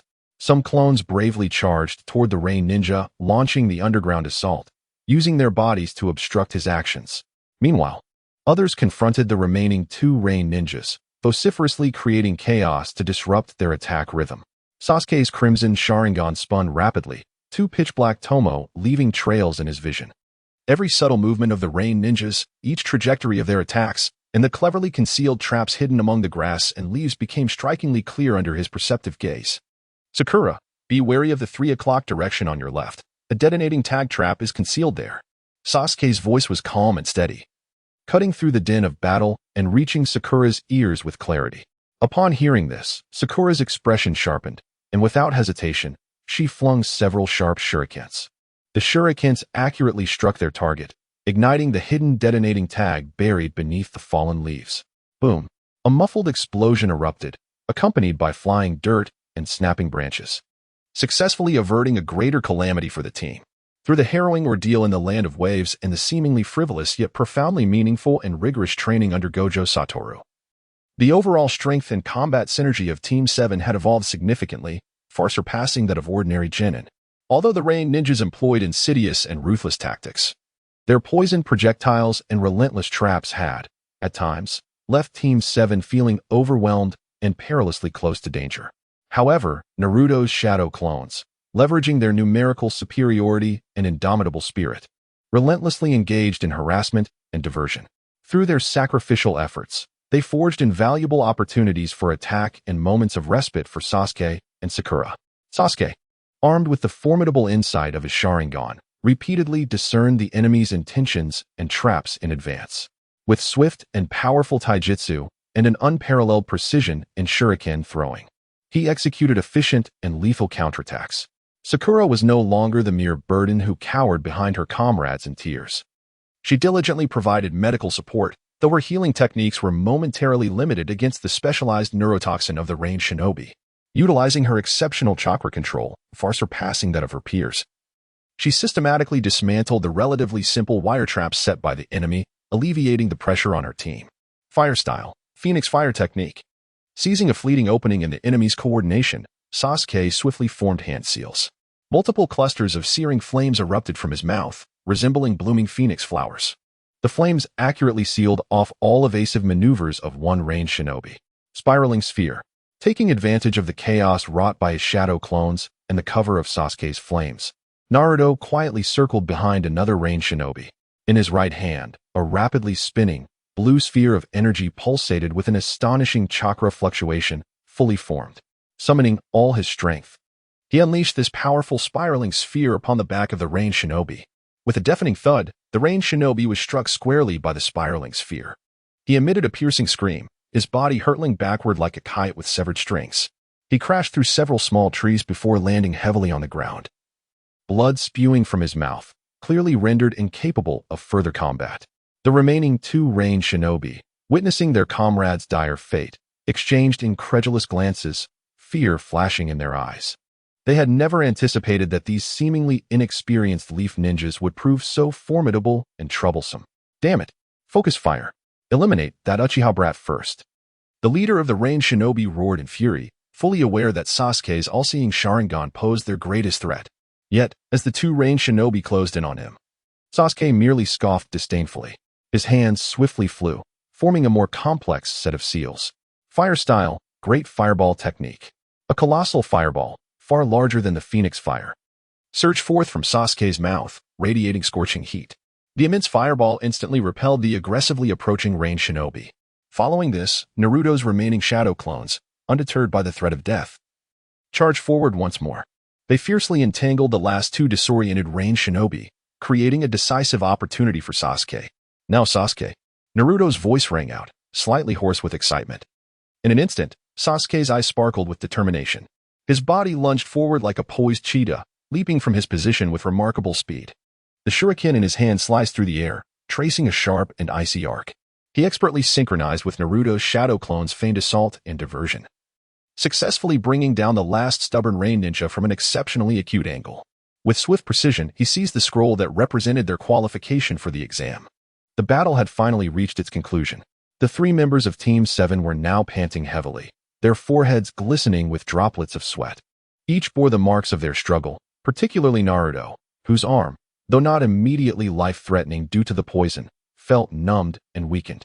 Sasuke wiped the sweat from his brow, inhaled deeply, and looked up at Kakashi, who had maintained a leisurely demeanor throughout the ordeal. His voice carried a hint of undeniable fatigue, coupled with a persistent dissatisfaction. You hardly resemble a competent teacher. You always leave us to confront such life-threatening dangers alone.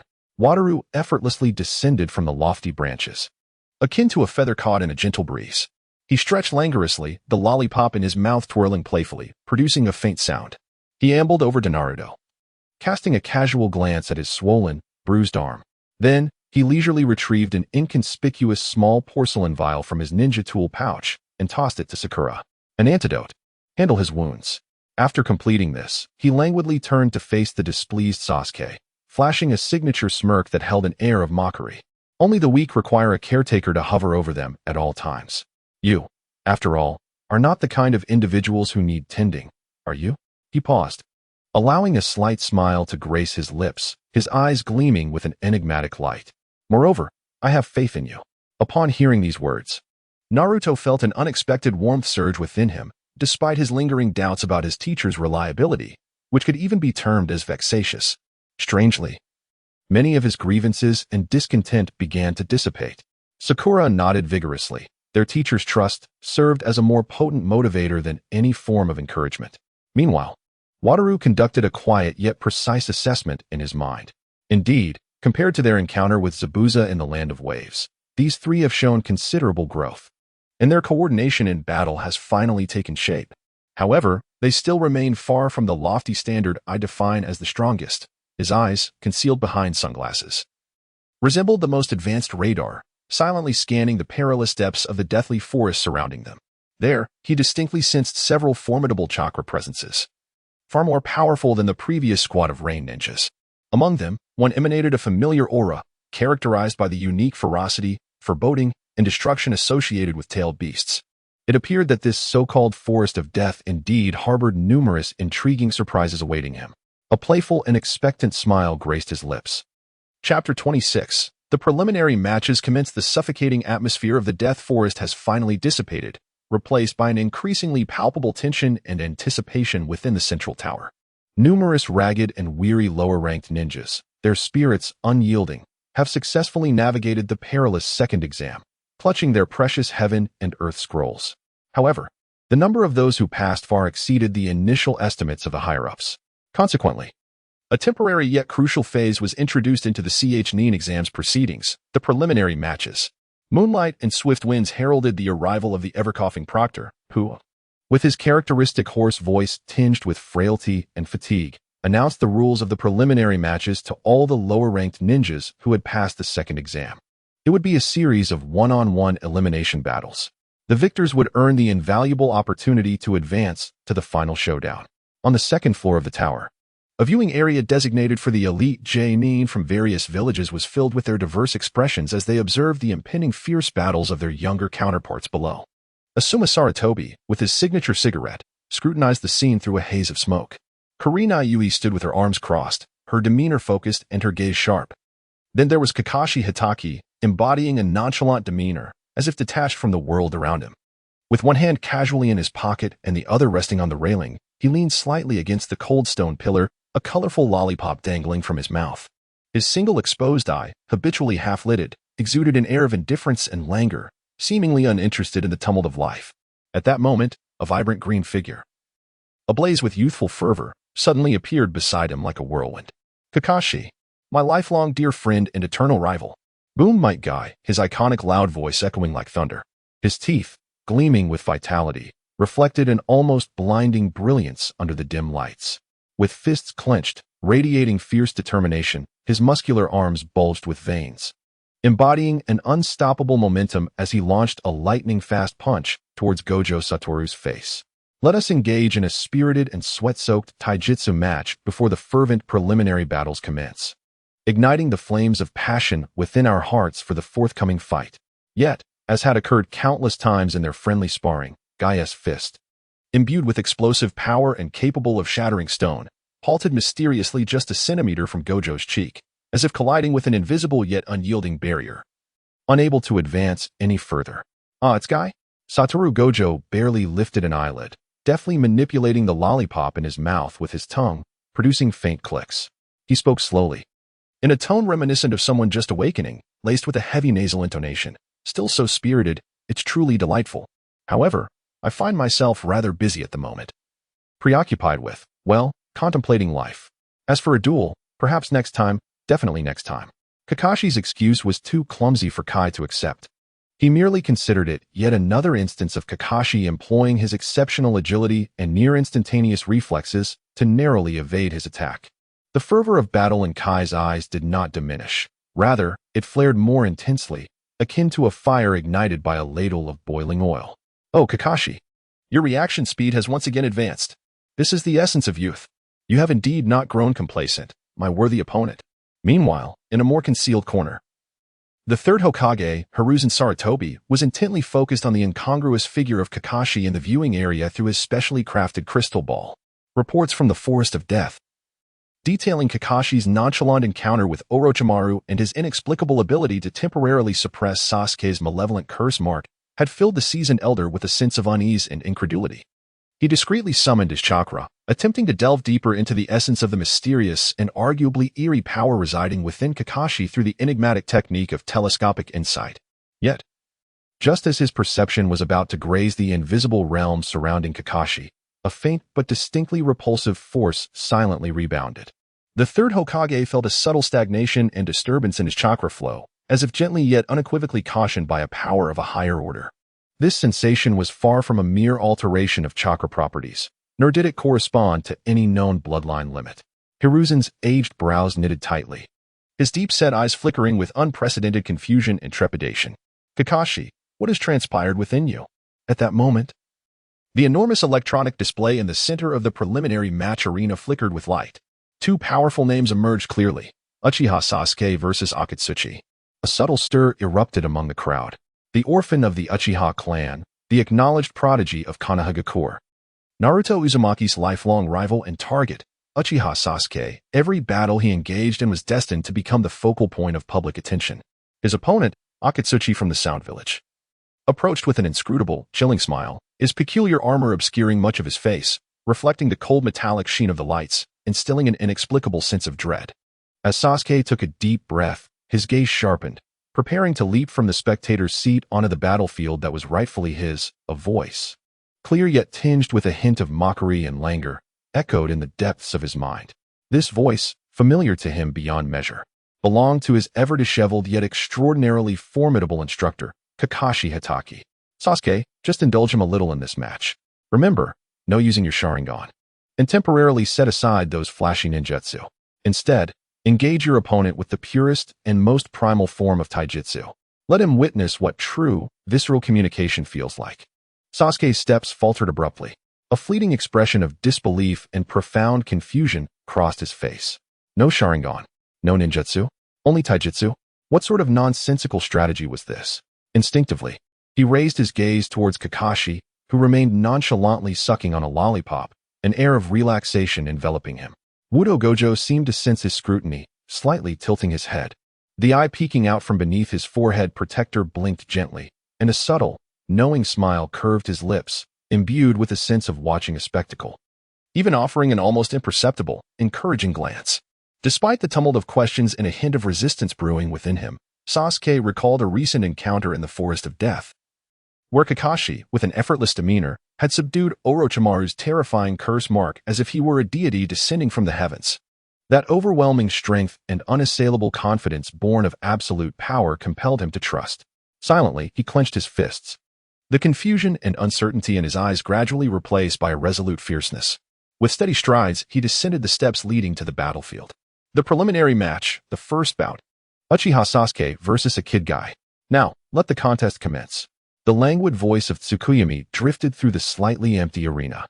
No sooner had the announcement concluded than a cruel smile crept across a kid guy's lips. His hands were instantly enveloped in a thin, ominous azure chakra glow. He lunged forward, his body propelling like an arrow loosed from a bow, a fierce wind trailing him as he charged at Sasuke. His intent was crystal clear, to absorb his opponent's chakra through close contact, thereby weakening him and securing victory. Yet, in the face of a kid guy's fierce assault, Sasuke remained unperturbed. His legs spread slightly, lowering his center of gravity. He assumed a standard fighting stance. His gaze was as tranquil as the depths of an unfathomable well, undisturbed by the impending clash. Just as a kid guy's shimmering hands were about to make contact with his body, Sasuke sprang into action. His body erupted with the force of a spring compressed to its limit. Swift, exceedingly swift. It was a remarkable speed that surpassed that of an ordinary genin. One so astonishing that even some seasoned chunin found themselves at a loss. He employed no elaborate footwork nor unleashed any dazzling ninjutsu. What he exhibited was the purest, most direct, and refined form of taijutsu. His fists whistled through the air with a force that shattered silence. His feet stirred the winds with a fierce intensity. Each strike was executed with an uncanny precision that anticipated his opponent's movements. Every block was flawlessly timed, deftly neutralizing the adversary's onslaught. The taijutsu he demonstrated had long transcended the rigid confines of the ninja academy. It bore the indomitable spirit and swiftness he had observed, learned, and refined from Rock Lee, coupled with the profound, seemingly casual techniques shaped through the merciless and inhumane training under Satoru Gojo, which honed his primal battle instincts and impeccable timing to an exquisite degree. The triumphant grin on the face of the red-armored fighter had frozen in disbelief, replaced by a deepening sense of shock and incredulity.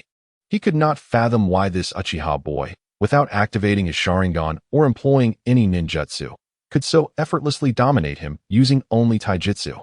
Every attack he launched was met with an astonishingly skillful counter, and each of his opponent's retaliations struck with the precision and lethality of a striking serpent, leaving him flustered and on the defensive. His pride in his chakra absorption abilities found no opportunity to manifest against Sasuke's relentless onslaught, akin to a tempest, offering him no respite. Bang! With a dull, jarring thud, Sasuke unleashed a powerful whip kick that struck the red-armored fighter squarely in the midsection like a steel whip. The fighter emitted a pained grunt, his body flying backwards uncontrollably, akin to a kite severed from its string. He crashed heavily onto the unyielding ground, stirring up a cloud of dust, and after a few futile struggles, he succumbed to unconsciousness. The entire exchange transpired with breathtaking swiftness. From the onset of battle to its conclusion, barely exceeding a minute. A profound silence enveloped the arena. Every face bore an expression of disbelief and astonishment.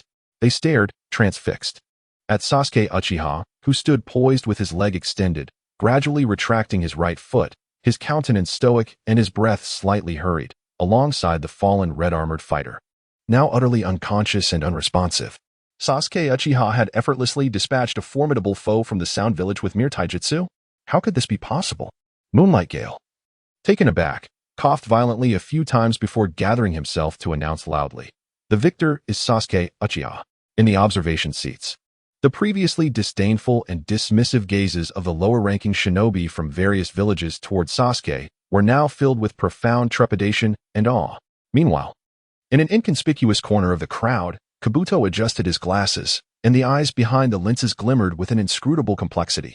His gaze did not linger on the resplendent Uchiha Sasuke below. Instead, it traversed the multitude and precisely fixated on the second-floor observation area, where Hitaki Kakashi languidly sucked on a lollipop, exuding an air of indifference. In his hand, a specially designed card containing detailed intelligence on the Konoha ninjas silently slipped from his grasp. On the card belonging to Hitaki Kakashi, the sections detailing strength assessment, ability analysis, and personality traits were overwhelmed by a flurry of red markings. Strength level, highly volatile, unable to be accurately assessed, far exceeding known limits. Newly identified abilities, nature unknown.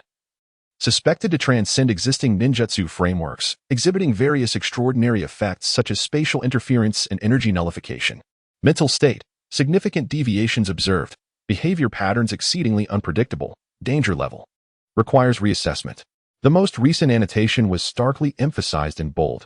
Target status, extremely abnormal. Analysis result, completely unresolvable. Threat level, immediately elevated to the highest tier.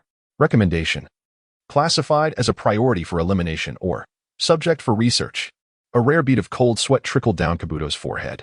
This Hitaki Kakashi had utterly surpassed Lord Orochimaru's initial estimations and control. He was becoming an exceedingly perilous and unpredictable variable capable of undermining the entire plan. Chapter 27, Satoru Gojo vs. Tsukuyami Kaze. The fierce competition of the preliminary rounds continued in an orderly fashion.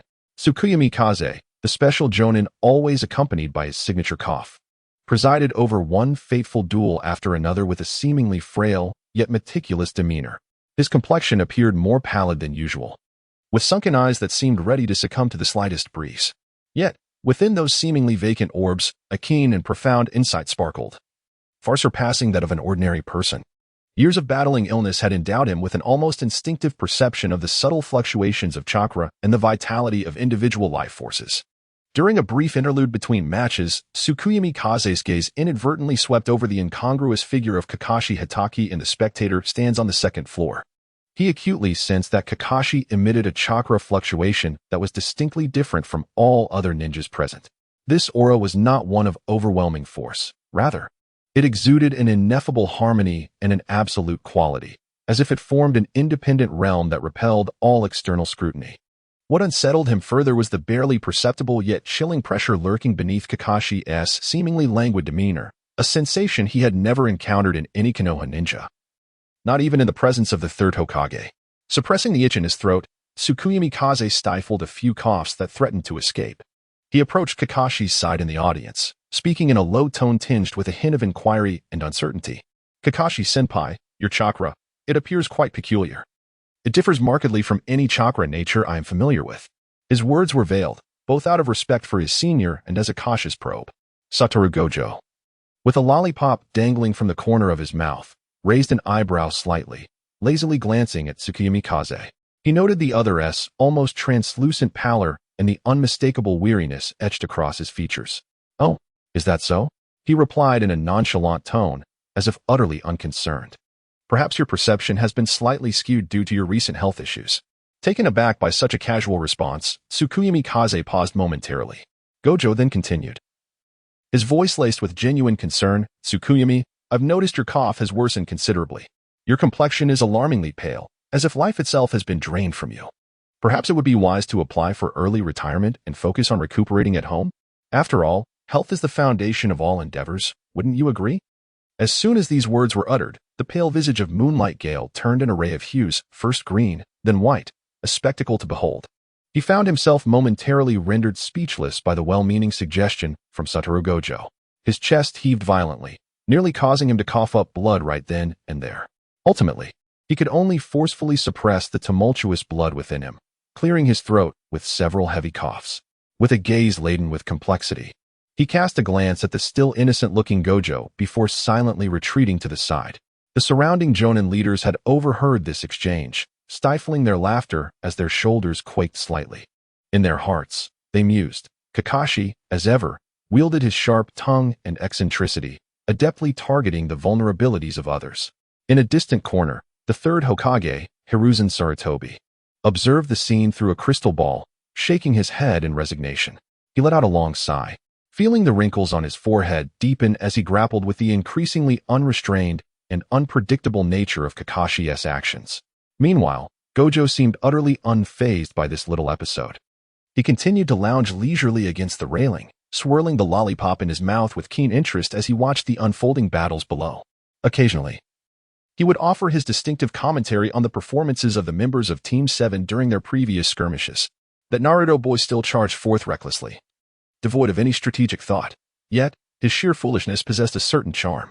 As for Sasuke, his physical prowess had notably improved, but he remained overly reliant on his Sharingan, limiting his potential.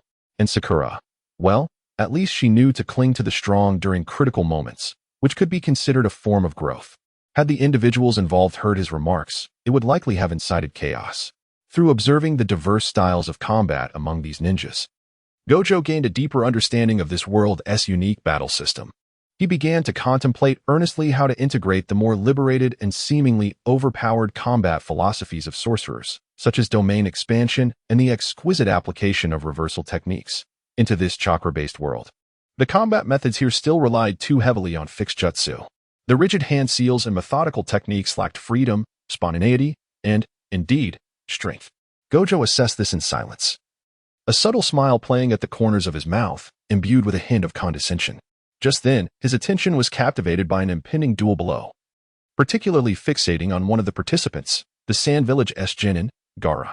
The red-haired boy, perpetually burdened by a massive gourd, bore a gloomy expression. His face devoid of emotion, as though he harbored a deep-seated disdain and indifference towards the world. Gojo's six eyes perceived this with remarkable clarity. Within the slender frame of Gaara lies a vast, tumultuous chakra, imbued with an ominous aura of destruction. The nature of this chakra bears a resemblance to the Nine-Tails power residing within Naruto, yet it is imbued with a colder, more bloodthirsty essence. What piques his interest further are the seemingly ordinary grains of sand that perpetually encircle Gaara, as if they possess a life of their own, forming an almost impeccable automatic defense system. Oh, an intriguing little imp. The corners of Satoru Gojo's mouth finally curled into a genuinely interested smile. That power, is it a tailed beast? And the self-defending sand resembles my own limitless degraded youthful version. Chapter 28. The rampage of Gaara. The atmosphere of the preliminary rounds had reached a fever pitch. All eyes were fixated on the center of the arena. The electronic display flickered with cold, stark letters, Gaara versus Rock Lee. In that moment, the air seemed to freeze. Rock Lee, the youth with thick brows eternally ablaze with passion and vigor, the expert in taijutsu from the Hidden Leaf Village. Under the meticulous guidance of Guy, he had honed his pure physical techniques to a breathtaking degree. And then there was his opponent, Gaara. He resembled a harbinger of calamity. Merely standing there, he exuded an almost suffocating aura of oppression. As the battle commenced, Lee exhibited astonishing speed and strength. He transformed into a green blur, repeatedly attempting to breach the seemingly impenetrable barrier of sand that protected Gaara. His punches and kicks rained down relentlessly upon Gaara's sand-formed armor. Leaf Hurricane, Leaf Gale. Yet, Gaara's sand armor, along with its elusive and seemingly sentient defense, proved overwhelmingly formidable and enigmatic. Each of Lee's vigorous assaults yielded little effect, failing to truly harm his opponent. Sweat had thoroughly soaked Lee's signature green jumpsuit, and his breaths grew heavier. Nevertheless, the fighting spirit in his eyes burned with an unquenchable flame, intensifying with each moment. Resolute in his determination, Lee took a deep breath, a glimmer of resolve flashing in his gaze. He began to remove the weights from his legs. Thud, thud. The two immense weights crashed to the ground, stirring up clouds of dust and causing the earth to tremble slightly. All the genin present, including several seasoned genin, displayed expressions of disbelief. The 8 gates. Open. With a fierce shout, an overwhelming surge of chakra erupted from Lee, far beyond his previous limits. His skin flushed with an unnatural redness. In that instant, his speed and strength transcended any known boundaries. Lotus of the Plum Blossom.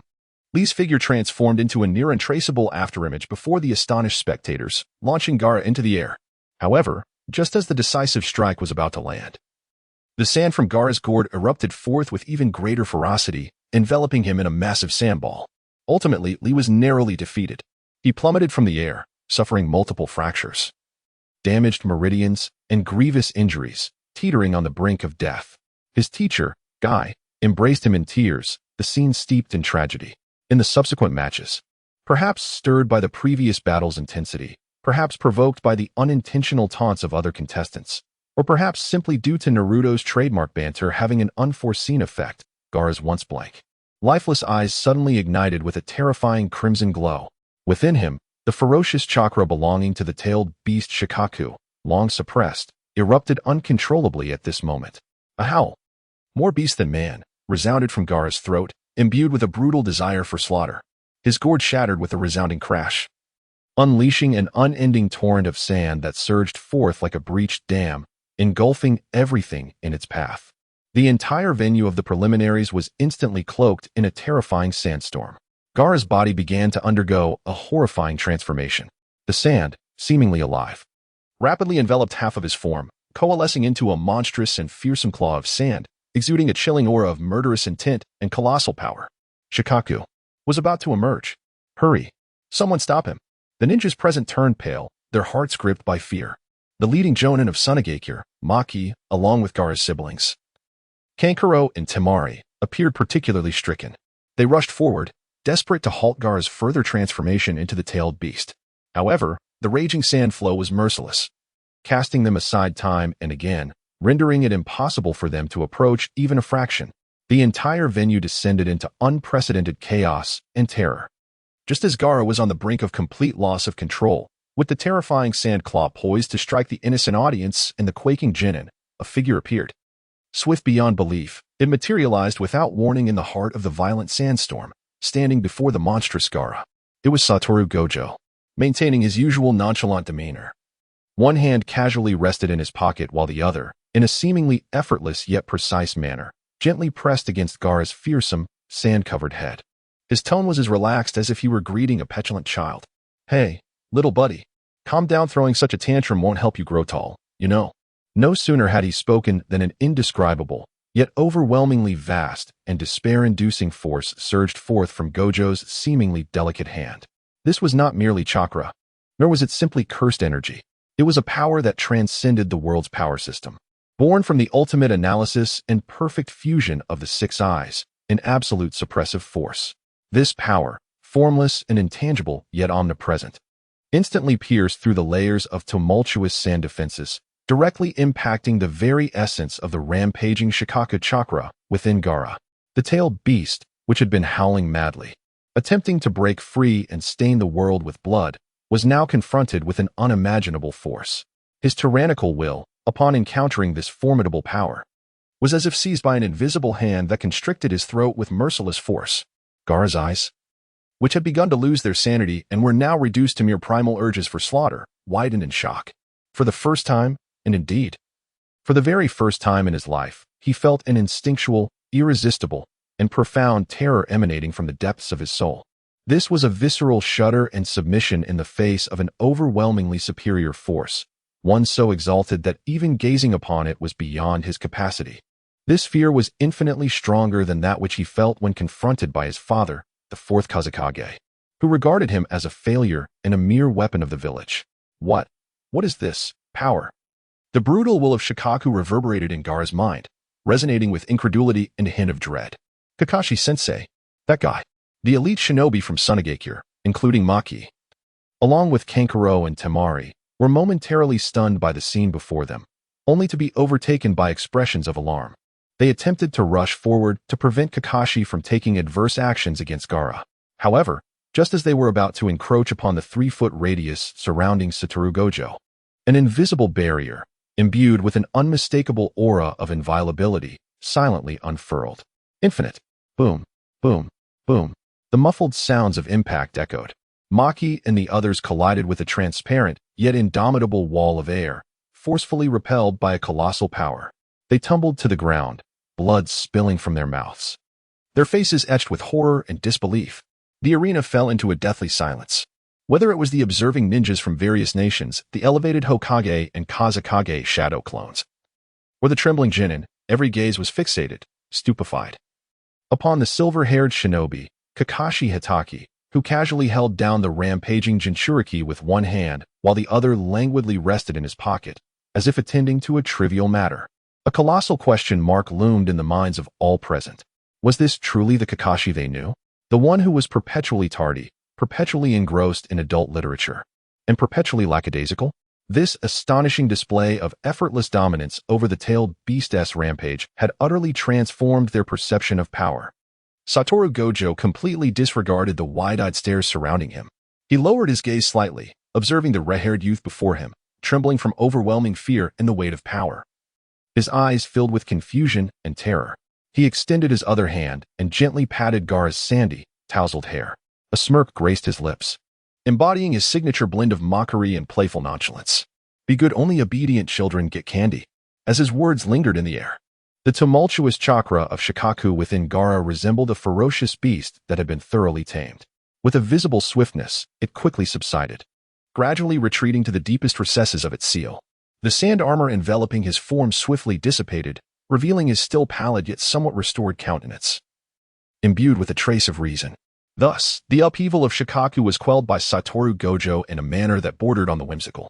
Chapter 29. The Conspiracy of Orochimaru. The finals of the Chunin exams commenced as scheduled, amidst the eager anticipation of the multitude. Lords from various nations and a plethora of distinguished figures had gathered in the specially designated viewing area of Konoha, ready to witness the splendid spectacle of young ninjas. As the competition unfolded with fervor, the audience erupted in applause at the fierce confrontations. However, an unforeseen calamity struck without warning.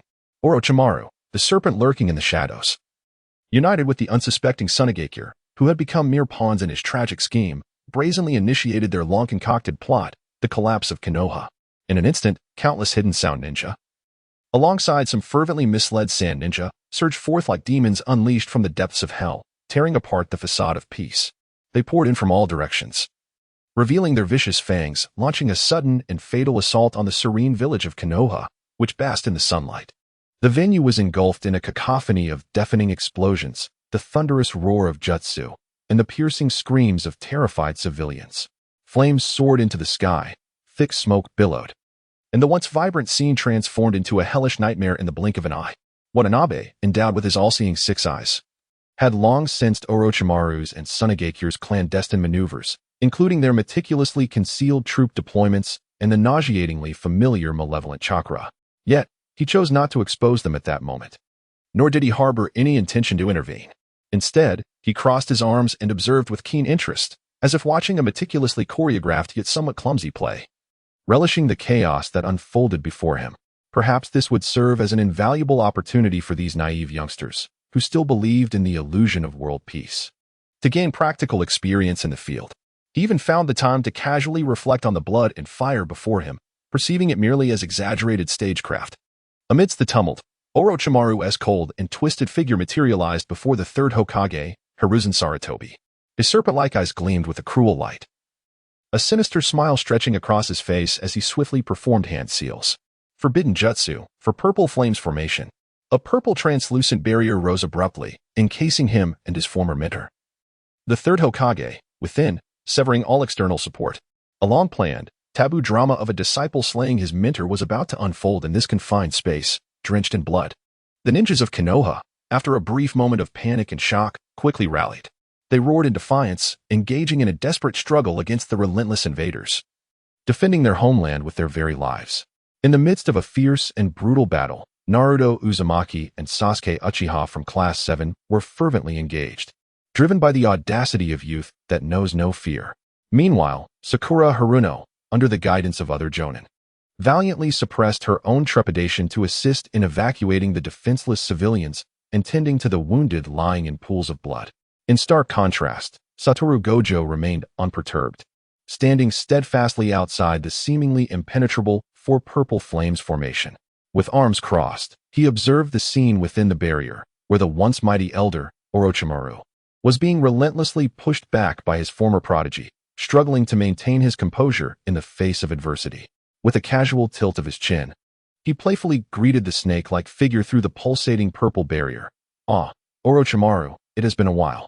His voice, though soft, resonated clearly in the ears of all present, both inside and outside the barrier. "Your dramatic display of master-student affection, rife with love and conflict, seems rather poorly rehearsed. The pacing is dreadfully slow. It's nearly putting me to sleep." Inside the barrier, Orochimaru, reveling in the torment of his mentor, froze at the sound of that familiar, mocking voice. Alarm bells rang in his mind as he felt a chill of dread wash over him. The enigmatic Kakashi Hatake, who had repeatedly thwarted his meticulously devised plans, was a figure he regarded with deep suspicion and a bone-chilling malice. What could this man possibly intend now? Satoru Gojo shifted his gaze back to the third Hokage within the barrier, employing his 6 eyes to meticulously assess the elder's frail condition and dwindling chakra reserves. "Oh," he nearing his limit, he mused, a brow slightly raised. The chakra was nearly depleted, and life was visibly ebbing away. If action isn't taken soon, this unfortunate old man may very well meet his end at the hands of his ungrateful disciple. With a gentle roll of his neck that produced a series of crisp sounds, as if merely stretching, he decided it was time to bestow upon the self-satisfied, deluded serpent a surprise that would be indelibly etched into the depths of his soul. Moreover, it was an opportunity to show the stagnant and complacent Konoha, along with the entire uninspired shinobi world, a glimpse of the true power that belonged to Satoru Gojo Kakashi, a mere fraction of which could upend their understanding and reveal to them that there are indeed realms beyond their comprehension and individuals far surpassing their own capabilities. Chapter 30. The declaration of Satoru Gojo within the confines of the barrier. The tides of battle had unmistakably shifted. The third Hokage, Hiruzen Sarutobi, was nearing the end of his vitality. Under the relentless assault of his former disciple, the flickering flame of his once vibrant life was on the verge of extinguishment, as if it would be snuffed out in the next heartbeat. A sinister, almost morbid grin spread across Orochimaru's pale and twisted visage. Reveling in the impending dual ecstasy of vengeance and the act of slaying his former mentor, he raised the Kusanagi sword high, poised to deliver a final, fatal blow, one that bore the weight of profound symbolism, against this once revered teacher in the troublesome Leaf Village.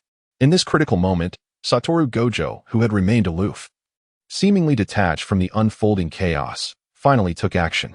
He slowly extended a long, slender finger, its knuckles distinctly articulated, and with absolute precision, pointed it towards the so-called indestructible barrier.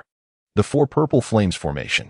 "It is time for this farce to conclude," he murmured softly, yet his voice resonated with an undeniable authority, echoing in the ears of all present as if it were a final decree.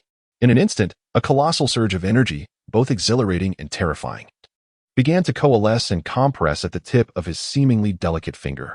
It was a fusion of cursed energy and chakra, merging and transforming in a manner unseen in this realm before. With his 6 eyes operating at full capacity, he analyzed the essence of both energy systems, forcibly distorting, compressing, and condensing them into a singular point. A deep, ominous purple energy sphere began to take shape at his fingertip, initially no larger than a grain, yet exuding a pure aura of annihilation powerful enough to warp space and evoke lamentations from all existence. Like a supernova on the brink of eruption, encapsulating boundless fury and destruction. Void. A smirk graced Gojo's lips, a familiar expression tinged with playful mockery and absolute confidence. "Zai Chakra version," he declared, his words carrying the weight of prophetic command. The ominous purple sphere, pulsating with malevolent energy, suddenly shot forth with astonishing speed, surpassing the limits of visual perception. There was no cataclysmic roar or dazzling display. It simply advanced with an unhurried grace, silently colliding with the formidable Four Purple Flames formation. A barrier maintained by 4 elite sound ninjas and renowned for its unparalleled defensive capabilities. Time seemed to elongate infinitely in that moment, and every heartbeat stuttered. The next instant, boom, a thunderous explosion reverberated, powerful enough to rend the heavens, shaking the very foundations of the Leaf Village and sending tremors felt even at distant borders. A blinding light erupted, akin to the simultaneous detonation of a billion suns, instantly consuming the vision of all present and obliterating the proud Four Purple Flames formation that Orochimaru had so fiercely championed. Before the seemingly inconspicuous purple energy sphere, everything appeared as fragile as a mere sheet of window paper. It failed to mount even the slightest semblance of resistance. In the instant of contact, the torrent of purple energy surged forth with an unmatched, unstoppable force, piercing through with devastating ease. A massive breach, its edges flickering with unstable arcs of energy, abruptly manifested upon the barrier, which then spread like a spider's web, accompanied by a spine-chilling crack. The entire Four Purple Flames formation, under the watchful gazes of all present, shattered like glass struck by an unseen hammer, collapsing with a thunderous roar into a myriad of dissipating energy motes, vanishing into nothingness. Within the barrier, Orochimaru, who had been poised to savor the fruits of victory, and the third Hokage, already resigned to his fate, were left dumbfounded by this sudden, cataclysmic turn of events. Their thoughts momentarily suspended. Orochimaru's cold, serpent-like eyes fixated on the figure outside the barrier, unscathed, with the remnants of destructive energy lingering at their fingertips. For the first time in his life, an uncontainable dread and astonishment, emanating from the depths of his soul, surfaced on his countenance. It was an instinctual shudder in the face of the unknown, of absolute power, and of death itself. Without hesitation, he abandoned the thought of delivering a final blow to the third Hokage, not daring to utter even a perfunctory word. With unwavering resolve, Orochimaru executed his escape technique, fleeing with his equally terrified remnants like a lost dog, hastily abandoning Konoha, the ninja from Sunagakure, who had previously clung to their last vestiges of resistance, witnessed their ally Orochimaru's panicked retreat and beheld Kakashi Hataki's godlike display of power as he shattered the pinnacle barrier with a single strike. Their final flicker of fighting spirit extinguished like a candle snuffed out by a tempest. Despair and fear engulfed them. They cast aside their weapons and chose surrender. A grand, meticulously orchestrated plan to dismantle Konoha met an absurd, premature failure due to Watanabe Gojo's overwhelming and unreasonable intervention. The battle finally drew to a close. Though Konoha lay in ruins, battered and scarred, fortune smiled upon them as Watanabe Gojo's serendipitous actions spared them the catastrophic losses depicted in the original narrative, particularly the sacrifice of the third Hokage. The dying light of the sunset, tinged with a hint of crimson, fell upon the village that had survived the calamity. Unbeknownst to all, Watanabe Gojo had already appeared atop the Hokage rock, a symbol of Konoha's will.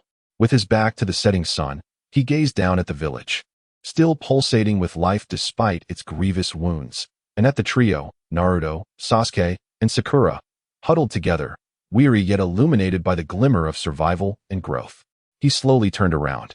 A radiant smile, bright enough to dispel all shadows, graced his face, a signature expression. With arms wide open, he seemed to embrace the entire world. His voice, though soft, resonated clearly in the ears of every member of Class 7. "Do you see it, my little ones? This is the vista that the strongest can behold.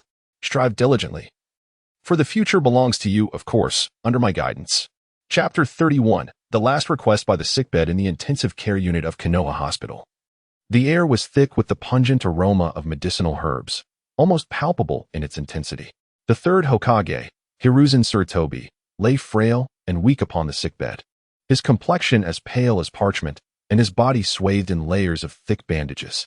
It was evident that he had suffered grievously during his confrontation with Orochimaru, teetering on the brink of life and death. With a creak, the door to the room swung open, and Satoru Gojo stumbled in, holding a bag of fruit. The packaging was so rudimentary it resembled something hastily wrapped by a street vendor, starkly contrasting with the notion of a thoughtful gift. "Well, old man," Gojo drawled, his tone devoid of any genuine concern. "You're still breathing, huh?" He carelessly pulled out a chair and plopped down, tossing the bag of fruit onto the bedside table with a thud, as if it were merely a trinket of little worth. Upon hearing this, the third Hokage could not help but let out a bitter laugh, which sent him into a fit of harsh coughing due to the pain. His voice was hoarse, laced with exhaustion. Ahem. "I apologize for the spectacle, Kakashi." That scoundrel Orochimaru truly played his hand ruthlessly. Gojo, undeterred by the somber atmosphere, rummaged through the bag and slowly peeled an orange, the sweet fragrance quickly filling the room. After popping a segment into his mouth, he continued, his words slurred, but honestly. "You're getting on in years. How could you let a pupil you trained yourself push you to this point?" TSK. His tone was less one of sympathy and more of playful mockery. A fleeting shadow of sorrow crossed the third Hokage's eyes, quickly replaced by a heavy sigh. "Alas. It is my failure as a mentor." He paused, his gaze sharpening despite his frailty, the resolve of a Hokage still evident. "Kakashi, I summoned you for a matter of utmost importance that I must entrust to you." "Oh." Gojo raised an eyebrow, a glint of amusement flickering in his cerulean eyes. "For you, the esteemed Hokage, to personally request something, it must be quite significant, wouldn't you agree? You are no doubt aware of the current situation in the village." The third Hokage's voice resonated with a profound sense of fatigue and helplessness. "I fear this old body of mine will struggle to maintain order in the near future." And as for Danzo, though the elder's words trailed off, the implication was clear. That cunning old fox, Danzo, intends to seize your life while you are incapacitated and usurp the position of Hokage, does he? Gojo scoffed, his tone dripping with disdain, as if he had just heard the most ludicrous joke of the year. Did Danzo truly believe his nefarious intentions could remain concealed? The third Hokage, upon hearing this, revealed a flicker of gratitude in his gaze. He did indeed propose to the advisory elders that the root organization should temporarily assume the Hokage's duties to manage the village's affairs. However, I, along with 2 other advisors, have successfully countered that proposal. "Well done," Gojo replied. Satoru popped the last segment of an orange into his mouth and deftly tossed the peel into the corner trash bin. What a wretched creature, living perpetually in the shadows, exuding the stench of decay, to even consider occupying the esteemed position of Hokage? Ridiculous. Nevertheless, a village cannot remain leaderless for even a day. The third Hokage gazed intently at Satoru, his eyes filled with earnestness. "Therefore, Kakashi, I would like to request that you find someone to inherit the position of 5th Hokage." "Find someone? Who?" Wataru feigned surprise, yet he was fully aware. "Tsunade." The third Hokage enunciated the name deliberately, his eyes brimming with hope. "My disciple, one of the legendary Sannin, and the only granddaughter of our village's first Hokage, Hashirama Senju." Wataru stroked his chin, sifting through the chaotic fragments of memories concerning Tsunade. "Ah, Tsunade." He elongated his tone as if struck by a revelation. "You mean that woman, notorious for her perpetual misfortune and gambling, addicted to it, trembling at the sight of blood, yet possessing a pair of prodigious, formidable assets?" The third Hokage was momentarily taken aback by Wataru's crude yet remarkably accurate description, his face flushing with embarrassment, followed by a bout of coughing. "Ahem. Tsunade, while perhaps somewhat, unconventional in her demeanor, possesses unmatched strength, reputation, and lineage, making her the most suitable candidate for the 5th Hokage, without exception." "Then why not seek Jiraiya?" Wataru lazily retorted, seemingly indifferent to the suggestion. "That guy, though an incorrigible lecher who regularly indulges in peeping at women in the bathhouse, is undeniably one of the Sannin, is he not?" A deeper grimace settled on the third Hokage's face, reminiscent of a toothache. "That rascal Jiraiya. His whereabouts are more elusive than rare-tailed beasts, appearing and disappearing at will. Furthermore, do you believe he possesses the temperament to sit quietly in the Hokage's office managing paperwork?" That's a valid point." Wataru nodded in agreement, contemplating that if he were to become Hokage, it wouldn't take long for the hot springs and entertainment venues of Konoha to experience an unprecedented surge in business. As their conversation unfolded, Wataru's 6 eyes, concealed beneath his forehead protector, had already detected several faint, yet sinister fluctuations of chakra lurking in the shadows beyond the hospital room. One of these signatures felt cold and familiar, reeking of decay. That old fox, Danzo, certainly has a keen nose, as pervasive as a fly in a latrine. Wataru chuckled inwardly, maintaining an impassive facade. As if unconsciously, He twisted his neck, his gaze inadvertently sweeping toward the direction where Danzo's root ninjas lay in ambush. With a playful smirk, Wataru extended 2 fingers towards the empty wall, forming a distinctly clear V sign. The implication of provocation was undeniably palpable. The roots of the hidden ninjas lying in the shadows stiffened momentarily, their backs drenched in cold sweat, clearly startled by the sudden and precise greeting. Observing everything through a specially crafted crystal ball, Danzo's weathered visage darkened ominously, his gnarled cane creaking under his grip. Where, pray tell, is that troublesome woman Tsunade lurking now? Widow, withdrawing his gaze, appeared unfazed, redirecting his attention to the 3rd Hokage, who was laboriously extracting a scroll from beneath his pillow. He presented it to Widow, stating, "This contains intelligence regarding potential locations where Tsunade might be found. Since her departure from the village, she has wandered aimlessly. Her whereabouts is uncertain as a kite severed from its string. It falls upon you to undertake the arduous task of retrieving her." Widow accepted the scroll without a glance, nonchalantly stowing it in his ninja pouch. "Very well, considering your advanced age and the fact that you've been left in a pitiful state. I shall reluctantly take on this task." After departing the heavily guarded infirmary, Widow did not immediately exit the village. Instead, he leisurely circumnavigated the perimeter of Konoha's defensive barrier, appearing to take a casual stroll as if digesting a meal. In reality, his all-seeing 6 eyes were operating at full capacity, meticulously scanning the battle-worn defenses of the village, now riddled with damage. "TSK, that Orochimaru truly knows how to wreak havoc," he murmured, a hint of disdain in his tone. "What was once a well-functioning village now resembles a sieve, full of gaping holes." He then lingered, seemingly indifferent, at several critical spots that had been compromised. His fingertips quietly coalesced a barely perceptible, yet remarkably pure blend of cursed energy and chakra. This energy, akin to living threads, silently infiltrated the intricate patterns of the barrier, mending the fissures and weaknesses wrought by war, reinforcing them to be even sturdier than before. The entire process was seamless, devoid of any external disturbance. Once satisfied with his work, he dusted off his hands and made his way toward the village's entrance. There, the trio of young ninjas from Team 7, along with the ever-energetic Might Guy, awaited him eagerly. Teacher Kakashi, where are you off to? Is there yet another S-rank mission?" Naruto, the exuberant little fox, was the first to rush forward, his face alight with excitement. "Well, I have a few personal matters to attend to," Widow replied, instinctively ruffling Naruto's sunlit golden hair, an unexpectedly pleasant sensation. "During my absence from the village, I entrust your training to Guy." "Eh?" Upon hearing those words, Naruto felt as though struck by lightning, letting out a piercing wail, his cherubic face instantly falling in despair. "Not again, that overzealous-browed teacher? Please spare me, Kakashi-sensei." The memories of Guy's intense, soul-searing training methods had long since instilled a profound dread within him. Suddenly, a crisp thud echoed as a well-aimed flick struck Naruto's smooth forehead. "Any objections?" Wataru Satoru observed him with a playful smile, yet his gaze conveyed an undeniable pressure. Naruto clutched his rapidly swelling forehead, tears brimming in his eyes. Yet he refrained from uttering another word, instead stifling a pitiful whimper. Sakura, her face etched with concern, turned to Kakashi and softly implored, "Sensei, please take extra care during this trip." Sasuke maintained his perpetually aloof demeanor, hands tucked into his pockets, exuding an air of cool detachment. Nonetheless, his gaze lingered, subtly fixated on Wataru Satoru, his dark eyes shimmering with an inscrutable complexity, as if contemplating something profound or striving to memorize every detail of the enigmatic figure before him. Wataru Satoru casually waved farewell to the trio, a nonchalant gesture marking their parting. Without a backward glance, he strode away with an effortless grace, swiftly vanishing into the dappled sunlight and shadows at the entrance of Konohagakure. Chapter 32, A Casino Adventure. The Casino, an eternal realm where chaos reigns and the sharpest whispers circulate, stands as a gray zone teeming with intrigue. It lies not within the borders of the Land of Fire. Rather, it is a large underground establishment that Satoru Gojo has effortlessly navigated, thanks to intelligence borrowed amicably from a lowly thug.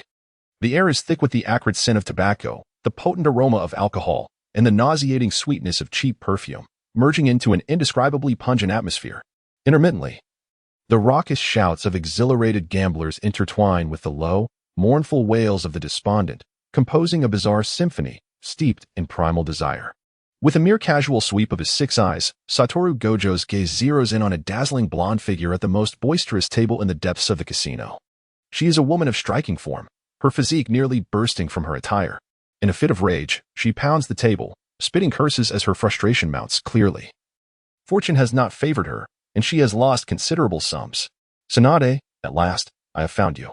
A subtle smirk plays at the corners of Gojo's lips. Tinged with amusement, he strolls over at a leisurely pace and effortlessly takes a seat across from Tsunade, nonchalantly tossing a stack of cash onto the table. Boss lady. Count me in, he drawls, his voice languid and tinged with indifference. Tsunade, bleary-eyed, cast a glance his way, noticing the white-haired oddity adorned with a Leaf Village headband. She dismisses him, merely feeling he seems somewhat familiar. In the subsequent 3 rounds of gambling, Gojo's luck plummets to unfathomable depths. In the first round, the dice unexpectedly shatter mid-roll, resulting in a sweeping victory for Tsunade. The second round of Pai Gao sees him accidentally drop a crucial card, leading to yet another narrow win for Tsunade. In the third round of roulette, the small ball seems enchanted, inexplicably landing in a number Tsunade had casually wagered upon. With 3 consecutive victories, Tsunade's spirits soar, dispelling the gloom of her earlier losses. Her gaze towards Gojo shifts, becoming markedly more favorable. Kid, your luck is truly a rare phenomenon. She bellows, unabashedly gathering her winnings before her. Indeed, my fortune is rather dismal, Gojo feigns vexation, ruffling his signature white hair while his inner calm remains unperturbed. Standing quietly behind Tsunade, holding a small piglet named Tuntun, Shizen furrows her brow. She cannot shake the peculiar sensation that this Kakashi, adorned with a headband, possesses a chakra quality that is inexplicably strange. It seems far more profound and elusive than the copy ninja she had previously encountered, like an unfathomable abyss. Tsunade-sama, this person is. Shizen whispers, unable to contain her curiosity. Oh, just a naive newcomer, Tsunade replies dismissively. Tsunade nonchalantly waved her hand and took a hearty swig of strong liquor. At that moment, a commotion erupted from the neighboring table. A gambler, having lost all his wealth, became excessively agitated, triggering an old injury. Clutching his chest, he crumpled to the ground in agony, teetering on the brink of death. The casino was instantly thrown into chaos. Although the surrounding patrons murmured among themselves, none dared to step forward to assist. Satoru Gojo lazily stretched, rising with an unhurried demeanor, and strolled over to the fallen gambler. He extended his hand, from which a gentle and pure green light began to emanate softly. Within that healing glow, subtle yet enigmatic blue patterns of cursed energy could be discerned, flowing and intertwining in silence. There were no intricate hand seals, nor any deliberate signs of chakra manipulation, merely his elongated hand, lightly resting on the gambler's chest. A vast and life-affirming energy surged forth, akin to spring rain nourishing all, gently yet powerfully flooding into the man's body. The gambler's face, once contorted in excruciating pain, began to visibly relax at an astonishing pace. His rapid and feeble breaths gradually steadied and strengthened. Moments later, an unbelievable scene unfolded. Miraculously, he managed to sit up unsteadily. Though still somewhat weak, he appeared to have escaped the clutches of death. This is the healing technique. Tsunade, who had been hazily intoxicated, suddenly regained her clarity in that instant. Her eyes widened in shock as she gazed at Satoru Gojo and the healing energy in his hand. Far purer and more effective than ordinary healing techniques. No, this is not an ordinary healing technique. You did not even perform hand seals, Tsunade nearly shouted, her voice filled with astonishment. As a master in the field of medical ninjutsu, unrivaled in the shinobi world, she instantly recognized the extraordinary nature of what she witnessed. Oh, it's merely a trivial little trick. Satoru Gojo casually retracted his hand, as if he had merely performed an act simpler than breathing. Tsunade's gaze transformed entirely in that moment. She fixated on Satoru Gojo, her eyes sharp enough to pierce through him. Who exactly are you? I have never seen nor heard of a medical ninjutsu so powerful that requires no hand seals. Who I am is of little consequence. Satoru Gojo leisurely returned to the gambling table, a trademark smirk adorning his face, as he addressed Tsunade. What truly matters, Lady Tsunade, is my keen interest in your legendary skill of inevitable losses in gambling. How about we engage in another round of bets? Bet on what? Tsunade's voice carried a hint of barely perceptible caution, her instincts alerting her to the extreme danger posed by the man before her. Let us wager on this.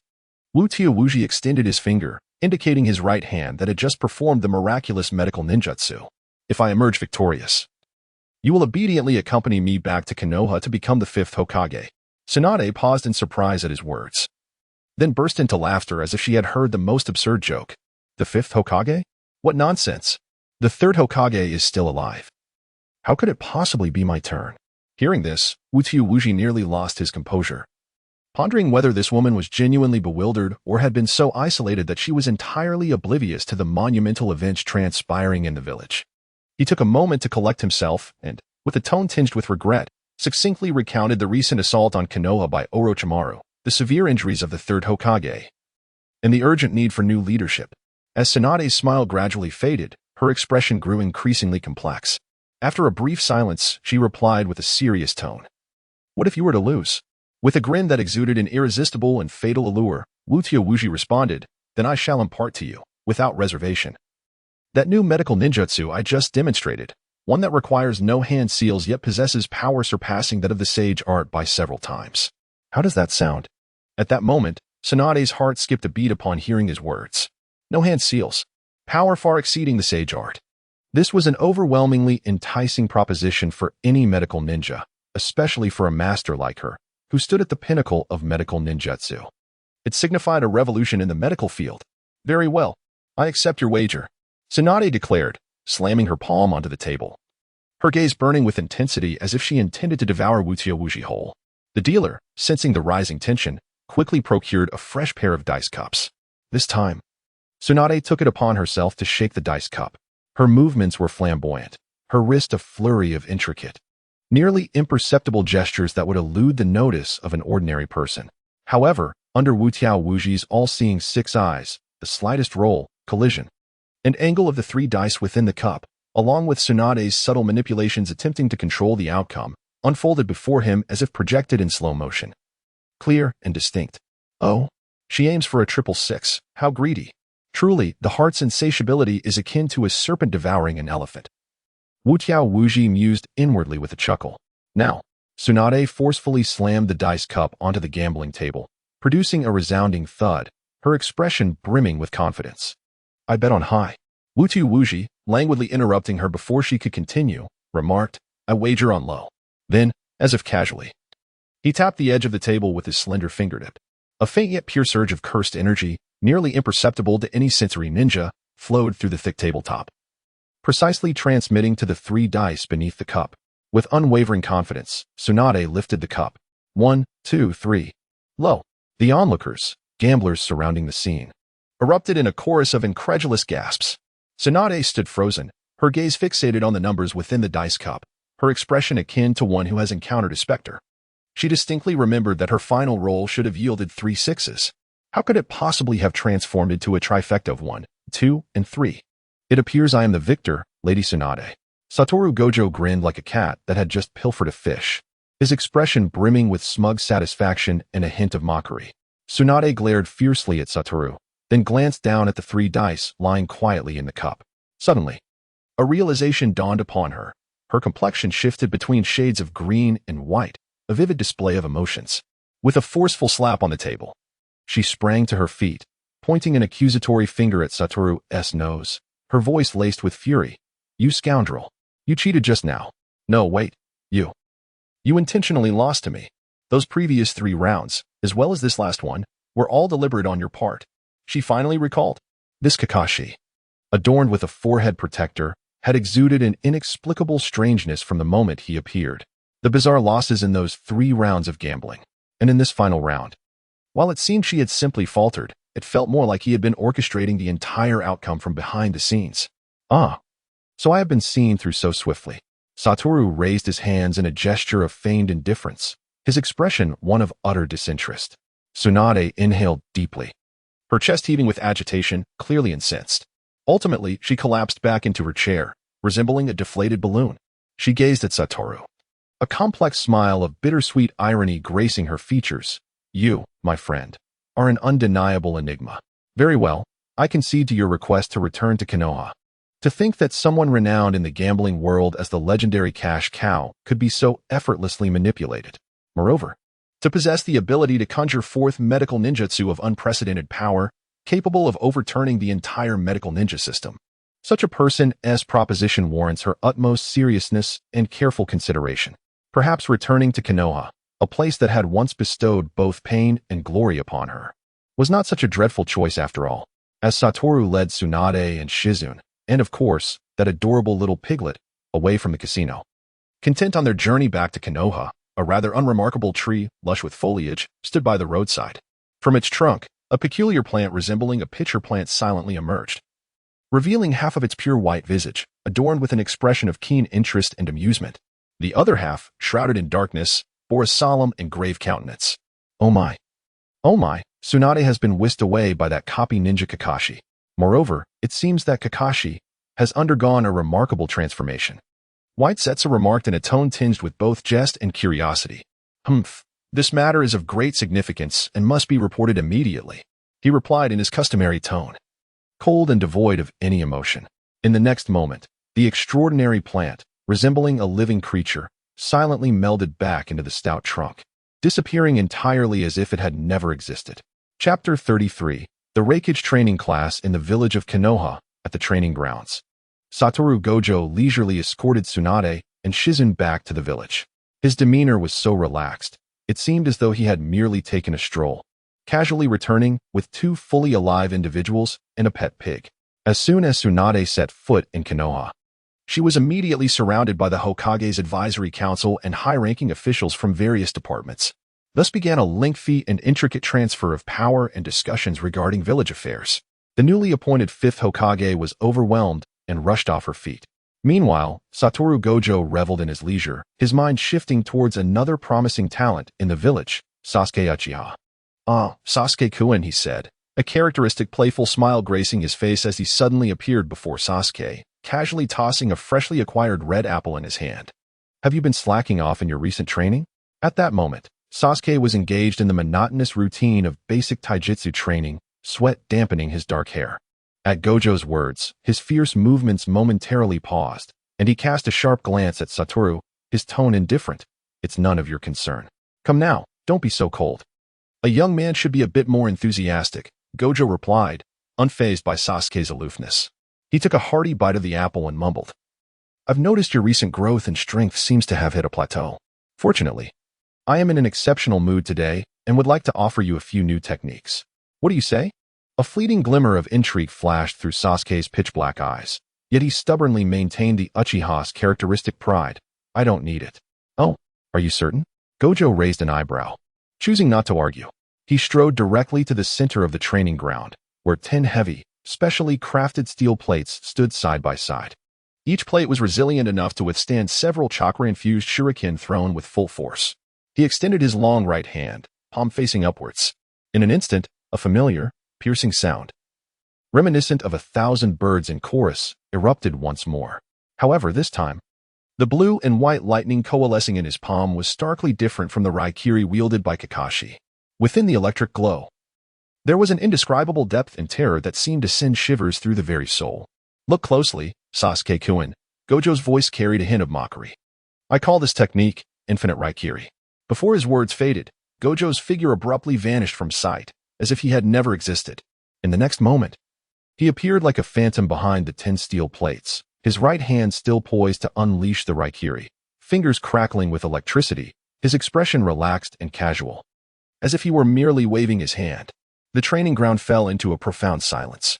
At that moment, Sasuke's dark pupils constricted to the size of pinpricks. Crack, crackle. A series of barely audible fracturing sounds arose, whispering like the voice of death, echoing ominously. 10 unyielding steel plates, meticulously crafted to serve as a diminutive barrier, extended from the foremost piece to the final one. Each plate bore a minuscule, exquisitely smooth perforation at its center, the edges marred by the scorching marks of molten heat. The trajectory of these holes was chillingly straight, as if an invisible, intangible energy ray had pierced through with incomprehensible speed and precision. The entire process left no trace of superfluous destruction, executed with an astonishing cleanliness. What unfathomable power is this? Sasuke had activated his Sharingan the moment it transpired, the 3 tomo spinning rapidly within his gaze, desperately attempting to decipher the fleeting events that had just unfolded.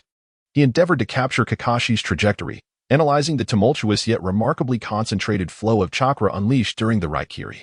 However, what he could perceive was merely Kakashi's blurred afterimage, moving faster than the limits of sight, alongside the suffocating chakra disturbance that erupted at the moment of Raikiri's release.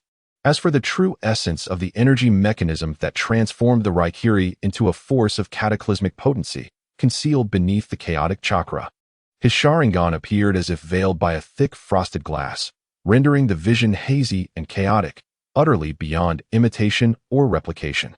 How about it? Interested in learning? Wazuki strolled back with a playful demeanor, as if the earth-shattering strike had been executed with effortless ease. He tossed the remnants of an apple, now merely a core, behind him without a glance. The core traced a precise parabolic arc through the air, landing squarely in a garbage bin situated dozens of meters away. Sasuke remained silent for an extended period, his tightly clenched fists turning pale from excessive strain. He lifted his gaze, his Sharingan filled with an insatiable yearning for formidable power and a sense of unwillingness. Ultimately, he managed to utter 2 words through gritted teeth. His voice hoarse yet resolute. "Teach me." The night was as deep as ink. In the same training ground, the moonlight felt like cool water. Sasuke, bare-chested and drenched in sweat, relentlessly practiced the transformation and properties of Chidori's chakra, each accumulation accompanied by piercing bird cries and the intense expenditure of chakra. Wazuki, languidly reclining on a sturdy tree branch nearby, chewed on a blade of grass plucked from who knows where, swinging his legs leisurely. Suddenly, a barely perceptible, playful smile curled at the corners of his mouth. His 6 eyes, concealed beneath his forehead protector, had already captured a crystal-clear image. Several hundred meters away, in the shadowy depths of a thicket, a subtle chakra fluctuation emerged, almost blending seamlessly with the environment, akin to a coiled viper, flickering in and out of sight. This fluctuation carried a nauseating, cold, and slippery aura unique to serpents. "Oh, that bespectacled fellow, Kabuto, certainly has a nose sharper than a dog's," Wazuki thought to himself, suppressing a smile while maintaining an impassive demeanor. He maintained his languid demeanor, leisurely addressing the drenched Sasuke below with a measured tone. "Ah, Sasuke-kun. While your Chidori possesses commendable power, it remains overly reliant on linear assaults. This method of attack, when faced with an agile opponent or one adept at evasion, can be easily dodged, resulting in a frivolous expenditure of chakra." He deliberately interwove some seemingly ambiguous key insights while elucidating the intricate control of chakra within Chidori. These insights appeared to enhance the Chidori's potency, yet upon closer examination, they subtly guided Sasuke towards a more formidable, yet exponentially more challenging, novel direction. Among these, there lurked an alluring prospect of inflicting devastating damage upon a target, should one manage to strike true. The essence of Chidori lies in its ultimate thrust, pursuing a terrifying penetrating force capable of breaching through. Wataru began to inject his personal flair into the discourse, his voice tinged with a hint of seduction. "However, what if you could lock onto your target before impact, rendering them unable to evade your strike, even allowing for minute trajectory adjustments?" He endeavored to simplify and simulate concepts from the cursed techniques domain, particularly the cyclic blue aspect of unwavering accuracy, seamlessly integrating this into the teachings of Chidori. Sasuke's eyes sparkled with increasing intensity, his Sharingan spinning rapidly as he eagerly absorbed Wataru's every explanation and demonstration of chakra flow. After an arduous night of relentless training, Sasuke, leveraging his prodigious talent, had finally grasped the rudiments of this new technique. He inhaled deeply, summoning the scant remnants of chakra within him, and once more coalesced the Chidori. This time, his target was a specially designed dummy set to move at high, erratic speeds. With a sharp exclamation, Sasuke transformed into a flash of lightning, hurtling towards the target. Just as the Chidori in his hand was poised to strike, the target suddenly veered sharply to the side in a desperate attempt to evade. A twist of fate ensued. The Chidori, with its fierce electric tip, seemed to possess a will of its own, unexpectedly shifting by the merest fraction of an angle. Nearly imperceptible to the naked eye, the lightning grazed the edge of the target, leaving a charred mark in its wake, although it ultimately failed to achieve a complete hit. The Chidori's nascent ability to pursue its target had begun to manifest. He succeeded, in part. Sasuke knelt, breathless and panting heavily, sweat cascading down his cheeks like a stream. Yet, he could not conceal the overwhelming excitement and elation radiating from his expression. However, a sudden wave of profound exhaustion washed over him as he acutely felt the chakra within him, already scarce, depleting at an alarming rate during the execution of the tracking Chidori, far exceeding his usual consumption. It appears that this technique imposes an immense burden on one's chakra. Sasuke, supporting himself on his knee, struggled to rise and calmly assess the situation. Well, to attain extraordinary power, one must inevitably pay an extraordinary price. Wataru let out a long yawn and gracefully leapt down from the tree branch, moving with the elegance of a cat. Not far from the training ground, on a small path, Haruno Sakura was passing by, clutching a pile of freshly washed clothes. By chance, she caught sight of Sasuke executing his Chidori. Imbued with an eerie tracking ability, alongside Kakashi-sensei, whose inscrutable demeanor suggested he perceived everything, she observed Sasuke in the training field, who, despite his exhaustion, bore a gaze as bright as stars, filled with an unwavering pursuit of strength. Her thoughts inadvertently drifted to Naruto, who was also engaged in some grueling, inhumane training nearby, being dragged by Might Guy, laden with weights, as he navigated extreme parkour around the village, while vociferously venting his excess energy. Glancing down at herself, she was acutely aware of her stagnant abilities and her combat skills, which, aside from theoretical knowledge, lacked any remarkable qualities. A profound sense of helplessness and inferiority washed over her like a chilling tide, drowning her in its depths.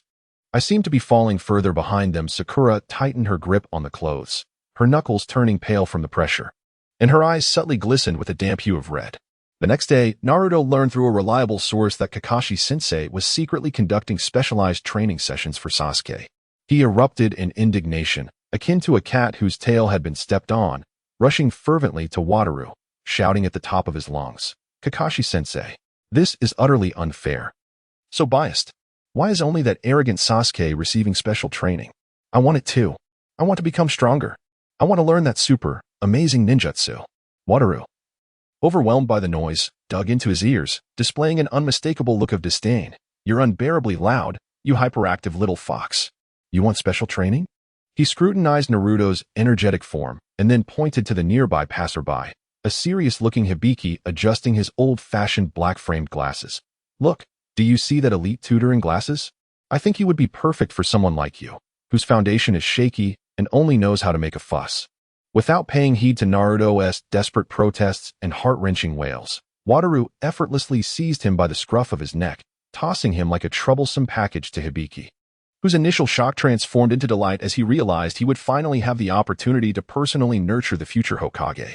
In a certain dimly lit, heavily guarded underground facility in the Hidden Leaf Village, Shimura Danzo sat expressionless in the main seat. His exposed single eye gleamed with a sharp, icy light akin to that of a hawk, fixated intently on the detailed footage presented by a humble ninja, meticulously recorded in a specialized secret scroll. In the imagery, Kakashi Hatake appeared nonchalant, yet in an instant unleashed an unprecedented terrifying force capable of piercing through 10 layers of specially forged steel, his Kamui, lightning blade. Moreover, as he instructed Sasuke Uchiha, he articulated concepts that seemed preposterous, yet hinted at profound truths, revealing an unheard-of theory of energy manipulation. All of this rendered Danzo's weathered face increasingly somber, resembling the sky before a tempest. The specialized cane in his grasp creaked ominously as he gripped it, as if it might shatter under the pressure. "Kakashi Hatake." Danzo forced the name through clenched teeth, his voice hoarse and frigid, reminiscent of two venomous serpents entwining. "The secrets you harbor, and your unfathomable prowess, truly multiply, becoming ever more perilous." Chapter 34. The night before defection. The night grew increasingly profound. Uchiha Sasuke abruptly awoke from a harrowing nightmare, beads of cold sweat emerging upon his forehead. Before his eyes, a blood-red moon loomed high, the desperate wails of his clan echoing incessantly in his ears. And there was that man, Uchiha Itachi. His cold and merciless Sharingan eyes like a relentless parasite, entangling within his mind, tearing at his very nerves. The curse seal on his neck, even in moments of calm, pulsated with a burning ache, a constant reminder of the deep-seated hatred and the suffocating helplessness he felt in the face of his enemy. A figure silently materialized outside his window, resembling a ghost seamlessly merged with the thick darkness of the night, devoid of any earthly presence. Wataru, donning Kakashi's guise, casually shoved one hand into his pocket while the other held a steaming skewer of soy sauce dumplings, freshly purchased from a corner shop. He even hummed an off-key, whimsical tune, exuding an air of leisure. "Ah, Sasuke-kun," he drawled lazily, laced with a hint of mockery. "Another nightmare, I see." Youth is characterized by such fervor. It's quite normal. Before Sasuke could respond, Wataru's long fingers lightly tapped his forehead. A cool and gentle energy, imbued with an undeniable authority, gradually seeped into Sasuke's being. This was not chakra, but a purer, more primordial healing force, Wataru's unique reversal technique. The agitation and piercing pain stemming from the cursed seal began to miraculously subside under this soothing energy. Even the tumultuous blood-soaked nightmares swirling in his mind seemed to be cleansed, dissipating into nothingness. Well then, get some rest, Wataru yawned, his voice still languorous. Tomorrow, we shall continue our love training.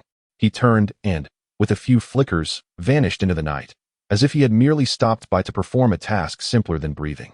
Sasuke stood in a daze, watching the disappearing figure, his gaze complex and his heart a tumult of emotions, unable to find tranquility. A few nights later, after enduring yet another round of nearly brutal training, Sasuke dragged his weary body along the desolate path back to the Uchiha compound. A figure, adorned with round glasses and perpetually wearing a gentle, harmless smile, emerged from the deep shadows by the roadside, as if he had been waiting there for quite some time. Yashirdo. He habitually adjusted his glasses, yet his gaze behind the lenses was sharp as a frozen blade, devoid of warmth. Sasuke-kun, he spoke with a soothing tone. Yet it carried an insidious allure. Lord Orochimaru is quite interested in you. He can offer you the power you truly desire. Sasuke's steps came to an abrupt halt. A subtle hint of rational hesitation and vigilance graced his visage. Yet, within the depths of his soul, tumultuous waves roiled. Orochimaru, that forbidden man. The terrifying power he wielded. If only I could harness him. Why should I place my trust in you? Sasuke's voice was as frigid as ice. Yet his gaze involuntarily drifted toward the cursed mark that marred his neck. The following day, amidst a training break, Sasuke observed the ever-casual Kakashi-sensei, who was blissfully savoring a strawberry-flavored popsicle. Suddenly, he spoke, his tone laced with a perplexity and yearning he had not fully recognized. Sensei, which do you believe is more significant, power or comrades? With a sharp crunch, Kakashi bit into the last morsel of his popsicle, casually tossing the bear stick behind him. It soared through the air, tracing an impeccably precise arc, landing squarely in the trash bin located several dozen meters away. He stretched languidly, exuding an air of utter nonchalance, and replied, In such matters, one must choose a path that ensures one will never regret it, fool. A path one would not regret. Sasuke lowered his head, mulling over this statement, each word etched in his heart like a brand. The haze of confusion in his eyes gradually dissipated, replaced by an unwavering resolve. On the eve of his defection, beneath a moonless sky and howling winds, it was a night of murder. Utilizing the advanced infiltration techniques he had inadvertently gleaned from Kakashi, along with his intimate knowledge of Konoha's internal structure, he silently infiltrated the heavily guarded sealing archives. From the outset, his objective was unmistakably clear, those scrolls containing formidable forbidden techniques and profound sealing arts, coveted by all. His crimson Sharingan spun rapidly in the darkness, functioning like the most efficient copying machine, as he swiftly replicated every character and diagram inscribed upon the scrolls. He was making the final, crucial preparations for the unknown and perilous new life that awaited him. Simultaneously, Naruto tossed and turned in his bed, unable to find solace. An ominous feeling gnawed at him, an unsettling sense that something profoundly disastrous loomed. That inexplicable anxiety rendered him restless, leaving him unable to articulate his fears. Sasuke has been acting strangely of late. Clutching his blanket, he murmured softly to himself, ultimately succumbing to a shallow sleep amid his intense unease. Meanwhile, at the entrance of Konoha, the path leading to the outside world, Haruno Sakura spread her arms, blocking the way of the departing Uchiha Sasuke. Sasuke-kun, don't go. Her eyes shimmered with unshed tears, her voice tinged with an uncontainable tremor. Summoning perhaps the greatest courage of her life, she declared, I like you. Sasuke-kun, please stay. If you agree to remain, I would do anything for you. Sasuke's gaze remained utterly unperturbed by the girl's sincere confession. In those pitch-black eyes, there existed only a chilling coldness and indifference. Sakura, his voice was eerily calm. You are truly bothersome. Before the last syllable escaped his lips, his hand struck with a precision that belied its seemingly casual nature, landing on the delicate nape of the girl. Sakura Haruno scarcely managed to emit a complete gasp before her body crumpled, succumbing to an instant loss of consciousness. He gently laid her upon the bench by the roadside. Casting one final, profound glance at the village he had called home for over a decade. Then, without a backward glance, he resolutely stepped into the abyss of darkness that symbolized the unknown and vengeance. Atop the highest peak of the Hokage Rock in Konoha Village, Wataru Gojo stood as if he were a statue, seamlessly merging with the night. Under the scrutiny of his 6 eyes, every decisive step Sasuke took. The silent tears streaming down Sakura's cheeks, and even Naruto's restless murmurs in his troubled dreams were laid bare, all too clear to see.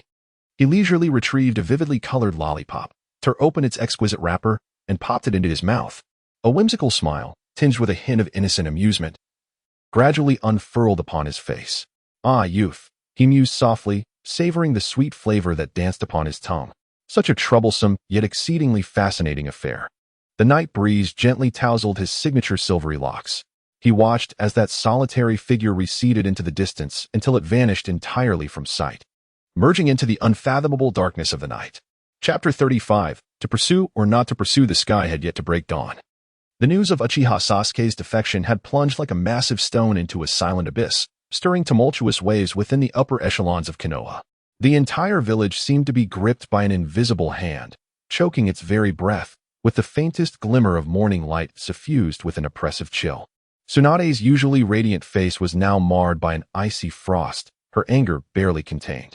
The air in the Hokage's office felt as if it had solidified into ice. Suddenly, a deafening crash erupted. The Hokage's desk, crafted from the finest hardwood of the land of fire and seemingly indestructible, was shattered into splinters by her single, furious blow. A gaping crater appeared at the center of the desk, spiderweb-like cracks spreading wildly across its surface, wood shavings flying like the tempestuous fury raging within her. Immediately organize a pursuit team. Her voice was frigid and piercing, each word forced through clenched teeth, exuding an undeniable authority. Sasuke Uchiha must be brought back to me. Alive. I want to see him. Dead. I demand his corpse returned.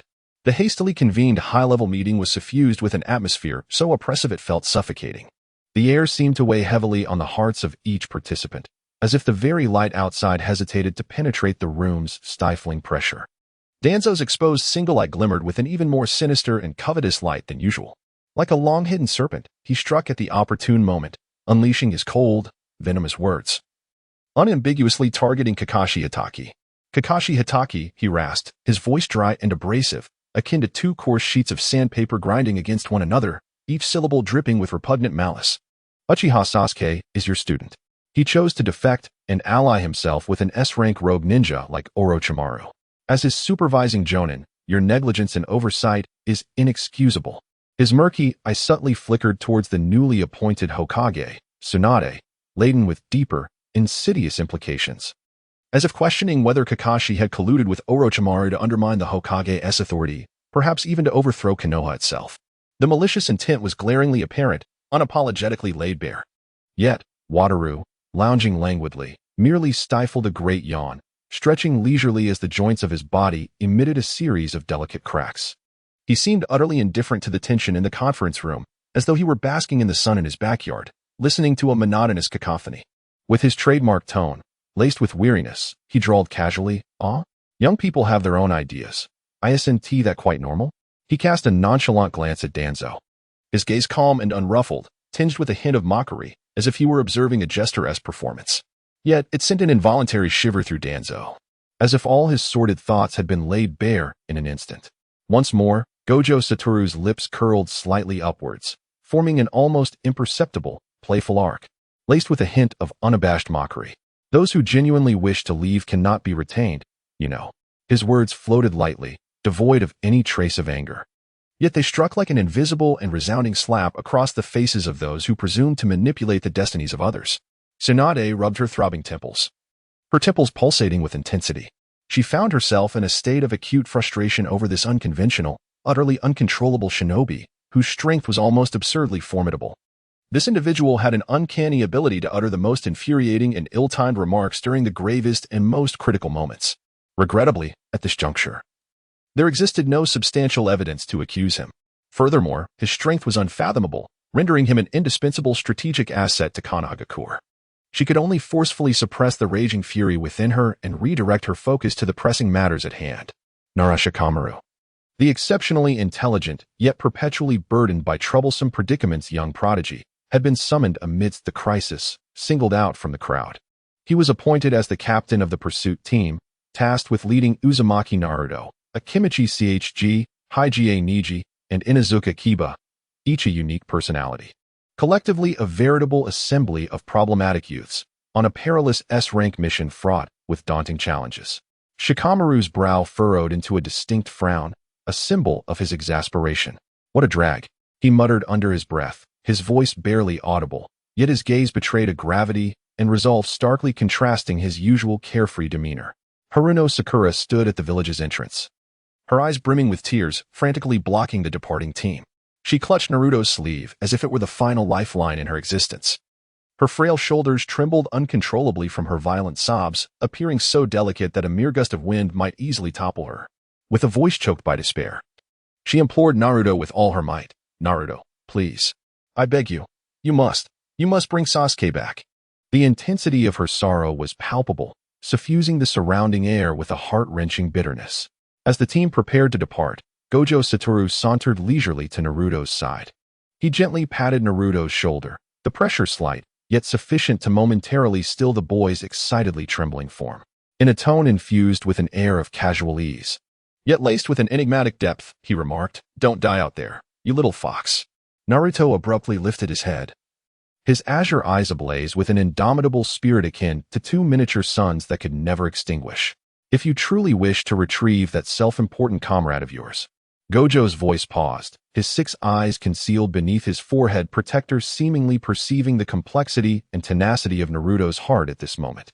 "Then become stronger than anyone else. So formidable that no one can snatch away anything you wish to protect from your side." As he spoke, a barely perceptible, almost ethereal thread of curse energy, exquisitely refined, manifested. It resembled a slender filament, almost as if it possessed a life of its own, delicate as a wisp of non-existent dust. Silently, and with precision, it adhered to the vast, oceanic edges of Naruto's nine-tails chakra, so minuscule as to be utterly negligible. This was not an act of control, but merely a precautionary measure for distant tracking and perception. Gojo Satoru's lips curled into a smirk, one that only he could fathom. For the grand performance had only just begun, and he was determined not to miss any captivating moments that might unfold. However, reality proved far more brutal than imagination. The hastily assembled pursuit team soon encountered the formidable Sound 4, those elite minions meticulously trained by Orochimaru, specialized in slaughter and coordination, who mounted a tenacious resistance. They battled fiercely, drenched in blood and facing peril at every turn. Each member of the team bore injuries, their chakra nearly depleted, and they were at one point confronted with true life-and-death desperation. Their strength paled in comparison to the Sound Ninja, who had long danced on the precipice of mortality. Their hands stained with blood, despite their utmost efforts, burning with the fervor of youth and passion, they paid an unimaginable price. Ultimately, the mission culminated in an irrevocable failure. Uchiha Sasuke, under the desperate rescue of the Sound 4, soared forth like a fledgling eagle finally breaking free from invisible shackles, flying towards the unknown allure and endless dangers of the dark abyss without a backward glance. He had successfully reached Orochimaru's sinister lair, steeped in an ominous aura. He was drawing further away from Konoha and from those cherished companions of yore. News returned to Konoha, enveloping the village in a suffocating and heavy atmosphere. Even the usually bustling streets fell eerily silent, as if a pin drop could be heard. The setting sun cast a blood-red hue upon the village's memorial stone, its light cold and piercing, as if silently narrating tales of sacrifice and farewell. Naruto stood before the cold stone, exhausted and battered, almost falling apart. Alone. He gazed at the names engraved upon it, once vibrant lives now rendered cold, heroes who had bravely perished to protect the village. His fists clenched tightly, sharp nails digging into his palms, warm blood trickling through his fingers, pooling into a small, yet shocking dark crimson stain on the dry ground. Yet, he felt no pain. The bitterness, rage, and endless anguish in his heart surged like a tumultuous black tide, threatening to engulf him entirely. He vowed within, a promise heavy as a mountain, his voice hoarse yet imbued with unyielding, ironclad resolve, no matter the cost. He, the indomitable Naruto Uzumaki, is resolutely determined to bring back that rogue Sasuke. This conviction is as steadfast as a rock, impervious to any force that might seek to undermine it. Wataru Gojo observes all of this with keen eyes. He remains nonchalantly perched atop a towering tree, his silhouette carved against the elongated rays of the setting sun, embodying a solitary and haughty figure. His silver hair dances gently in the evening breeze. A subtle, Enigmatic smile graces his lips, hinting at an ineffably intricate amusement. Internally, he muses, bonds. Truly a formidable yet troublesome source of motivation. For such an elusive concept, one is willing to forsake everything, even their own life.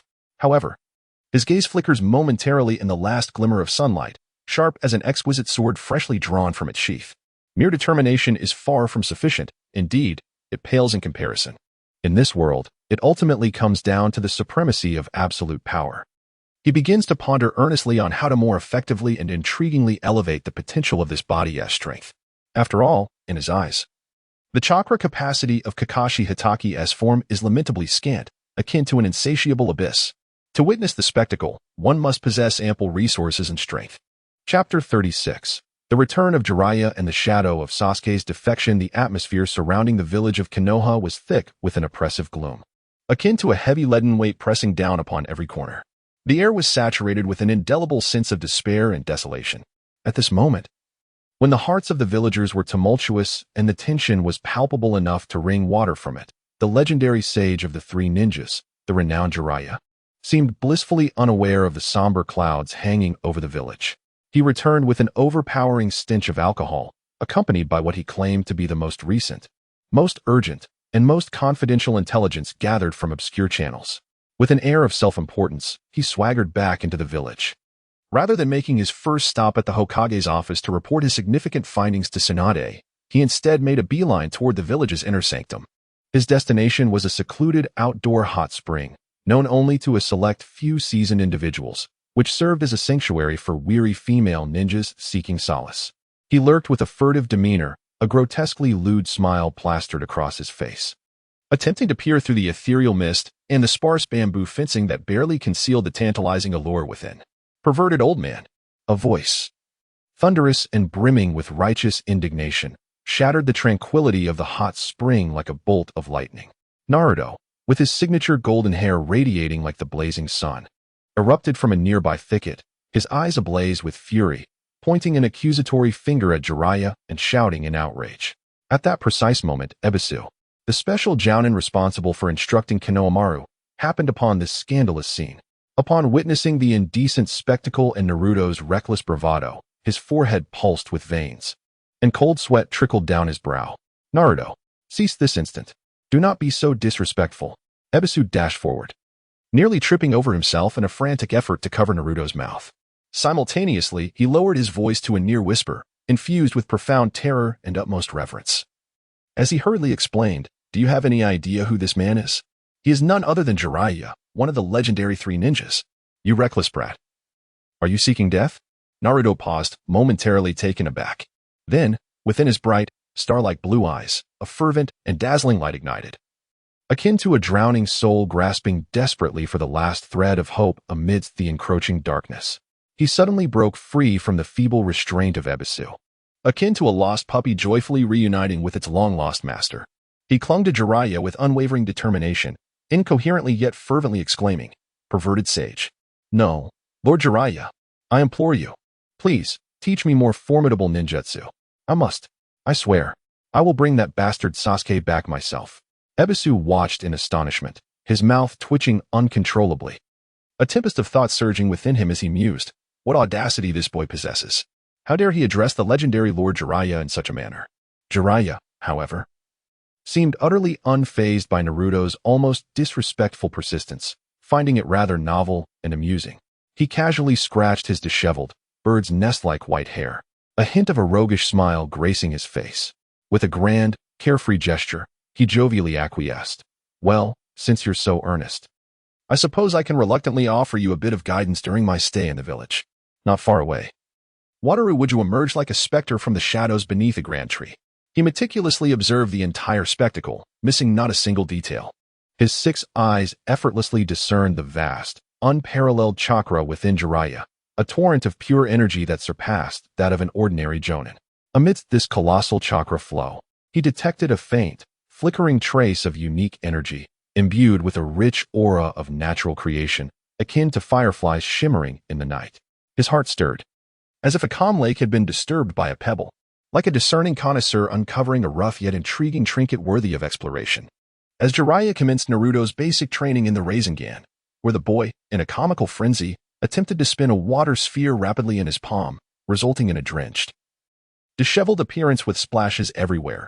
Gojo leisurely approached with his characteristic language stride, his expression reminiscent of Kakashi's signature demeanor, marked by a blend of casual indifference and just the right amount of fatigue. He took the initiative to inquire of this renowned figure in the ninja world, one of the legendary three Sannin, about a seemingly incongruous yet fundamental topic for someone of Kakashi's genius. Lord Jiraiya, if I may be so bold, I seek your esteemed guidance on the effective enhancement of chakra capacity and the means to achieve a fundamental transformation in one's chakra. Do you, as a venerable elder, possess any unique insights or perspectives? Jiraiya, upon hearing this, couldn't help but pause momentarily in surprise. His weathered, sharp eyes, having witnessed countless experiences, bore an unmistakable blend of surprise and curiosity as they meticulously scrutinized the masked figure before him, revealing only a single eye, Kakashi Hatake. Oh, Jiraiya elongated his tone, his voice tinged with unrestrained astonishment and playful intrigue. You, who are said to have replicated over 1,000 jutsu and are hailed as a once-in-a-century genius ninja of Konoha, find yourself troubled by insufficient chakra? I had assumed that someone of your extraordinary talent would long have dismissed such tedious foundational practices with disdain. Satoru Gojo, unfazed, nonchalantly spread his hands, adopting a unique, perfectly balanced tone of jest and languid indifference as he casually remarked, well, they say the body is the foundation of revolution. Lord Jiraiya, lately, I've been feeling that the fuel tank of this body is rather insufficient, rather lacking. Thus, I thought I might explore whether there exists any special means to augment it with high-performance fuel and simultaneously consider ways to expand the overall capacity of this fuel tank. He elucidated his true intentions through a peculiar yet vivid metaphor. Speaking leisurely, Jiraiya, upon hearing this, found his astonishment deepening. He pondered for a moment, as if carefully weighing his subsequent words and perhaps reassessing the unusual Kakashi before him. He began by briefly discussing the widely known, conventional methods of chakra cultivation within the ninja world. For instance, the monotonous yet rigorous meditation and mental refinement that gradually enhance the purity and density of one's chakra over countless days and years. Additionally, he mentioned the extreme physical training and unyielding mental fortitude required to elevate the two fundamental components of chakra, physical energy and mental energy. However, he candidly acknowledged the various limitations and shortcomings of these traditional training methods, demanding nearly despair-inducing standards of innate talent and yielding painfully slow results. It often required years, even decades, of relentless effort to witness the faintest, almost negligible progress. Then, Jiraiya abruptly shifted his tone, becoming more serious than before. He introduced a realm considered taboo and mysterious even within the vast expanses of the ninja world, sage arts.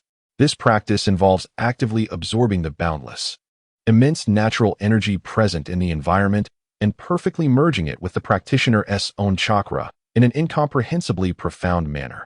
This process engenders a novel and formidable power system within, one whose potency and intricacy far surpasses that of conventional chakra, almost akin to the divine and the arcane.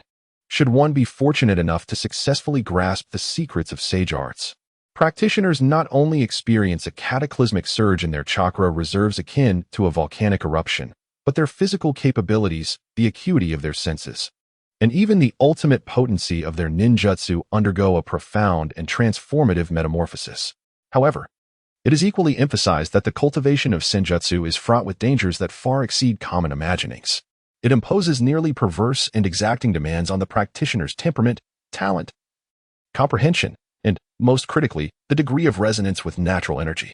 During the training process, even the slightest misstep, a mere fraction of an error, could result in an inability to master the ferocious and unruly natural energies, leading to a catastrophic backlash that could petrify the practitioner, rendering them a lifeless, thoughtless, and cold statue, eternally devoid of rebirth.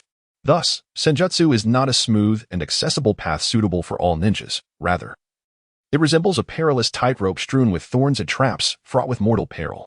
As Jiraiya eloquently elaborated on the myriad mysteries of senjutsu and the intricate, delicate interplay between the chakra within the practitioner and the external natural energies, Wu Tiaowu's 6 eyes quietly discerned the nearly imperceptible energy fluctuations emanating from Jiraiya. Triggered by his discourse on senjutsu, He also comprehended the intricate models of energy circulation and fusion that Jiraiya unconsciously constructed on a mental plane while elucidating the principles of senjutsu, revealing everything with clarity. As if viewing a blazing fire, there were no secrets to be found. Wu Tiao developed an unprecedented fascination with this unique phenomenon that Jiraiya referred to as natural energy, and the so-called senjutsu that enabled a wondrous fusion with one's chakra, akin to a child discovering a captivating new toy.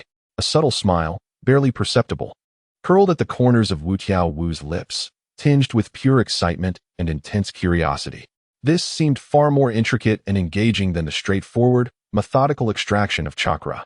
Seeing that Kakashi appeared genuinely intrigued by the enigmatic power of senjutsu, rather than merely offering a perfunctory inquiry, Jiraiya elaborated on the legendary 3 sacred grounds of senjutsu, specifically the Myoboku Mountain. He shared the fundamental prerequisites for aspiring to visit this mysterious mountain and engage in authentic senjutsu training, along with the unimaginable perils and trials it entailed. However, he refrained from extending an official invitation or delving deeper into the core intricacies of senjutsu cultivation, merely offering a glimpse into this advanced knowledge as a gesture of goodwill. After all, the transmission of senjutsu has always been approached with the utmost caution, never to be divulged lightly in any era or locale. Chapter 37. The Nine-Tails Taming Lesson. Jiraiya's seemingly whimsical teaching style was suddenly enveloped in an undeniable seriousness. He commenced the formal instruction of Naruto, guiding him on how to attempt to touch and even harness the unruly chakra of the Nine-Tails fox within him. The core objective was not to have Naruto conquer the Nine-Tails in one fell swoop. For him at this moment, such an aspiration was akin to a fevered dream, an unattainable luxury. The true intention was to lead him to endeavor to comprehend that immense power, to seek communication with it, and even amidst the overwhelming hatred and malice of the Nine-Tails, to discover a sliver of control.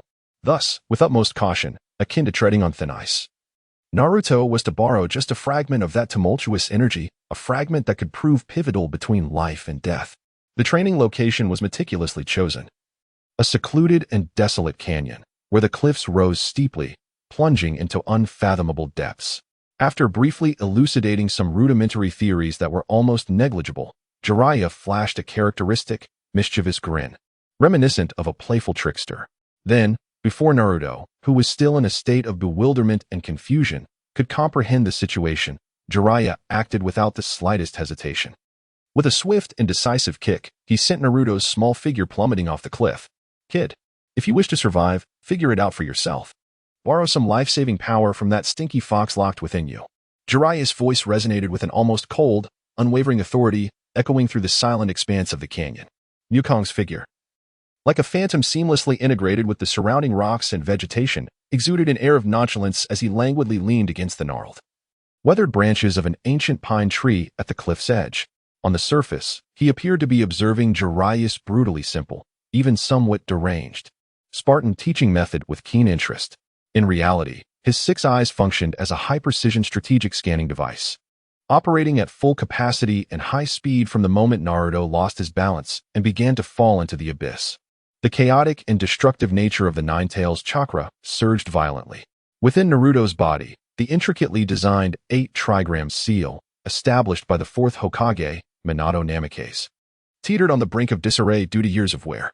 Moreover, under the immense pressure of life and death, every subtle fluctuation in Naruto's tumultuous spirit world, filled with profound fear and intense reluctance, was meticulously analyzed in real time, down to the millisecond, and recorded in vast quantities by the 6 eyes. Oh, the corners of Satoru Gojo's lips subtly curled into a delicate arc, imbued with a sense of pure amusement and a hint of understanding. This chakra, indeed, it brimmed with overwhelmingly immense negative emotions, almost on the verge of overflowing. He distinctly sensed the torrent of dark red chakra surging from Naruto, akin to a volcanic eruption, laden with ominousness and ferocity. The emotions of hatred, anger, despair, and a desire for destruction contained within it. All these extreme negative sentiments capable of birthing formidable cursed spirits were concentrated to a degree that resonated eerily with the cursed energy derived from the human heart that he was well acquainted with. However, compared to the cursed energy, a product of humanity's intricate and distorted emotions, this essence seemed far more primal and violently pure. It resembled a wild beast, untamed and governed solely by instinct. just as Naruto was about to plummet into the abyss. His consciousness teetering on the brink of being utterly consumed by the overwhelming malice and the fierce onslaught of the Nine-Tails chakra, Satoru Gojo's brilliant eyes narrowed slightly. He maintained his languid demeanor, seemingly unfazed by the breathtaking scene before him, one capable of inducing cardiac arrest in any ordinary individual, even appearing somewhat bored. Yet, a thread of extraordinarily pure and refined cursed energy, so faint it could hardly be detected by any conventional means in this world, quietly made its way through the minuscule cursed energy mark he had discreetly left within Naruto as a safeguard and locator before departing from the hidden leaf village for his mission in the Land of Waves. With an unfathomable precision and unimaginable gentleness, it infiltrated Naruto's fragile mental space, which was swaying precariously like a boat in a storm, on the verge of collapse. This delicate infusion resembled a vital, albeit faint, ballast stone, silently stabilizing the vessel that was about to be mercilessly engulfed by the towering waves. Naruto's consciousness, which was moments away from being completely devoured by endless darkness and despair, trembled suddenly. It was as if, on the precipice of a bottomless nightmare, an invisible yet warm hand gently and firmly grasped him. His gaze, once scattered by fear, began to coalesce into a faint yet resilient clarity. The instinct for survival, along with the profound obsession for his cherished comrades. In that instant, it ignited like a spark that could set ablaze the world, overwhelming the icy malice emanating from the Nine-Tails. This remarkably intricate action was executed with utmost subtlety and ingenuity. Its energy fluctuations were so minimal that even Jiraiya, who was closely observing Naruto's condition with intense focus and anxiety, failed to detect any anomaly. He merely regarded Naruto as a young lad who, at the precipice of life and death, with an indomitable spirit akin to that of tenacious weeds, and an astonishingly profound bond with his comrades, once again wrought a miracle and persevered. Satoru Gojo's six eyes captured with unparalleled clarity the unique energy pattern that erupted from Naruto's Nine-Tails chakra at that critical juncture. Additionally, he discerned the intricate and arcane four-symbol seal, marveling at how it adeptly bound and guided this colossal force, potent enough to annihilate all, under extreme pressure. His mind, belonging to the most formidable sorcerer, was imbued with an insatiable curiosity and a desire for exploration, began to operate at a speed surpassing that of supercomputers, analyzing and deducing with fervor. This method of forcibly confining uncontrollable energy within a fragile individual, while establishing specific valves and channels for guidance and release, bears a slight resemblance to certain expansive barriers I once engaged with in the sorcery realm, or some unique concepts of binding based on rules and costs. Pondering thoughtfully while stroking his chin, his azure eyes sparkled with a brilliance more radiant than the stars. In his heart, he began to eagerly devise plans. Could the more exquisite, flexible, and somewhat irrational energy control and sealing concepts from the realm of sorcery be applied here? For instance, by establishing more intricate and concealed rules and costs to achieve a more efficient, safer, and deceptively absolute mastery over the target's energy. Alternatively, could he forge a new path, developing sealing techniques based on the core principles of cursed energy that perfectly adapt to this world's chakra system, perhaps even surpassing it in potency? After all, in the eyes of this modern sorcery prodigy, while the sealing techniques of this world are extensive, diverse, and steeped in tradition, they seem somewhat overly reliant on rigid structures and bewilderingly intricate hand seals. They lack freedom, elegance, and spontaneity. Under the brusque, almost brutal guidance of Jiraiya, combined with Gojo's almost negligible yet pivotal adjustments at critical moments, Naruto Uzumaki has finally, albeit clumsily, begun to grasp the rudimentary methods of actively invoking and rudimentarily employing a fraction of the Nine-Tails chakra. He has devised some techniques that appear formidable and menacing, yet exhibit an appallingly low efficiency in energy utilization, exuding raw ferocity and a wild aura of destruction. For instance, he manifests an appearance reminiscent of a primal beast, enveloped in a rudimentary and coarse layer of ominous dark crimson chakra. Wu Tiaowu observed Naruto, who, despite being in a disheveled state, covered in dust, was exuberantly leaping about, ecstatic over his nascent grasp of a long-sought power. However, deep within, he ruthlessly activated his sharp-witted and acerbic commentary mode. TSK, TSK, TSK. This manner of wielding power is utterly crude. Such a waste. It is akin to entrusting a mere toddler with a colossal siege hammer weighing 100 kilograms, recklessly swinging it about. Such extravagance is a flagrant misuse of the boundless potential of that immense energy. Were I to personally instruct him, This little rascal could enhance his efficiency in utilizing the Nine-Tails chakra by at least threefold. No, fivefold, perhaps even more, with no ceiling in sight. Though his inner monologue brimmed with disdain, Wu Tiaowu's actual endeavors did not falter in the slightest. He had already commenced experimenting with the unique energy properties, fluctuation frequencies, and emotional resonance patterns of the Nine-Tails chakra, which he had previously deciphered in an instant using his 6 eyes. He sought to perform small-scale, highly controllable simulations and integrations with his own pure, glass-like, and vast as the ocean-cursed energy, akin to the meticulous crafting of a masterpiece.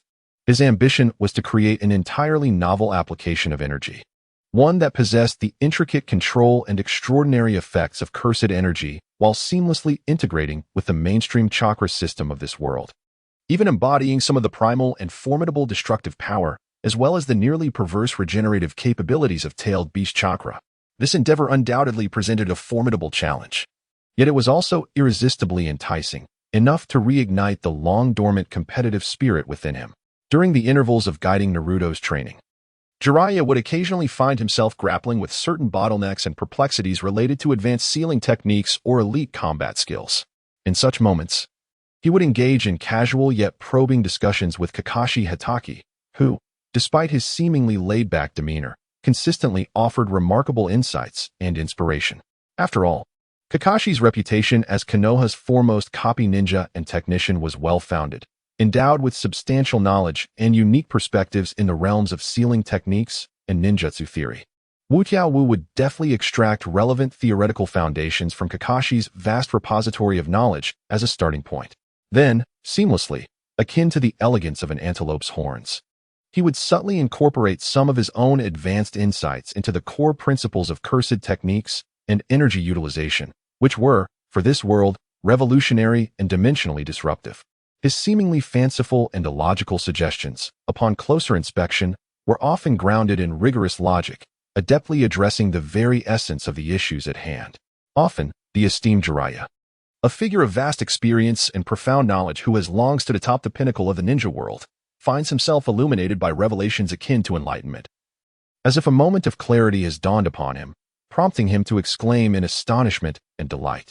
Time and again, he privately marvels, even feeling a peculiar sense of confusion and trepidation. This Kakashi, in recent times, has not only cultivated a level of power that remains profoundly enigmatic, akin to an unfathomable abyss, but has also achieved an unprecedented and terrifying height in the depth and breadth of his research into ninjutsu theory that is beyond comprehension. Through close, comprehensive, and unobstructed observation of the intricate interplay between Naruto and the Nine-Tails chakra, ranging from fierce confrontation to initial integration, Satoru Gojo has gained a far more profound, intuitive, and precise understanding of the essence, source of power, and behavioral logic of tailed beasts, which are unique life forms composed of pure chakra and immense negative emotions, than the dry textual accounts found in books. This has afforded him invaluable, irreplaceable first-hand combat experience and intelligence, preparing him for potential encounters with other formidable and bizarre-tailed beasts or challenging Jinchuriki adversaries that may exist in this world. In the stillness of the night, when silence envelopes all, in a secluded corner completely isolated by the power of infinity, Satoru Gojo discreetly conducts some small-scale yet extraordinarily precise energy experiments that demand an extreme level of control.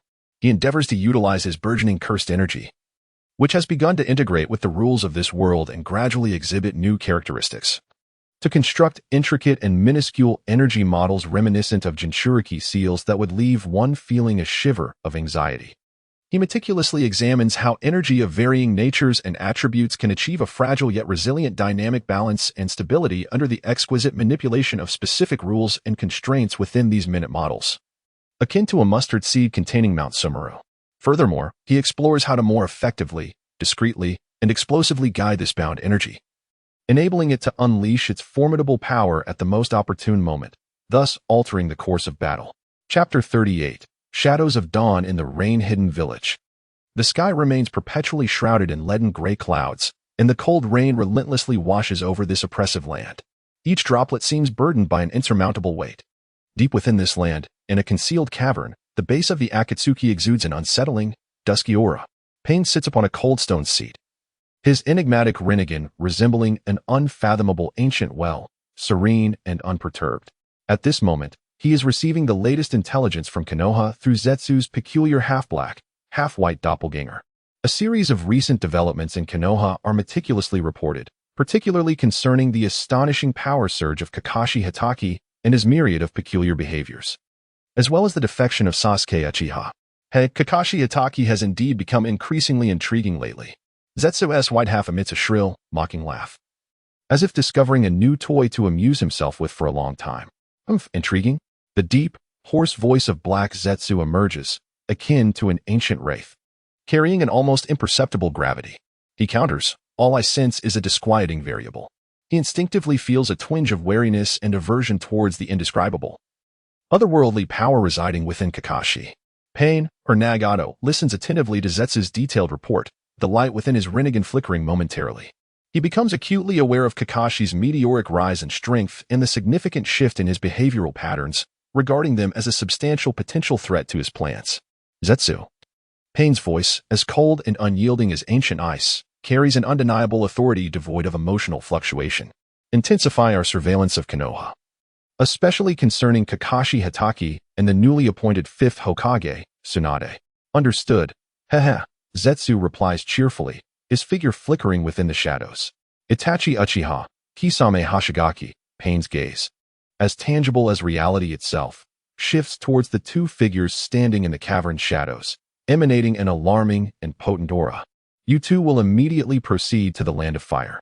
Investigate the current state of Konoha. Pain's orders are clear and ruthless. Additionally, it is time to keep an eye on the restless Ninetales within Naruto Uzumaki. Kisame's shark-like visage splits into a bloodthirsty and cruel grin. He extends his tongue, gently licking his razor-sharp teeth. The massive sword, Samahata, strapped to his back seems to resonate with its master's excitement, vibrating slightly and emitting a low hum. Konoha? Huh? Haha. I shall once again encounter that copy ninja who once caused me a bit of trouble. His voice brims with anticipation and a thirst for battle. I hope this time he can provide me with more excitement, unlike the last occasion which was utterly tedious. And that little brat, the Ninetales Jinchuriki, It is high time he experienced what true despair feels like. Uchiha Itachi remains as expressionless and unperturbed as ever, as if the tumult and strife of the world could not stir even the slightest ripple within his heart. Yet, within the depths of his profound, night sky-like Sharingan, a barely perceptible and exceedingly complex ripple begins to emerge. He is about to set foot once more on that land, both familiar and foreign. Deep within him, certain emotions, long suppressed and buried for years, stir restlessly like a dormant volcano awakening. At the same time, he contemplates whether the astonishing transformations occurring in Kakashi are in any way connected to that enigmatic figure, the one draped in a spiral mask, who calls himself Uchiha Obito. Meanwhile, far away in the Hidden Leaf Village, Satoru Gojo is leisurely living his days under Kakashi's guise, with the terrifying insight bestowed by his 6 eyes, which transcends all limits of perception. He keenly detects a subtle, yet persistent sense of being observed that has recently intensified, becoming more professional and covert than ever before. The methods employed have grown increasingly sophisticated. Oh, have more expert mice arrived? A playful smirk, perceptible only to himself, curls at the corners of his lips. Life has grown too mundane. It requires a touch of excitement. During what appeared to be a routine public taijutsu practice with Might Guy, in a communal training ground surrounded by numerous other ninjas watching, Gojo inadvertently revealed a hint of chakra fluctuations, meticulously calibrated by his 6 eyes and ingeniously fused with the inviolable properties of cursed energy. This invisible wave, intangible and insubstantial, formed an imperceptible barrier around him that repelled all external forces. Despite Might Guy's youthful vigor and his punches and kicks, swift as lightning and weighty as a mountain, crashing down like a tempest, each attack was bizarrely halted and diverted just before contact with Gojo's body, as if striking against an indestructible yet remarkably flexible transparent shield. Every assault was effortlessly neutralized, leaving Guy unable to even graze the hem of Gojo's attire, all his efforts thwarted in a most uncanny manner. As Guy's fervor escalated, he assumed Kakashi had unveiled some marvelous evasion technique. This scene was observed from a distant, inconspicuous corner, where a seemingly ordinary tree concealed a flawlessly disguised white Zetsu clone, utilizing a special ocular technique to capture the event with crystal clarity. This latest intelligence, replete with more anomalies and incomprehensible phenomena, was swiftly relayed back to the Akatsuki base through Zetsu's unique channels. Upon witnessing the recorded footage of Kakashi's latest enigmatic abilities, Pain and the other core members of the Akatsuki could not help but significantly elevate their assessment of his strength. Their sense of vigilance and apprehension deepened considerably. This Kakashi Hitaki had ascended from a noteworthy elite jonin to a target of extreme danger, warranting immediate attention. In the Hokage office of Konohagakure, the newly appointed 5th Hokage, Tsunade, received urgent reports from the Umbu, revealing that Akatsuki members had been frequently active in the vicinity of the village. Her brows, usually adorned with an air of languor and exuberance, furrowed tightly in response.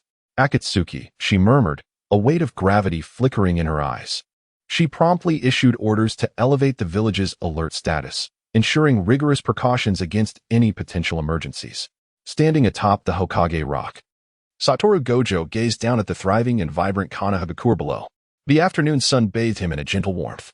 He could distinctly sense the faint yet palpable malevolent gazes lurking in the air, akin to bothersome flies that one is too lethargic to swat away.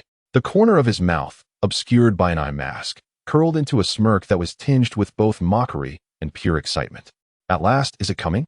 He mused quietly, his voice laced with unreserved anticipation. I sincerely hope this time, it doesn't turn out to be too dull, dear elites of the Akatsuki. After all, even the strongest teachers require some worthy adversaries to provide their students with valuable lessons. Chapter 39, The Art of Spellbinding Energy Time, like fine sand slipping through one's fingers. Has quietly passed a month. Jiraiya devoted himself wholeheartedly to Naruto's instruction, from the initial explosive water balloons to experiencing the transformation of chakra, to later compressing rubber balls to the utmost, honing the essence of chakra. Ultimately, a brilliant blue Rasengan stabilized in Naruto's palm, spinning rapidly and emanating a heart-stirring energy. The speed at which Naruto learned was nothing short of extraordinary. This boy. Jiraiya gazed at the blue sphere of refined chakra in Naruto's hand, silently marveling. Truly, he is the son of Minato. Such talent is undeniable. Naruto's chakra already far surpassed that of his peers, flowing like a rushing river. Now, under the meticulous guidance of a master like Jiraiya, his control over chakra had increasingly refined, resembling a tame beast. Not far away, Satoru Gojo, assuming Kakashi's demeanor, lounged lazily against a towering ancient tree. With a blade of grass idly held in his mouth, he appeared to be languidly passing the time. However, his 6 eyes never ceased their vigilance. Like the world's most intricate instrument, they operated at an unimaginable speed, meticulously analyzing every subtle step Jiraiya took in guiding Naruto's chakra refinement. They even captured the faint yet profoundly pure traces of natural energy that surrounded Jiraiya. Natural energy, you say? How intriguing. Satoru mused, a barely perceptible smile curling at the corner of his mouth. As Naruto concluded another round of Rasengan practice, exhausted and drenched in sweat, he collapsed onto the ground to rest. Satoru then sauntered over to Jiraiya with his characteristic, leisurely gait. Jiraiya-sensei, he began, adopting Kakashi's signature nonchalant tone laced with just the right amount of fatigue. Look, Naruto is working so hard. As his guiding teacher, I can't afford to lag behind. Therefore, I wish to seek your esteemed guidance once again regarding that deeper application of energy. Particularly, Satoru paused slightly, his gaze casually sweeping over the surrounding flora, though his tone bore a distinct focus on the mystery of merging with nature and harnessing the power of the heavens. In his eyes, there was a fitting blend of inquiry and curiosity. Upon hearing this, Jiraiya couldn't help but be slightly taken aback. Casting a surprised glance at the Kakashi before him. Oh? He elongated his tone, an unmistakable hint of astonishment and amusement in his voice. You, of all people, are interested in such foundational practices that require years of diligent training? I had thought that someone like you, who has copied thousands of jutsu, would have long since dismissed these as trivial. Jiraiya pondered for a moment, seemingly reassessing this increasingly enigmatic junior. He succinctly yet incisively elucidated the fundamental principles of sage arts, actively absorbing the natural energies present in the world and harmoniously merging them with one's own spiritual and physical energies in a profound manner. This process gives rise to an entirely new and formidable power that far surpasses conventional chakra, capable of unleashing terrifying might that is several times greater than oneself. However, Jiraiya's tone abruptly shifted, and his expression grew more serious as he solemnly cautioned. I previously mentioned that the practice of sage arts is exceedingly perilous and should not be taken lightly. Typically, one must journey to the legendary Mount Myaboku, where one is personally guided by the ancient toad sage who has lived for countless years in a unique natural environment. Even so, one must maintain a heightened level of mental focus throughout the training process, with an utmost requirement for balancing and controlling energy. A moment's carelessness, even the slightest misstep, could result in being unable to perfectly harness the ferocious natural energy, leading to assimilation and annihilation of the self. Ultimately, one would be transformed into a cold stone frog, condemned to eternal stagnation. Satoru Gojo listened quietly, his expression remaining relaxed and content, as if he were merely hearing trivial anecdotes. Yet, his 6 eyes were fervently analyzing every moment Jiraiya spoke, deciphering the subtle information regarding the essence of energy embedded within Jiraiya's words. He discerned the faint yet tangible resonant fluctuations produced by the interaction of his own chakra with the omnipresent natural energy in the surrounding environment, as Jiraiya described the principles of sage arts. The ferocity of natural energy requires moderation, or rather, a higher form of purification and harmony. A bold thought, one that could even be deemed revolutionary to the world as common knowledge, suddenly illuminated Satoru's mind like a brilliant flash of lightning cutting through a dark, rainy night. He recalled his unique and arguably overpowered core ability, reversal technique. This extraordinary skill, which allows for the inverse transformation of cursed energy laden with negative emotions into pure, positive energy. What if the exquisite principles of energy transformation and moderation inherent in reversal technique could be applied to the wild and unruly natural energies absorbed into the body? Thank you for your guidance, Lord Jiraiya. A meaningful smile, tinged with understanding and eagerness, slowly crept onto Satoru's lips. It seems I have grasped an intriguing little thread. He casually sought an inspiration, concocting a flimsy excuse to contemplate the philosophy of life and peace. Before Jiraiya and Naruto could react, his form flickered like a specter, vanishing from their sight in an instant. He arrived at a secluded valley, far removed from the clamor of Konoha, where the vegetation flourished and the air was thick with rich natural energy. This place, rarely trodden by human feet and imbued with tranquility, served as an exceptional venue for clandestine experiments. Satoru Gojo sat cross-legged, inhaling deeply as he adjusted his mental state. With utmost caution, akin to a child taking its first steps, he endeavored to absorb the intangible yet undeniably real natural energy surrounding him. A stream of cool energy, tinged with a primal, chaotic essence, gradually flowed into his being like a gentle brook. Almost simultaneously, the cursed energy within him began to operate at an accelerated pace, as if commanded by a precise directive. Reverse technique, activate. At this moment, his 6 eyes functioned with unprecedented precision, surpassing all limits and diligently monitoring every fluctuation and transformation of the natural energy coursing through him. It scrutinized the intensity, direction, and effects of every positive energy output generated by the reverse technique. This was an intricately delicate, yet perilously intense process, where 2 radically different energies, both overflowing with immense power, engaged in a silent clash of exploration and fusion within him. Boom! During his initial attempt, a slight yet undeniable surge of energy spiraled out of control, producing a subtle muffled sound within his body.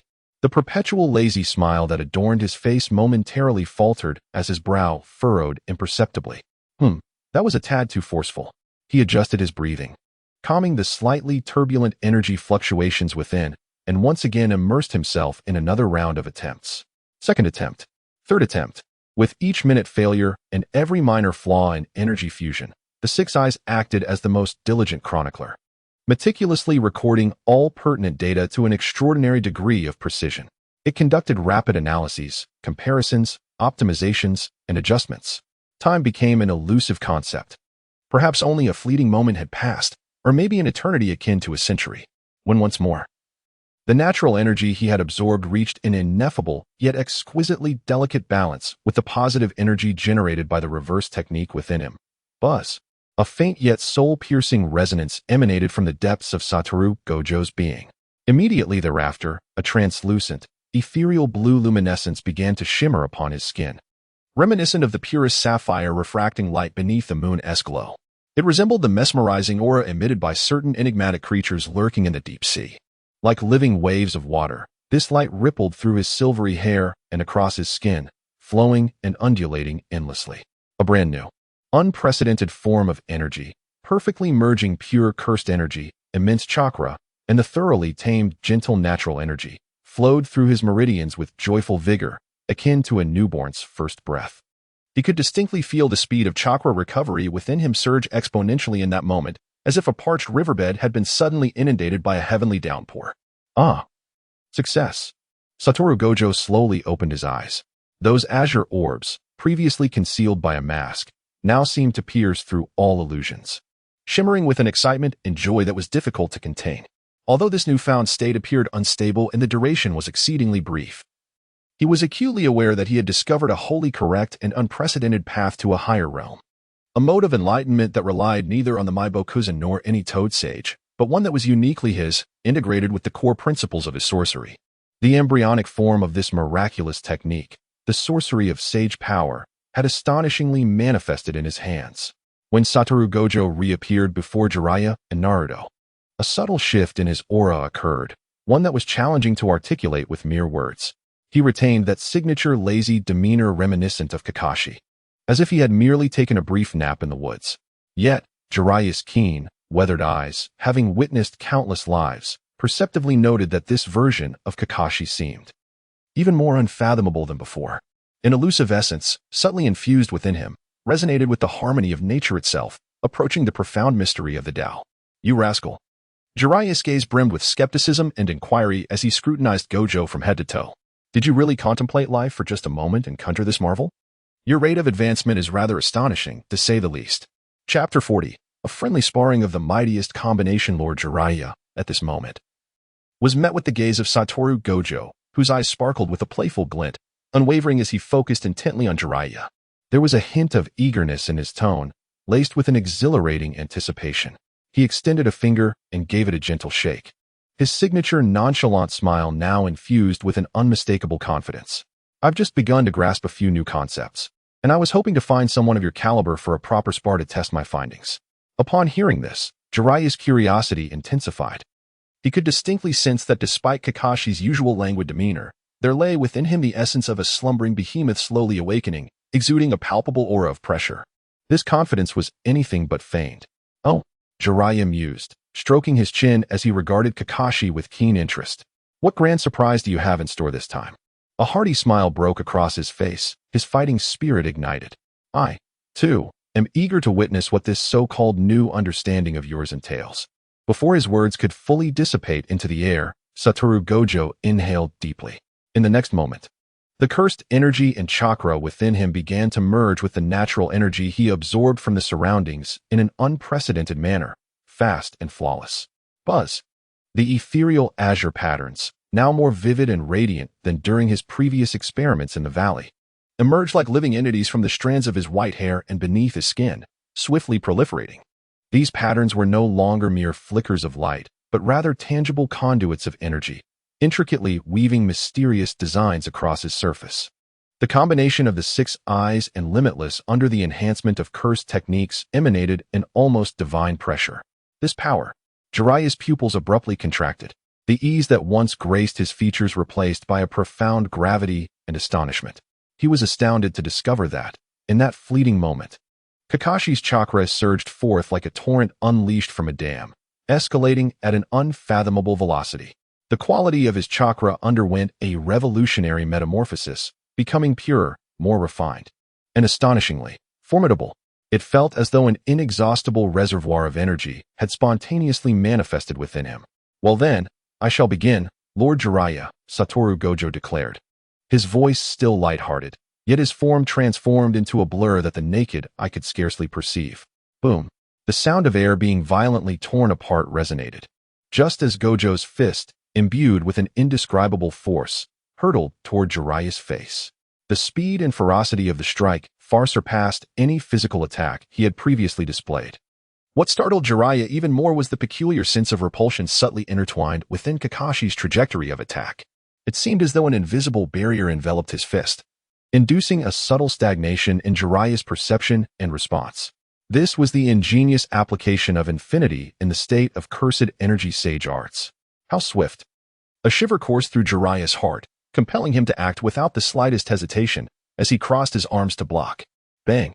Amidst the muffled sound of impact, Jiraiya felt an overwhelming force surge towards him, the ground beneath him fracturing instantaneously, and he was violently pushed back several steps. "You wretch!" Jiraiya steadied himself, a flicker of astonishment crossing his eyes. "Is this truly you, Kakashi?" He sensed that the opponent's transformation was not merely a surge in chakra, their physical prowess, reaction speed, and even the efficiency of energy utilization had ascended to an entirely new and astonishing level. Satoru Gojo did not relent, his onslaught akin to a tempest, unyielding and relentless. Every punch and kick was imbued with the terrifying power granted by cursed energy sage arts. At that moment, even the legendary Sannin, Jiraiya, found himself compelled to evade the overwhelming onslaught and seek an opportunity to counterattack. "It seems I must reveal my true capabilities." Jiraiya took a deep breath, his gaze sharpening with newfound intensity. He swiftly formed hand seals, and his chakra began to flow in a unique manner, threads of natural energy converging towards him. He prepared to enter the true sage mode to confront the Kakashi who had undergone a complete metamorphosis. At that moment, a subtle smirk appeared at the corner of Satoru Gojo's mouth. "Allow me to demonstrate the upgraded Raikiri." He raised his right hand, and a blinding blue electric light coalesced in his palm once more. However, this iteration of Raikiri was utterly distinct from its predecessors, infused with cursed energy sage arts. The electric aura was no longer wild and chaotic, it was highly compressed, refined to perfection. Its hue transformed from a pure cerulean to a deep, enigmatic indigo. The destructive power contained within surged exponentially. Infinity, Raikiri, plus sizzle. A beam of indigo lightning, more brilliant than any lightning and more concentrated than laser, shot forth with a terrifying aura capable of tearing through anything. Jiraiya's pupils constricted sharply, an instinctual sense of danger enveloping him. Without a moment's hesitation, he activated the defensive ninjutsu he had long prepared. Earth release, earth flow wall. Boom. A massive, solid earthen wall erupted from the ground, standing before the oncoming lightning. Yet, this wall, formidable enough to withstand ordinary S-rank ninjutsu, crumbled like mere parchment before the indigo infinity, Raikiri, plus puffed. With no hindrance whatsoever, the lightning beam effortlessly pierced through the earthen wall, leaving behind a mirror-like, tiny hole, and continued unabated towards the distance, ultimately detonating upon a small hill, sending clouds of dust soaring into the air. Jiraiya gazed at the unfathomable hole in the earthen wall and the billowing smoke rising from the distant hill, momentarily lost in thought. "You rascal." He slowly turned his head to look at Satoru Gojo, his eyes filled with incredulous shock and admiration. What manner of monstrous ninjutsu is this? It elevates the penetrating and destructive power of lightning release to such extraordinary heights. Moreover, the sage arts emanating from you are utterly unprecedented. This is undeniably not the legacy of my Bokuzen. Satoru Gojo shrugged nonchalantly, maintaining his usual demeanor of calm indifference. Merely a minor enhancement, nothing to be concerned about. Yet, inwardly, he was appraising the situation. The power is commendable, and the consumption remains within manageable limits. This cursed energy sage art has indeed not disappointed me. Then, as if struck by a sudden thought, Satoru Gojo narrowed his eyes slightly. Under the enriched state of the cursed energy sage art, he endeavored to activate the long-dormant Mangeki Sharingan embedded in Kakashi's left eye. A peculiar wave of ocular power surged forth from his left eye. Kamui. Should an ordinary individual lacking the Uchiha bloodline attempt to forcibly activate the Mangeki Sharingan and employ Kamui, they would face the terrifying backlash of instantaneously depleting their entire chakra reserve, along with an immense mental strain akin to the tearing of the soul, enough to deter any shadow-level ninja. From the third Hokage, Satoru Gojo had gleaned these insights at the inception of his journey. He was acutely aware of the conditions and dreadful costs associated with this eye, which is why, despite being able to barely harness it, he had always regarded it with reverence and reserved it as a last resort. After all, it was excessively taxing. However, at this moment, when the familiar and domineering power of spatial distortion from Kamui was unleashed, Satoru Gojo distinctly sensed that the overwhelming sensation of chakra depletion, which should have surged forth, was remarkably countered and replenished by the ceaseless flow of cursed energy sage art chakra within him. While some consumption remained, it was but a mere fraction compared to the prior sensation of near-total exhaustion. It now felt akin to a reservoir releasing a small amount of water, only to be swiftly replenished by a new source, maintaining a dynamic balance. He could even sense that he might, barely sustained the continuous use of Kamui for a short duration. Oh, in this state, even the side effects of the Mangeki have significantly diminished. Satoru Gojo stroked his chin, a glimmer of surprise flashing in his eyes. It seems I can now utilize this convenient ability with greater abandon. Jiraiya, observing the overwhelming power and bizarre abilities that Kakashi exhibited one after another, far beyond his comprehension, felt a tempest raging within him, stirring tumultuous waves. He took a deep breath, forcing down the tumult of his emotions, and spoke slowly. All right, Kakashi, cease your actions. Your so-called new insight is indeed alarmingly formidable. His tone conveyed genuine admiration, tinged with a hint of undeniable apprehension. However, Jiraiya's expression shifted as he solemnly cautioned, I can sense that this power of yours seems not entirely stable. The energy it harbors is excessively vast and complex. If mishandled, it could very well backfire upon you. Exercise utmost caution until you have completely mastered it. Upon hearing this, Satoru Gojo dissipated his cursed energy, and the ethereal blue patterns adorning his body gradually faded away. He nodded and smiled, expressing gratitude to Jiraiya for his reminder, assuring him that he would take heed. He was well aware that this nascent power required further refinement and adaptation. Meanwhile, beside him, Naruto Uzumaki, who had been utterly astonished since the onset of the battle, with his mouth agape enough to accommodate an egg, finally regained his composure. He glanced at his unscathed teacher, Kakashi, who still bore a relaxed countenance, and then at Jiraiya, whose forehead glistened with beads of sweat and whose expression was one of complexity. Naruto felt his head buzzing, utterly perplexed by the recent events. Kakashi-sensei, he stammered, what you just used, what was that? It was incredible. It seems even more formidable than Jiraiya-sensei's sage mode. At that moment, he found himself at a loss for words. Within him, admiration for his perpetually tardy teacher, who indulged in frivolous literature yet exhibited unparalleled strength at critical moments, surged to unprecedented heights. Chapter 41, Gojo Satoru vs. Uchiha Itachi. Naruto gazed at the formidable silhouettes of his two teachers, who exuded an almost divine strength, contrasting sharply with the image of Sasuke's resolute departure. A profound sense of restlessness and yearning ignited within him, blazing like a wildfire in his heart. He yearned for power. He needed to grow stronger immediately. He craved the strength necessary to bring Sasuke back.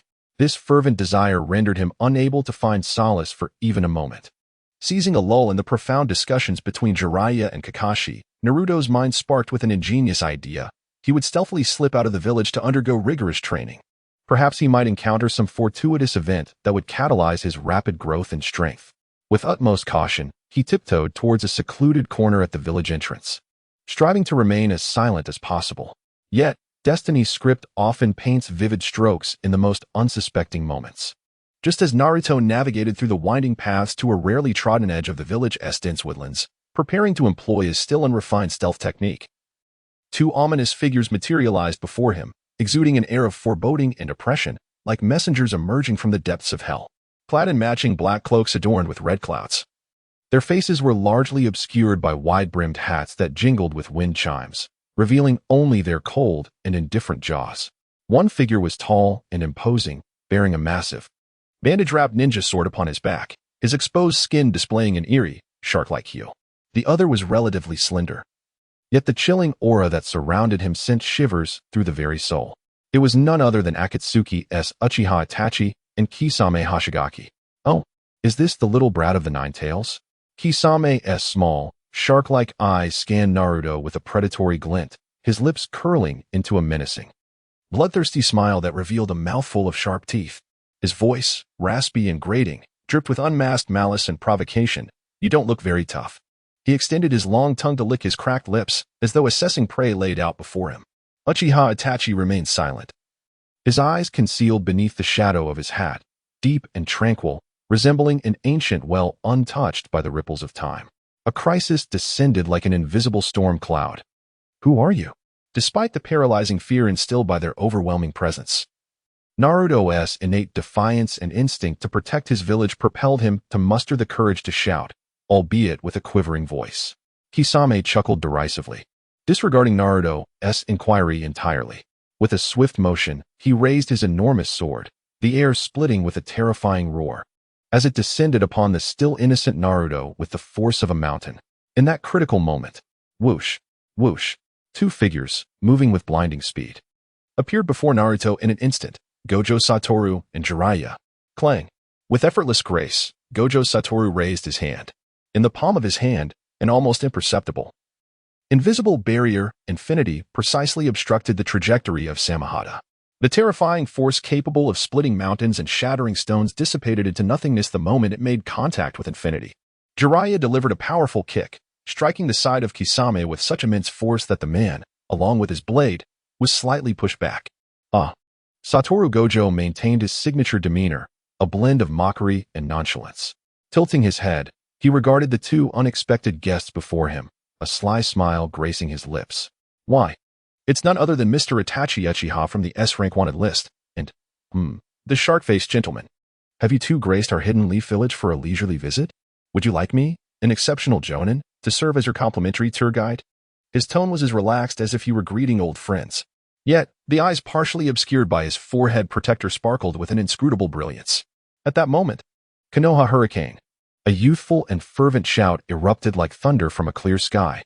A green figure, propelled by indomitable spirit, charged forth like a cannonball from the distance. It was none other than Might Guy, who had sensed the surge of powerful chakra and rushed over with haste.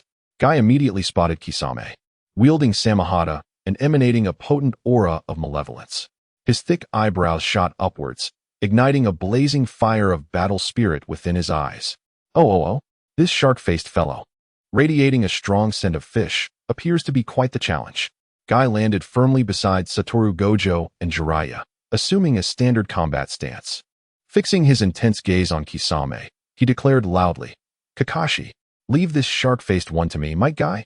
Your opponent is that Uchiha." He pointed towards Itachi, who stood silently, yet exuded an even more perilous aura. Satoru Gojo shrugged, a hint of helpless amusement flickering across his face. Guy, your exuberance remains unchanged." He turned his attention to Itachi, who was also observing him.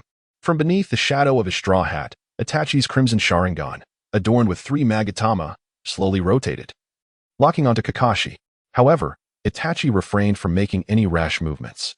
Reports from the organization had frequently indicated that Kakashi had become peculiar, extraordinarily strong, with unpredictable behavioral patterns.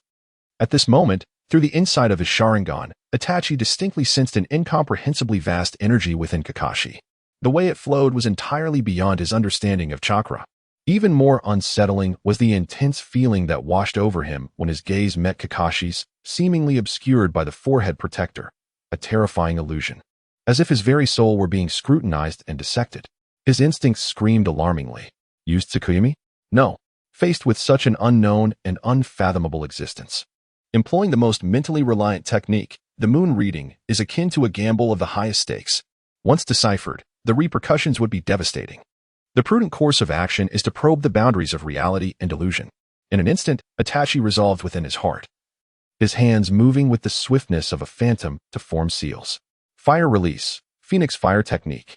Dozens of fireballs, each the size of a basketball, erupted like flowers scattered by a celestial maiden, encircling all escape routes of Satoru Gojo, hurtling towards him with fierce intensity. Each fireball was imbued with tremendous explosive force. Its trajectory cunningly designed, concealing shurikens within, a masterful composite ninjutsu. Oh, playing with fire, are we? Satoru Gojo gazed at the multitude of fireballs, maintaining his languid demeanor. Even too lethargic to withdraw his hands from his pockets. He merely tilted his head, as if to earnestly observe Itachi's hand seals. In the next moment, his thin lips parted, uttering syllables identical to Itachi's. Fire release, Phoenix fire technique. No hand seals. The instant his words fell, a greater number of fireballs, larger and hotter than Itachi's, coalesced before him out of thin air. These fireballs surged forth with even more ferocity and speed, precisely intercepting each of Itachi's fiery projectiles. Boom, boom, boom, boom. A cacophony of explosions resonated in the air, flames soaring skyward, waves of heat rolling forth. Itachi's Phoenix fire was effortlessly intercepted, consumed, and annihilated. Is that a copy? No. This is far from mere imitation. A copying ninja requires the Sharingan to observe, must perform hand seals, and could never surpass the original's potency in an instant. Yet before him stood Kakashi, who had neither performed hand seals nor revealed his Sharingan. It was as if he had merely glanced at the technique, fully comprehended it, and then optimized its structure on a whim, releasing it in a more efficient and powerful manner. What manner of monster is this? Your chakra control is decent, but your energy conversion efficiency is rather lacking. Satoru Gojo remarked with the air of a teacher, as if imparting wisdom. You see, it should be done this way. Concentrate the energy at the moment of explosion, minimizing unnecessary losses during the process, which could elevate its power by at least 30%. His casual tone, to Itachi's ears, was far more piercing than any mockery. It was a blatant contempt stemming from a higher echelon of existence. Itachi took a deep breath, forcibly suppressing the shock within, his gaze turning gravely serious. He formed seals once more, this time with greater speed and complexity. Water release, water dragon bullet technique. A ferocious water dragon, composed of high-density chakra, roared skyward, its massive jaws snapping fiercely at Satoru Gojo. Ah, this again. Satoru Gojo yawned, seemingly unimpressed. The hand seals for this technique are excessively lengthy, how troublesome. Yet, as he expressed his disdain, his body performed an action that caused both Itachi and the battling Kisame beside him to widen their eyes in shock.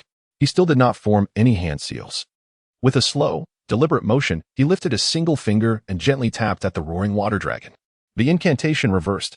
A minuscule, nearly imperceptible red light, radiating an immeasurable repulsive force, erupted from his fingertip. Boom! There was no cataclysmic roar, only a muffled, profound explosion. The formidable water dragon, upon contact with the red light, seemed to be detonated from within by an invisible hand of divinity. The immense mass of water disintegrated instantaneously, evaporating and vanishing entirely from its core. Not a single droplet splashed at Gojo Satoru's feet. Silence. An oppressive, deathly silence. Uchiha Itachi's body momentarily stiffened, barely perceptibly. His once proud ninjutsu was rendered childlike and trivial before this man, effortlessly and unfathomably dismantled. Even the techniques employed by his opponent were beyond the comprehension of his own ninjutsu system. Incomprehensible depth. These 4 words etched themselves indelibly into Itachi's heart. He could distinctly sense that his adversary seemed never to have taken the situation seriously. It was an air of nonchalance, as if a cat were toying with a mouse. Kisame, he spoke with an undeniable calmness. On the other side, the beleaguered Kisame, grappling with Might Guy, paused in surprise at the words, then reluctantly leaped backward. The target had been preliminarily identified. Itachi's voice remained unperturbed. This individual posed an S-rank threat and should not be engaged for long. Before he could finish speaking, he and Kisame swiftly retreated, as if merging into the water, disappearing into the depths of the dense forest within moments. Hey, don't run away. That shark-faced guy. We haven't settled the score yet. Might Guy shouted exuberantly into the empty space ahead. Jiraiya's expression grew grave as he gazed toward the direction of their disappearance, his brows furrowed. Kakashi, you. He turned to Gojo Satoru, his eyes brimming with inquiry and astonishment. The power unleashed in that fleeting moment had even caused his heart to race. Ah, it's nothing. Gojo Satoru replied, retracting his finger and slipping it back into his pocket, a carefree smile gracing his face. I just find that Uchiha fellow quite interesting. Those beautiful eyes. Well, they are far more interesting than that shark-faced guy, who only plays with water and isn't very bright.